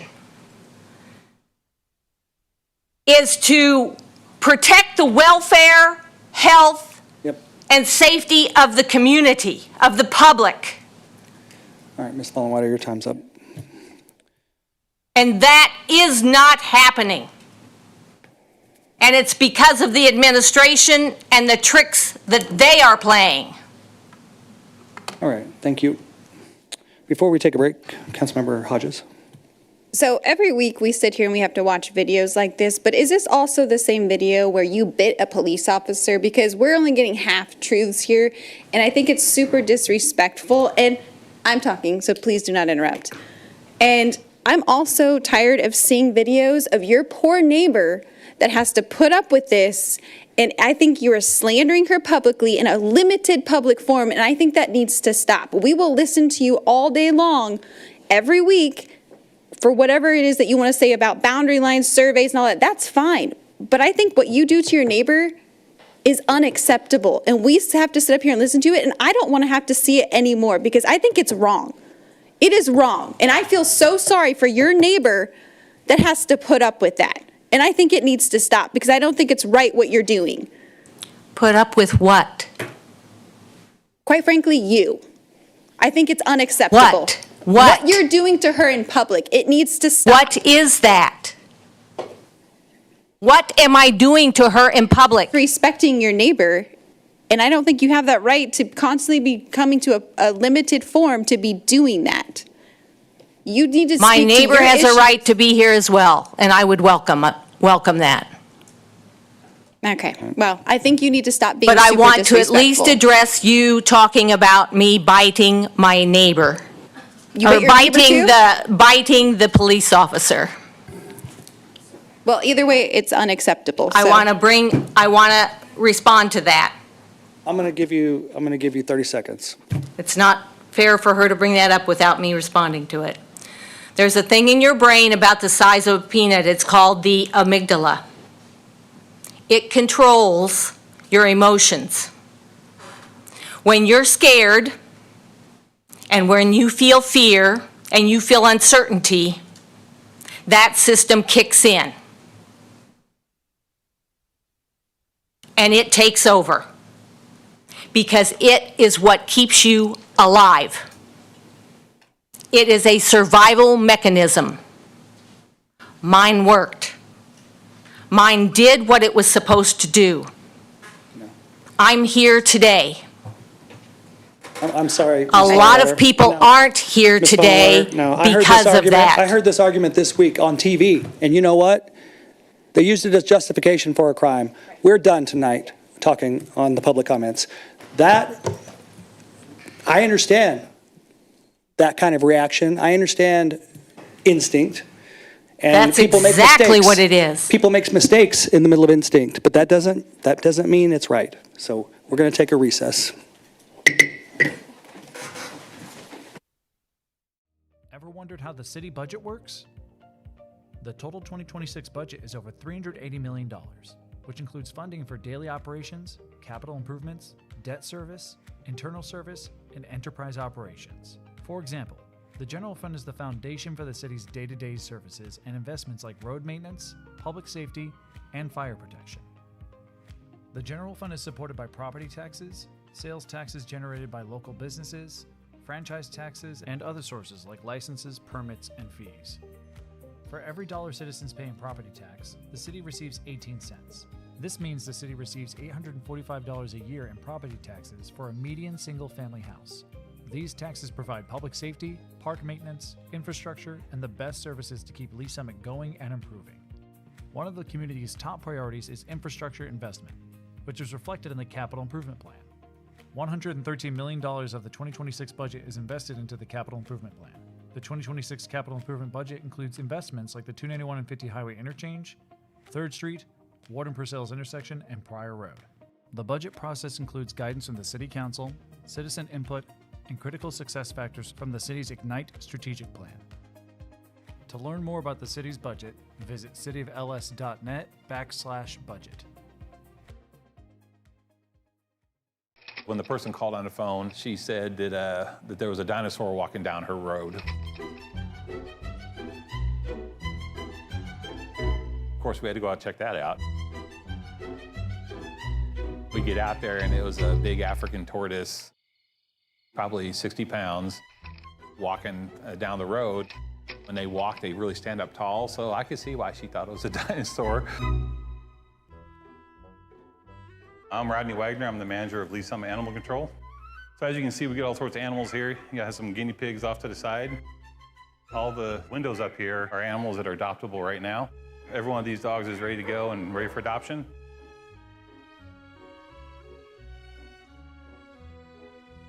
And the same thing with our cats over here.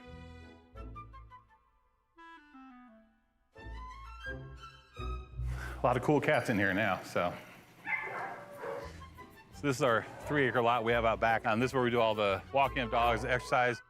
We also have a side yard off to the side over there, so we can let them run loose. They can run together, and we have what's called play groups.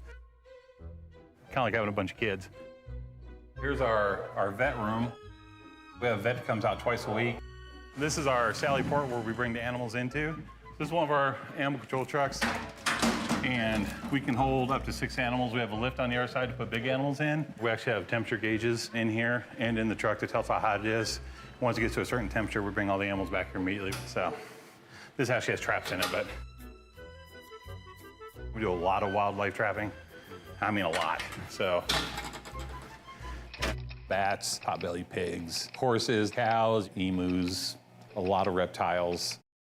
We had a citizen one time that had over 200 reptiles in his basement. Caimans and alligators in here that are 4 or 5 feet long. You can't keep those. And people do, and they're surprised when they can't keep them. I'm like, really? You're surprised you can't have an alligator in your house?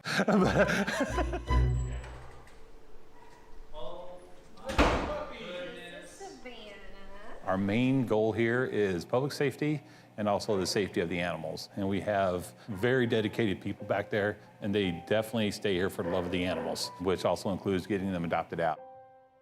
We'll have about 4,000 impounded animals a year. Probably about close to 2,000 are dogs and cats. The cats and dogs, when they get impounded here, they go on a 5-day hold. And then after the 5 days, if the owner doesn't show up, then we can put them up for adoption. To adopt an animal here is actually really simple. You just come in, look for whatever animal you're looking for, find the right pick. You have to go to the adoption room up there and see if you get along with them. You spend as much time as you want to in there. From that point on, it's just a matter of making sure they're spay or neutered and all their vaccinations up to par and they're good to go. We have a very high adoption rate because we try everything in our power to get animals adopted out.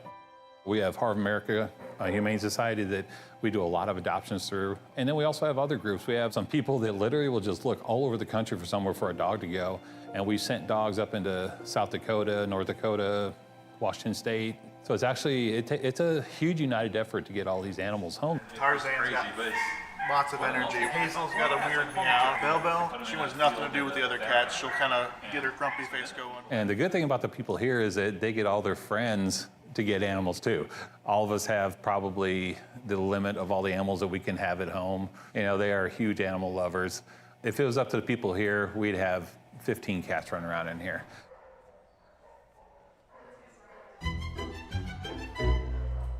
We had a citizen one time out there, and he was bathing his two 9-foot-long boa constrictors in the front yard. Apparently, I was garnering some attention, and so we went out there and had to have a talk with him about that. Why do I do this job? Oh, dude, I love this job. I grew up on a farm, and taking care of that many animals, you can't help but like animals. This is just like fancy farming. You know, you're just bringing animals in here, taking care of them, and find them homes, and yeah, absolutely animal lover.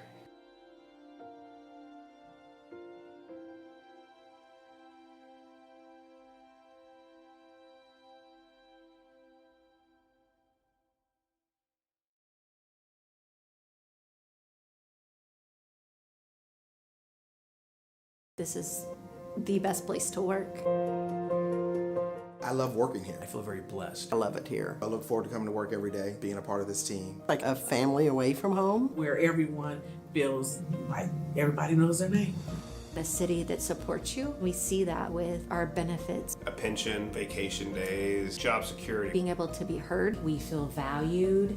We feel respected. Lee Summit is a very progressive city. It's growing, it's thriving. We have this drive towards not just doing a job, but doing it with a spirit of excellence. I had the opportunity to continue to grow, regardless of 30 plus years doing this kind of work. It's more than just dollars and cents. We're here really to give back. Providing a service to better a community. To go out and serve people. To be a part of something bigger than yourself.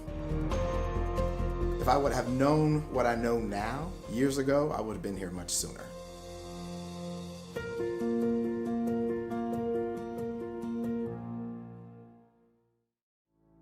Traditionally, we think as police officers, those responding to law enforcement needs within the community. But honestly, we are there to serve our citizens, and our citizens do go into crisis. They do have mental health crises, and we're being called to those scenes on a regular basis. In order to help serve those citizens better, we did initiate the Crisis Intervention Team Program. These are officers that are specially trained to de-escalate crisis situations. Recently, we've brought co-responders onto the scene, licensed qualified mental health professionals housed within our police department, and they respond with those officers directly to those scenes where a crisis is occurring so they can interact with that citizen and get them the help they need right there on that scene. The co-responders are either a bachelor or master level in a behavioral health related field. They wear plain clothes, they don't carry weapons or anything like that. I have a police radio that I listen to all day. Listen for, those key words: mental health, behavioral health, crisis. There's a lot of officers that just call for me. I have my own radio number. I also have the ability to self-dispatch to them and say 982 is en route. Officers en route, 914, Armstrong. So typically I arrive after they've made it safe. I'll make contact and get kind of the rundown, and then I just kind of jump right in. I'm like, hey, my name's Allison. I'm a mental health professional. I'm here to help you. I'm not here to take you to jail or arrest you. Sometimes all a person needs is a voice, someone neutral, someone outside that, can listen.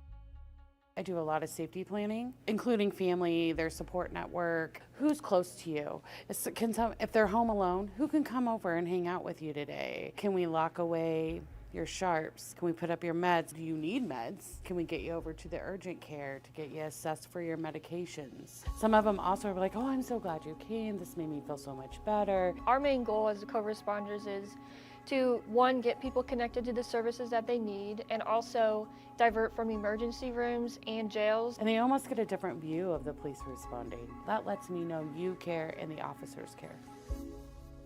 Please, how can I help you? My husband In 2020, we had 722 mental health related calls for service. 2022, by that time, 1,479. These mental health related calls for service are increasing.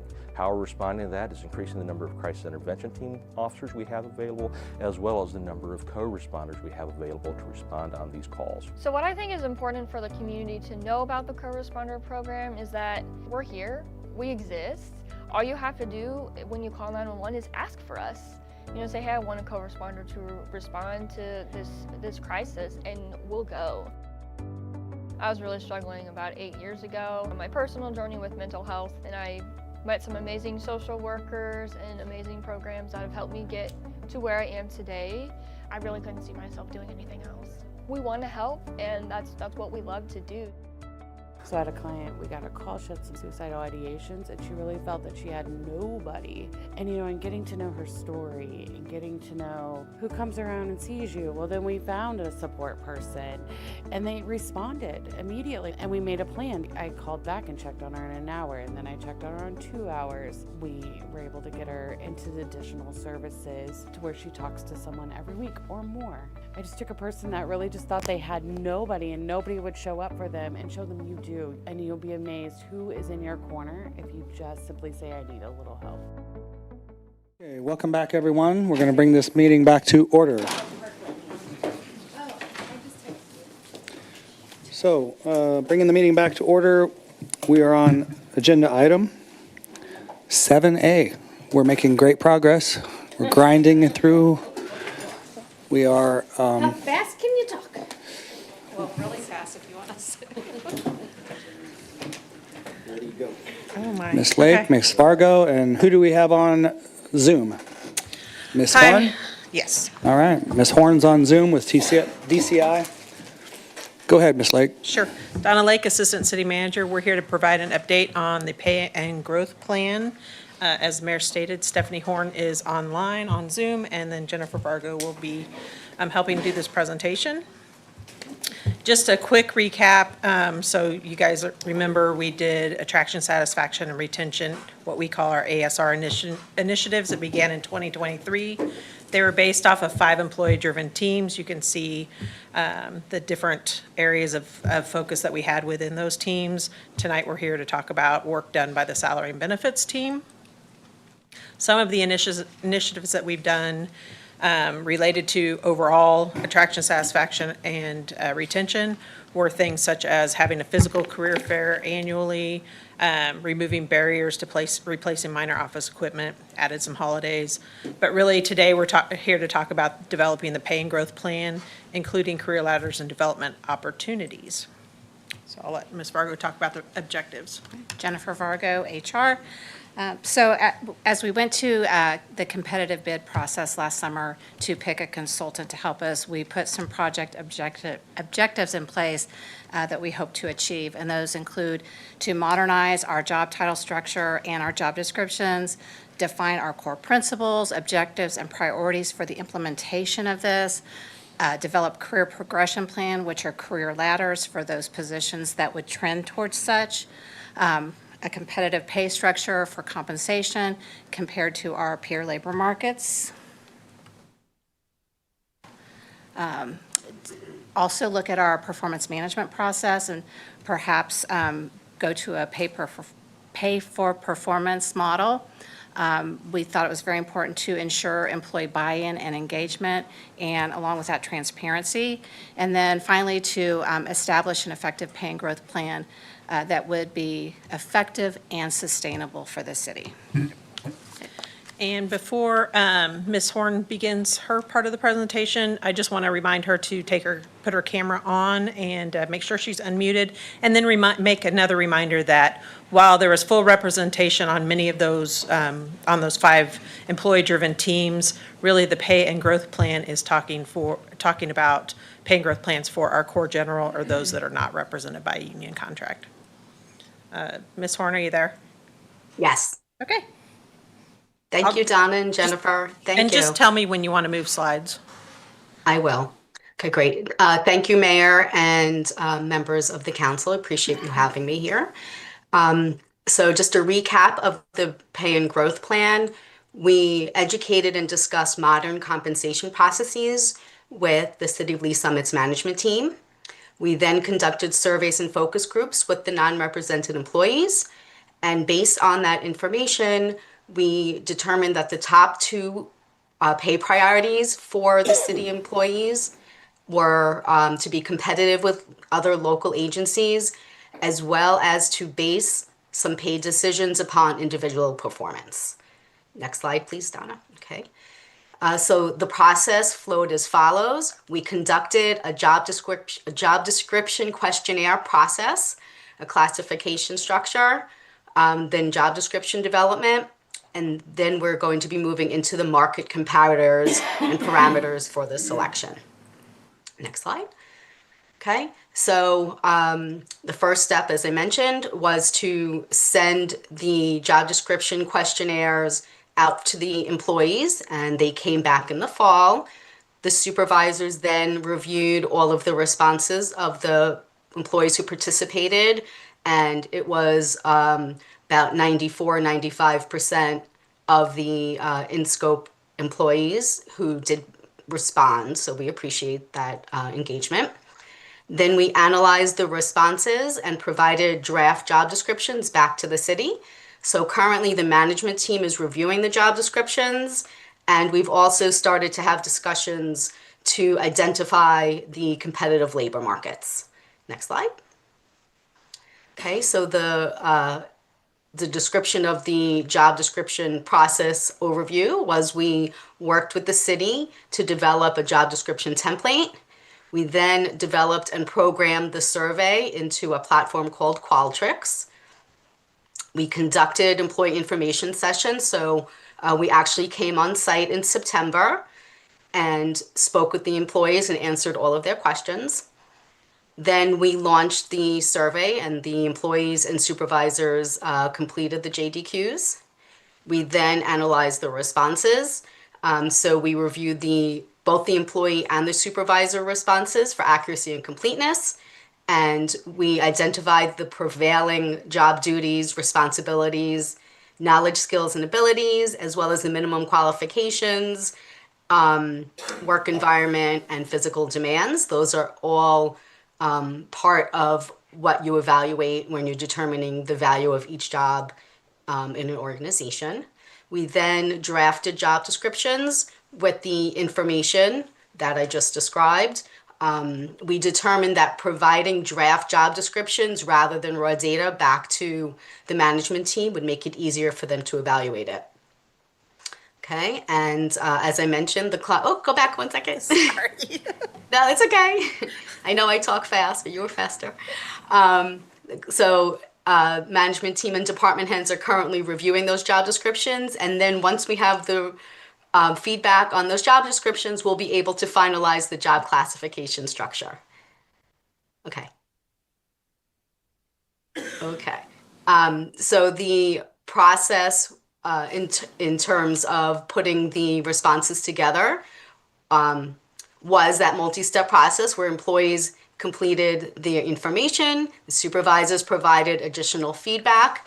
Then we took the job duties that were less than 5% of the time. The instructions were if there are duties for the job that are less than 5% of the time, then they do not belong on a job description.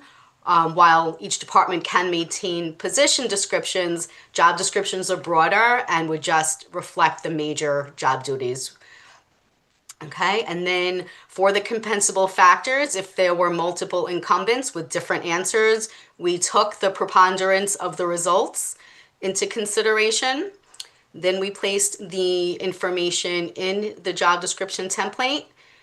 And then internally, each job description underwent a multi-level review process, which was conducted by our team of industrial and organizational psychologists, as well as our team of compensation consultants.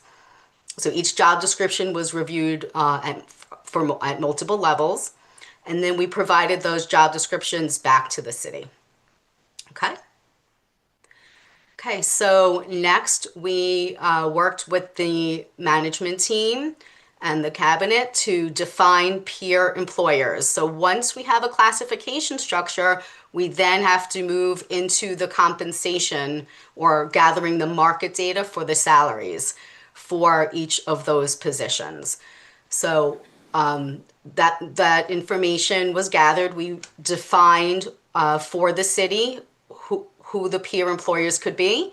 So we defined that we need to determine what the labor market is. So essentially a labor market is where you're drawing talent from and where you are losing that labor to when people leave. So that is going to be, in the case of a city, the local metropolitan area. We also want to take into account organizations that are as similar as possible. So entities with similar population size, budgets, service portfolios, and workforce scale, as well as employers that have geographic and economic similarity.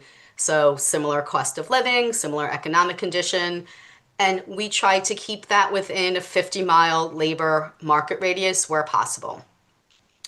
So when we gathered this information, there were some that were aspirational. So for example, City of Lee Summit may aspire to be like certain maybe larger metropolitan areas, but we worked with the city and we explained that while that could be aspirational, that does not necessarily produce an accurate or actionable assessment of the current labor market for the city.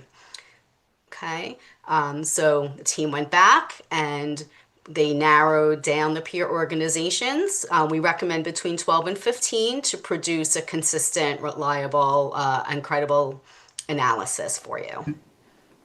Okay. Okay, so this is where we landed.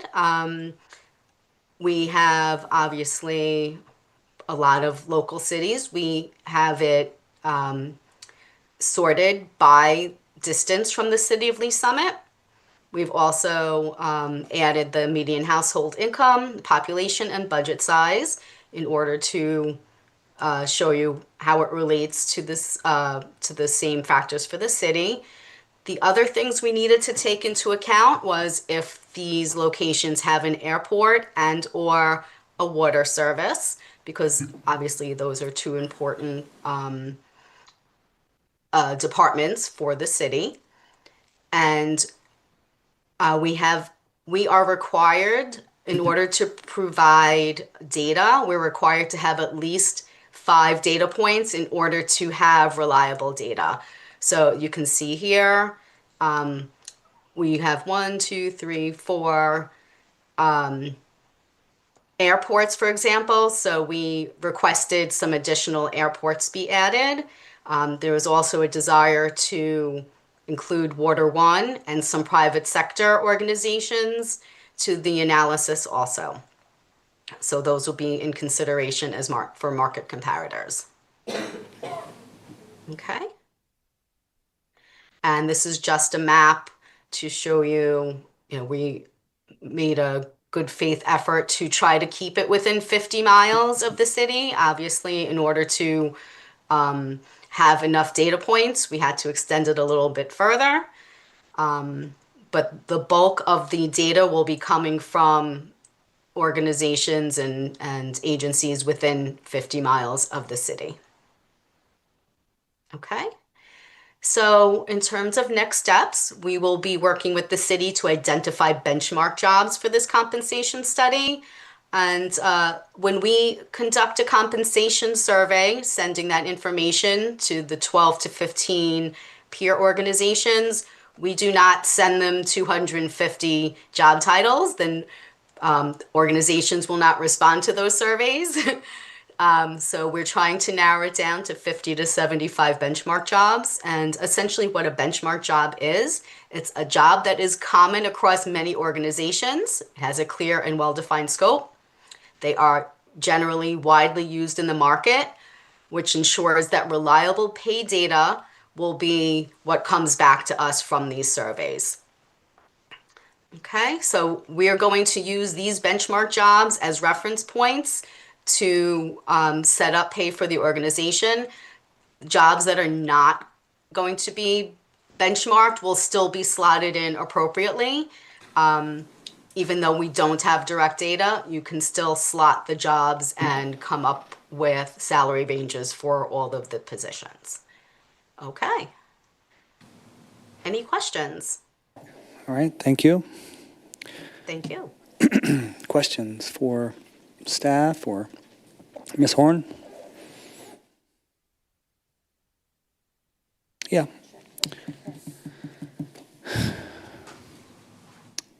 I think seeing the comparator cities was interesting.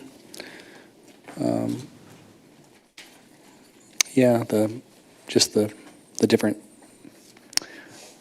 sizes and populations and such. It's a pretty diverse. Councilmember Lovell?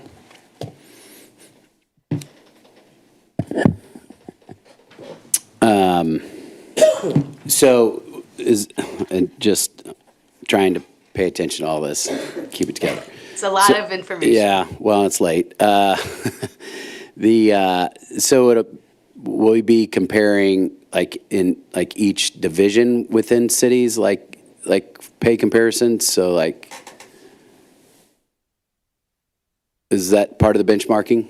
Yes. Yes. So Public Works versus, and then. That's exactly right. Okay. So we we would like representation from all the city departments, and there's like a whole bunch of me on the screen. So representation across, as well as we want to make sure that multi-incumbent positions are covered. And in the case where there are a job series, like different levels, we select the journey level. So the fully competent level. So not the entry level, not the top level. And then is the idea those are the recommendations. Is it an average? A salary? I'm sorry, I didn't. Is it an I didn't average salary that you tried to arrive at, compensation? Yeah. So what we're going to do is we request the entry salary, the maximum salary, and the actual salaries, and then we will provide the city with the 25th percentile, the 50th percentile, and the 75th percentile, because we won't know what the compensation philosophy of the city is until we see where you fall against the competitors. And then do we factor in benefits or anything like that as part of the compensation package, or is just salary comparison? So we're going to finalize the survey with the city. We can certainly ask benefits related questions on the survey. That will help determine which level of competitiveness you're looking for.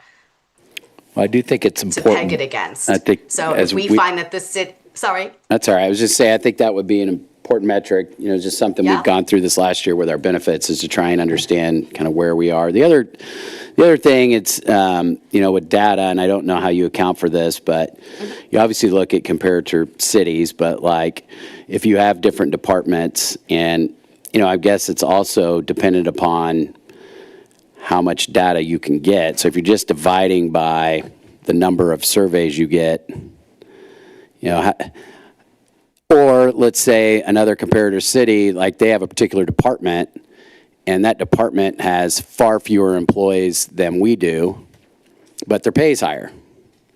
You see what I'm saying? So the data, I think it might be important in that metric to know, well, how big is your department? Now, if that's it's hard to quantify how many employees they should have in that department versus us.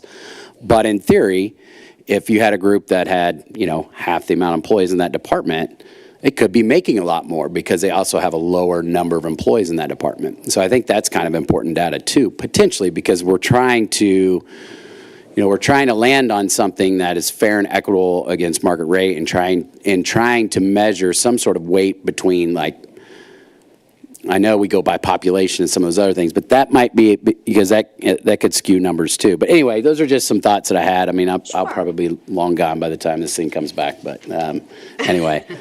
No, I appreciate that, but it's also important to note that we're going to be providing definitions for each job, for each title. So if there's, in another city, if the incumbent performs those duties and several other duties, it may not be a match, and they wouldn't respond with that data point for that role. Well, I'm sure you'll get a lot of data points, and you get to put it all together in a nice package for us. But thank you. That's all I got, Mayor. Appreciate it. Okay. Thank you. Thank you. Okay, I guess I just have kind of a general kind of question. Is this where you also, Mr. Dunning and Ms. Lake, and Ms. Fargo especially, where you look at how we are supervising with regard to feedback to the employees and things of that nature. Is that part of this process too?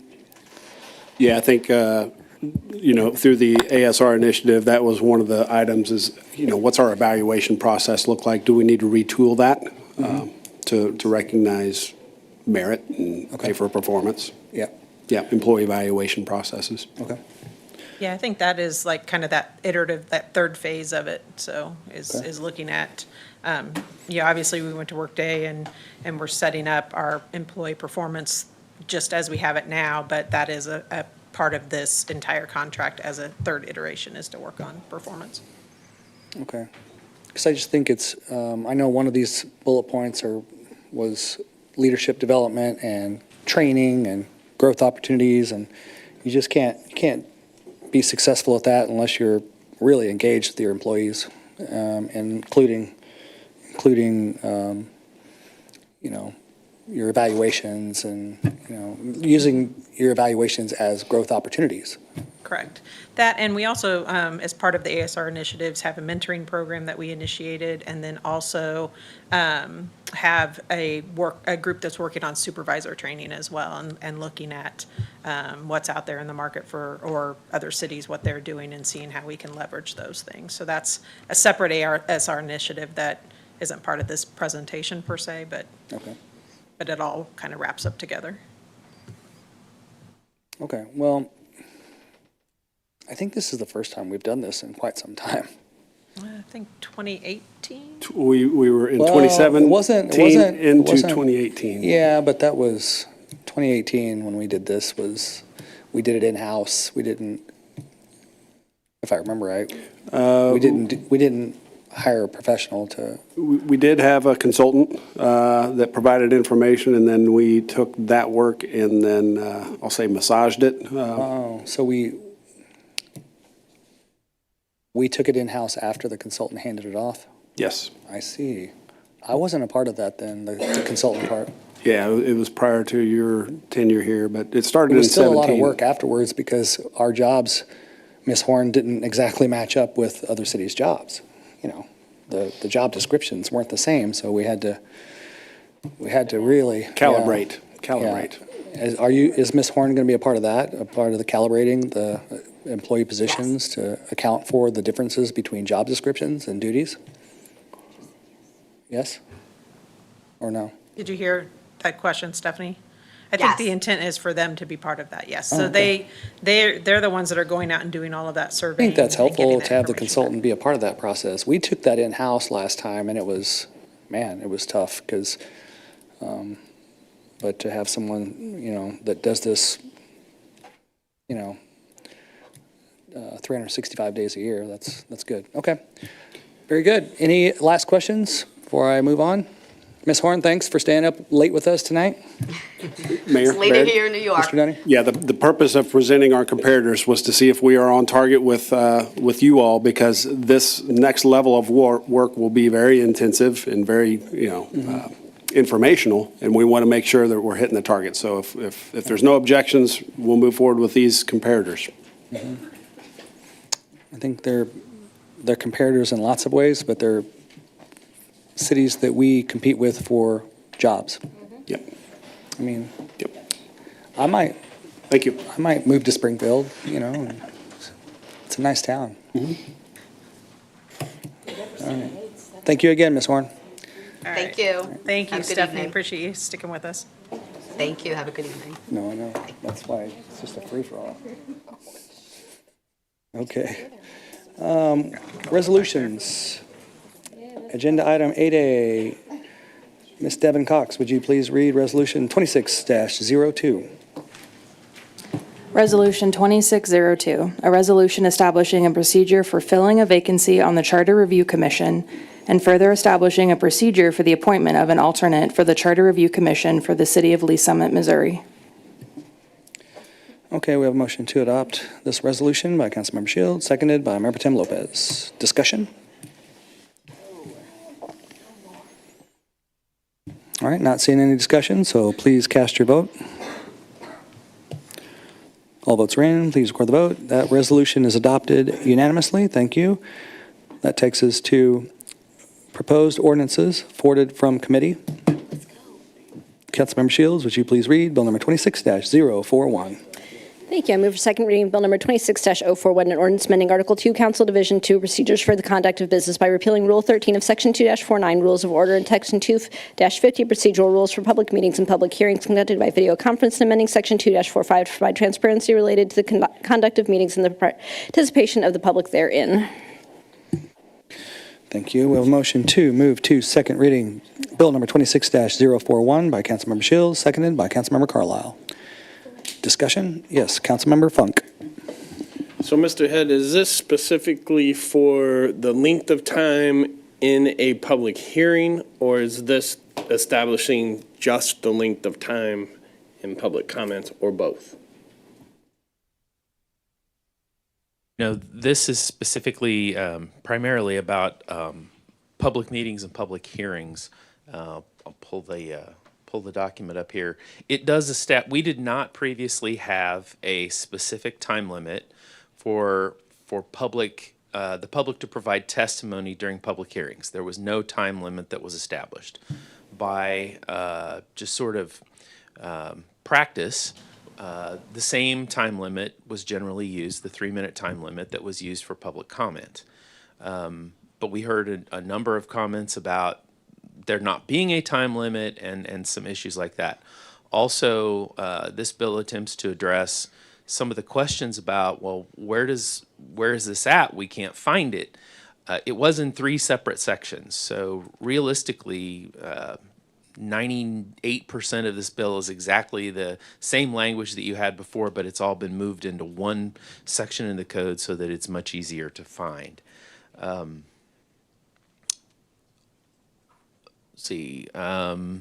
it's all moved into section 2-45. It does allow, as was stated earlier tonight, if we are establishing time limits, we have to make some sort of a statement about how long it will take an applicant or staff to make a presentation. And I think our discussion in the Rules Committee was that sometimes it takes a significant amount of time for an applicant to make sure that everyone understands what's in front of the council during that public hearing. So I've also heard mentioned at different times that the rules are somewhat technical and that they look like court rules. Well, there's a good reason for that. About 70% of the time when you are going into a public hearing, you are sitting as a judge and jury. You are sitting as a court in a quasi-judicial setting.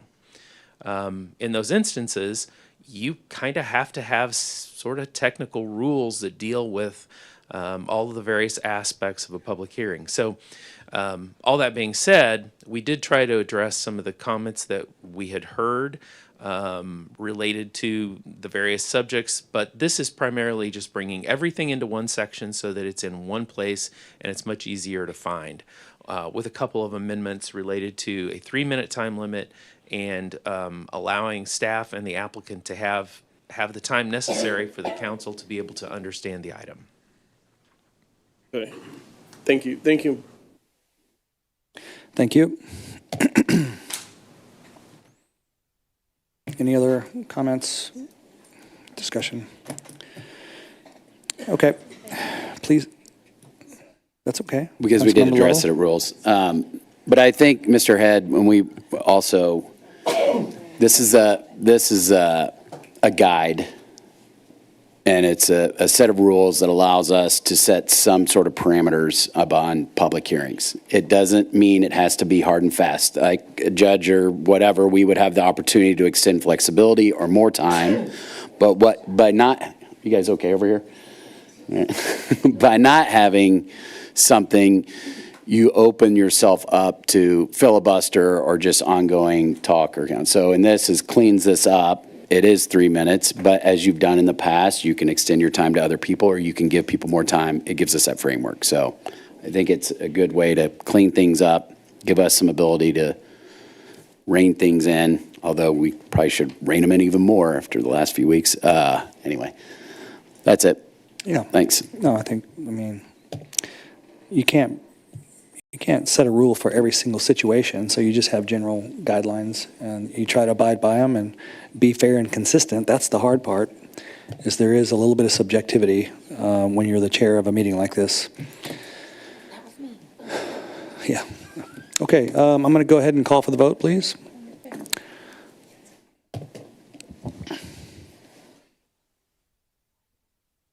I'm missing one vote. Okay, all votes are in. Please record the vote.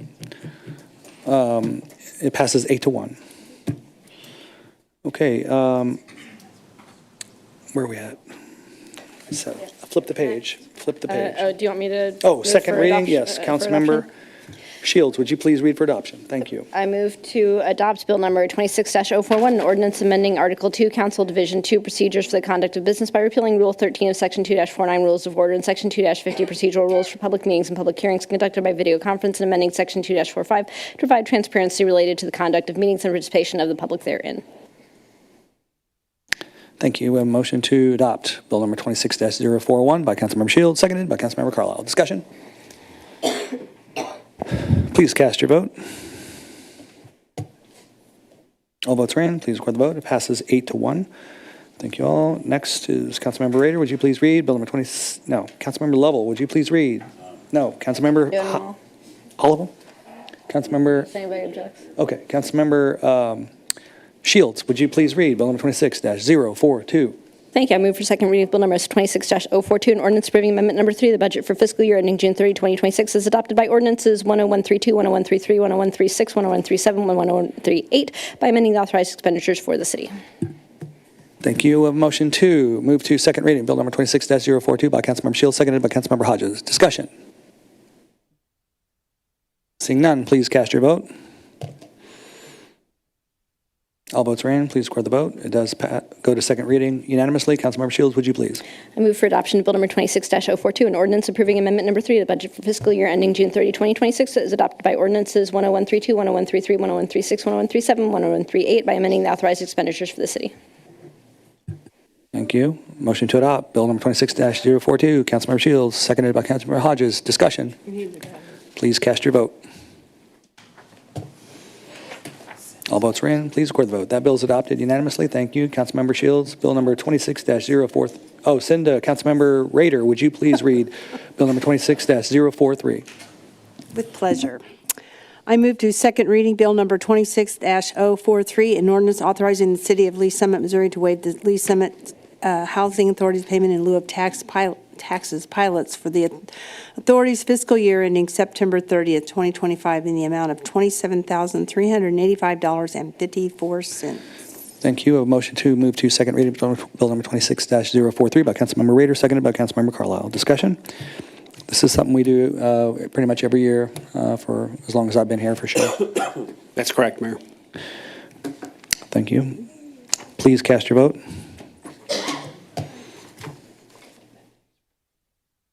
All votes are in. Please record the vote. The bill goes to second reading. Councilmember Rader, would you please?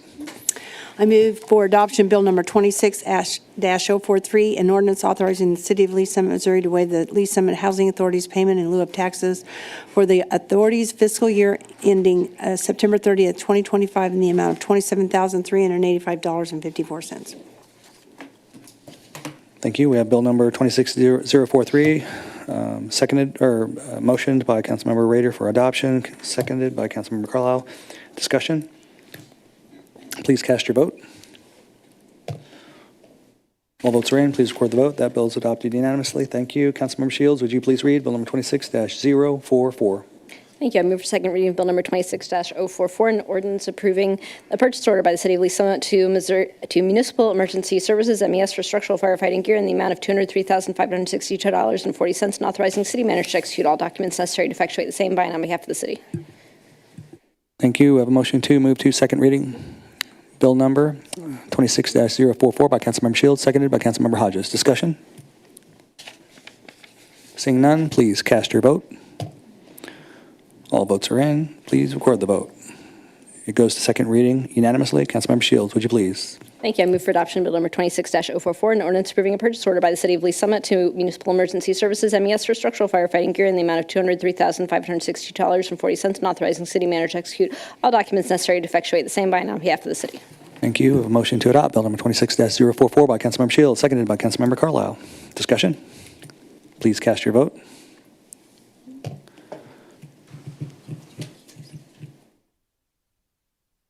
Please record the vote. That bill is adopted unanimously. Thank you. Councilmember Shields, would you please read Bill number 26-045? I move for second reading Bill number 26-045, an ordinance approving an amendment to the contract number 2025-076 to perform an operational review of the Municipal Courts to Raftelis Financial Consultants, Inc.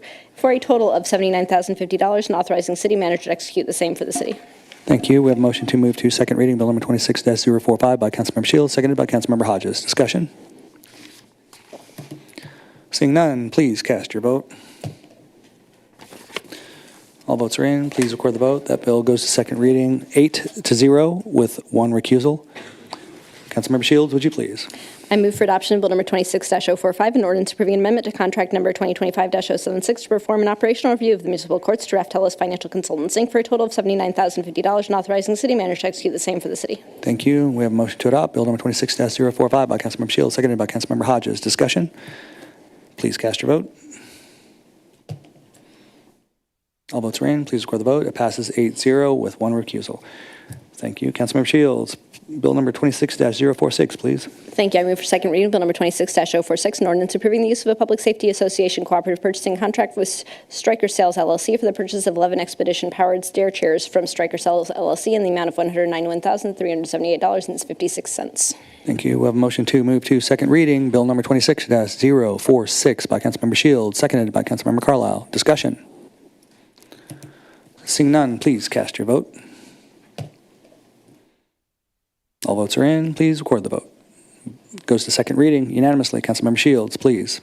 Thank you. I move for adoption of Bill number 26-046, an ordinance approving the use of Public Safety Association cooperative purchasing contract with Stryker Sales LLC and purchase of 11 expedition-powered stair chairs from Stryker Sales LLC in the amount of $191,378.56. Thank you. We have a motion to adopt Bill number 26-046 by Councilmember Shields, seconded by Councilmember Hodges. Discussion? Please cast your vote. All votes are in. Please record the vote. That bill is adopted unanimously. Thank you. That takes us to proposed ordinances. First reading. Councilmember Shields, would you please read Bill number 26-047? Mayor? Yes. We're hitting the 11 o'clock rule, so if we can have a motion to continue business, if you would like to go forward, that would be appropriate. Councilmember Shields, would you please? I move to continue business even though it is 11:05 p.m. Second. We have a motion to continue past 11 by Councilmember Shields, seconded by Councilmember Hodges. Discussion? Boo. Seeing none, can I get a roll call vote? Councilmember Pryor. Aye. Councilmember Carlisle. Aye. Councilmember Shields. Aye. Councilmember Hodges. Aye. Councilmember Lovell. Aye. Councilmember Rader. Aye. Councilmember Funk. Aye. Mayor Pro Tem Lopez. Aye. Mayor Baird. Aye. Thank you. Councilmember Shields? Yep. I move for second reading of Bill number 26-047, an ordinance authorizing the City of Lee Summit, Missouri to issue taxable industrial development revenue bonds in a principal amount not to exceed $9,975,000 in connection with the Lakewood Business Park Project Building 2 and authorizing certain documents and actions in connection therewith. Thank you. I have a motion to move to second reading, Bill number 26-047 by Councilmember Shields, seconded by Councilmember Funk. Discussion.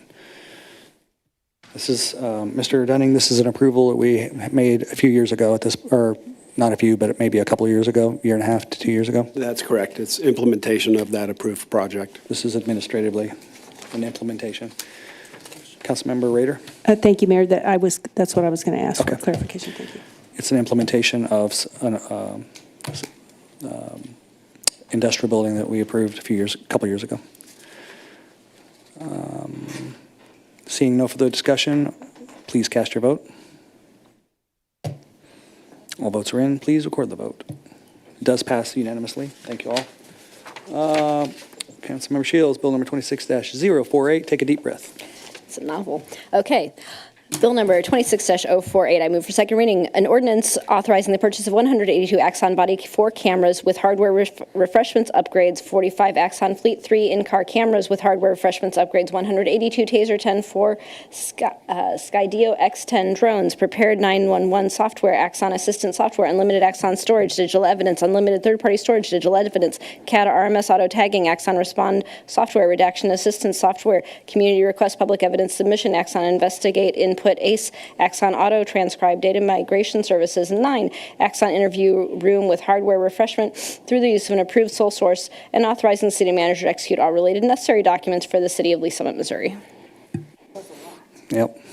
Thank you. We have a motion to move to second reading Bill number 26-048 by Councilmember Shields, seconded by Councilmember Carlisle. Discussion. Yes, Councilmember Shields. Yes, thank you, Mayor. I just wanted to ask, I'd actually emailed earlier, and I don't believe I saw a response as to why this didn't go through committee, and I apologize if I missed something earlier. Yeah, we can address that. It's a timing issue with a reduction in costs that we could take advantage of, and so working it through our procurement process as quickly as we could, we just couldn't hit finance, and so I can have Deputy Chief Bunker speak to that if that would be helpful. Is it going to be awesome for public safety? It's, yes. All right, let's go. It's a bunch of That's all I have, very Mayor. Thank effective and upgraded tools that will equip them. Okay, thank you. All right, seeing no further discussion, please cast your vote. All votes are in. Please record the vote. It does move to second reading unanimously. Thank you. Councilmember I can do it. Shields, would you Yeah. please read Bill number 26-049? Thank you. I move for second reading Bill number 26-049, an ordinance approving lease agreements for Project 2 East Village within the redevelopment area for the 291 South Regional Land Clearance Redevelopment Authority redevelopment plan. Thank you. A motion to move to second reading Bill number 26-049 by Councilmember Shields, seconded by Councilmember Hodges. Discussion? Seeing none, please cast your vote. All votes are in. Please record the vote. That passes 8-1 with, 8-1. It doesn't pass. It goes to second reading. My apologies. You I needed to recuse on We that. need to step back. And Mr. Lovell, Councilmember Lovell, is a recusal. Can you change that to 7-1 with one recusal? For the record, 7-1 with one recusal. All right, thank you. We're on Councilmember Shields, Bill number 26-050. Thank you. I move for second reading Bill number 26-050, an ordinance determining and declaring the necessity of acquiring for public use certain right-of-way for roadway utilities and additional infrastructure facilities, other public improvements, and all work incidental and subsidiary thereto associated with the proposed Valley Garden Drive public improvements, authorizing city manager and his designees to negotiate for the purpose of acquiring the necessary interest in land, and authorizing city attorney and his designees to institute condemnation proceedings if such interest in land cannot be acquired by purchase through good faith negotiations. Okay, thank you. We have a motion to move to second reading Bill number 26-050 by Councilmember Shields, seconded by Councilmember Hodges. Mr. Park. Yes, Michael Park, Director of Public Works. I just want to make sure that we mention this particular capital improvement project, this public improvement is a necessary improvement related to the collapse of Quarry Park Road, provides access to some of our residents and improve safety. For those residents in the area, we'll connect Bannister Road to what is Old Nolan Road via an existing private roadway called Valley Garden Drive, and then some additional construction between where that private road and existing Old Nolan Road exists within our right-of-ways. And so with that, I'm happy to answer any questions with regard to that project. It's good to finally be here at this point? It is good that we're finally at this point, and we're doing so in step with the city of Kansas City. Yep. It's been a long time you've been working on this one. Councilmember Carlisle? Thank you, Mayor. Just one question, Michael. You said that the drive that connects them's private. Is that going to be public, and then will we maintain it, or is Kansas City going to maintain that, or how's that going to work? So as part of the acquisition to build the improvements, it will include the acquisition of the private road that is Valley Garden Drive. And under our terms of agreement that the City Council executed with the City of Kansas City to carry out this project, we would then be responsible for maintaining all of the road, even that portion that's within the City of Kansas City's jurisdiction. Of the new road that Of the new was road. private, that will, okay, Correct. thank you. All right, thank you. All right, seeing no further discussion, please cast your vote. All votes are in, please record the vote. It does go to second reading unanimously, thank you. Now we're on proposed ordinances, second reading. Councilmember Shields, would you please? Thank you, Mayor. I move for adoption of Bill number 25-005, an ordinance approving the redevelopment project 1 for the Oldham Village Tax Increment Financing Plan and activating the collection of tax increment financing revenues therein. Thank you. I have a motion to adopt Bill number 25-005 by Councilmember Shields, seconded by Councilmember Hodges. Discussion. This was first read January 7, 2025. So therefore, this is another implementation, or they are initiating the TIF. Very good. You're gonna, okay, I was looking at you this time. Good. Please cast your vote.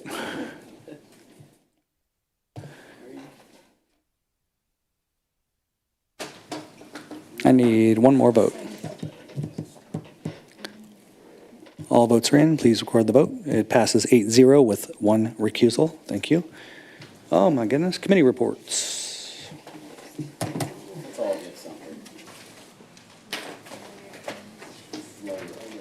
Councilmember Hodges. Just saying that we have CDC meeting tomorrow at 4 p.m. Finishing strong. Okay. All right, council comments. Councilmember Pryor. Thank you. Is tonight a good night or is it too late? I know we have a lot to do still. But I know that I want the information out there just because there's a lot of misinformation being spread. Yeah, I can hit the high points from a Okay. pretty detailed memo that we provided to all of you. And this is in regard to providing resources and training and support to our employees, specifically within public safety, more specifically fire department. So we do have a peer support team that is really managed and implemented through our employees, the members of the fire department, and highly and heavily supported by leadership in the city. So those opportunities are there. We have 24 trained, certified peer support members within the department. And so that's a huge asset that we have. Everything from education, the peer support, the professional counseling, even a faith-based approach and support that is offered to the members. Even coffee talks at shift changes. We do twice annual visits to every station and to every shift. We have 3 employee assistance providers and programs in place. We also have a partnership with, we call it 42 Cares. So that's Local 42, represented union. They have a specific program that we can lean on. We have partnerships with them. We have a chaplain program within both police and fire. There are so many things that we are doing in that space that I know Chief is extremely proud of, and I'm proud of everybody that provides that level of care in that space. With regard to some of the state requirements, we do annual wellness checks. We offer annual wellness checks to all of our public safety. The state requirements are more along the lines of every 3 to 5 years. We do those annually if those employees would like to take advantage of those. And then with regard to critical illness pool, I know Chief Snyder was heavily involved in that legislation at the state. And that's another resource that's available for PTSD type situations. And we do take advantage of that. And we monitor that every year. And so abundance of resources available to employees. And thank you for allowing me the time to at least highlight some of those. And if you'd like greater details in any of those, Chief Snyder and I'd be happy to provide you more information. Thank you. I mean, I can speak as not a firefighter, but a firefighter's wife, that my husband's always felt supported. And I know that Chief Snyder goes to say like we aren't implementing like anything that came from the state level. Chief Snyder goes to Jefferson City regularly and is very involved at the state level. and even at the national level. So to say that, yeah, it's just not true, but thank you. Thank you. I just want to commend, some of you are saying the right things when it comes to that we can debate and discuss things and disagree and still be civil. And it's what makes us special here. It's what makes this council and this community special. You see, we've always been able to rise above this, rhetoric that is really can be hostile and create difficulties. And for us to keep going and still be this community of character that role models, we have to continue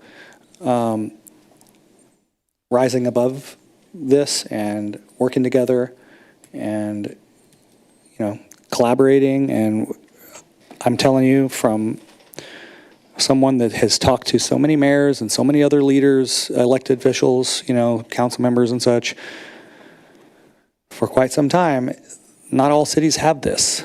And we've got something special here, and we need to fight to preserve it. Fight, like, as in, not physically or, be more difficult or contentious, but say what we need to say to preserve a civil decorum. And I feel like I'm walking into what I walked into 8 years ago, right? Like, I'm saying the same things, and I've had a really great ride. 8 years of civil decorum, because everybody embraced it, and that's what we've done, and that's how we got here. That's how we made so many decisions. We have these late meetings. These other cities don't have these late meetings, like not this late, at least not every week. And if they do have a late meeting, it's because it's something that's, not probably good. So we get to make good decisions because of, the good things in front of us. We are backed up with lots of decision making. And just so the public knows, it's like this, been like this for the last few years. I would say 5 years, 4 or 5 years now. We've been going this hard, this fast, this long at night, and that doesn't even count all the committee work that you do and all the time that I spend outside of this. I've got a full day tomorrow. Wednesday is supposed to be my day outside of City Hall. Supposed to be. I got to be here at 8 in the morning. And I'm not a morning person. And I have to end my day with other mayors in a very important meeting for us, this community, trying to make sense to other people that don't have the best intentions for cities, and it's like, it's a grind. And the one thing that keeps me going most of the time is knowing that it's worth it. The fight's worth it. The battles are worth it because we're making good decisions. So we have 28 days left of this type of thing, and we have one meeting where it's going to be a lot of business this month. And so let's finish strong. That's what I said a minute ago, is we're going to finish strong. Let's finish strong and find a way to be better than everybody else around us, because you know how I like winning and I like being competitive. And the way we win is we do it better than everybody else. And I know that I'm not talking down on our sister cities and such. I'm just saying we have to be the role model. So I appreciate all of you. We got to go back here and do some closed session stuff. So for all of you, if you thought tonight was weird, now we get to go back there and be friendly.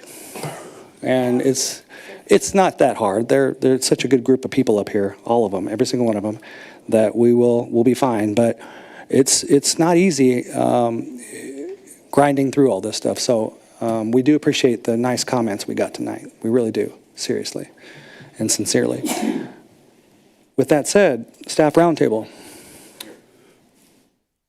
Two quick items. March 15th, there's a wellness fun fair over at Green Street that the whole community is invited to from 2 to 5 p.m. They'll have things like, of course, wellness resources, local resources, free fun activities, yoga, fitness classes, mini golf, prizes, And that is a initiative coming through our Wellness Commission. So March 15th, 2 to 5. And then the very next day, March 16th, the Charter Review Commission will hold their listening session from 6 to 7 p.m. at Green Street. So citizens are invited to come learn about their work and share any ideas they may have with the Charter Review Commission members. That's it, Mayor. Thank you. You know what? Yesterday morning, I got to go over to Green Street. They had me come over to, was that yesterday morning or was that today? Anyway, I went over to Green Street because Main Street was having the, all the Missouri Main Street people. So all the cities around Missouri came over to see the main streets and all across Missouri, and got to speak to them. And that was kind of cool. You know, they sitting in farmers market that so many cities dream about, and we did it. We got that done. So, Councilmember Shields, would you please? If you really want. All right, pursuant to Section 610-21-1 of the revised statutes of the state of Missouri pertaining to legal actions, causes of action, or litigation involving a public governmental body and any confidential or privileged communication between a public governmental body or its representatives and its attorneys, pursuant to Section 610-21-2 of the revised statutes of the state of Missouri pertaining to the leasing, purchase, or sale of real estate by a public governmental body where public knowledge of the transaction might adversely affect the legal consideration. Therefore, pursuant to Section 610-21-11 of the revised statutes of the state of Missouri pertaining to specifications for competitive bidding, until either the specifications are officially approved by the public governmental body or the specifications are published for bid, and pursuant to Section 610-21-12 of the revised statutes of the state of Missouri pertaining to sealed bids and related documents until the bids are opened, and sealed proposals and related documents or any documents related to the negotiated contract until the contract is executed, or all proposals are rejected, and pursuant to Section 610-21-13 of the revised statutes of the state of Missouri pertaining to individually identifiable personnel records, performance ratings, or records pertaining to employees or applicants for employment. I move to enter closed session. Second. Thank you. We have a motion to go into closed session by Councilmember Shields, seconded by Councilmember Hodges. Discussion. Roll call vote, please. Councilmember Rader. Aye. Councilmember Funk. Aye. Councilmember Hodges. Aye. Councilmember Lovell. Aye. Councilmember Shields. Aye. Councilmember Carlisle. Aye. Councilmember Pryor. Aye. Mayor Pro Tem Lopez. Aye. Mayor Baird. Aye. Everybody have a good night.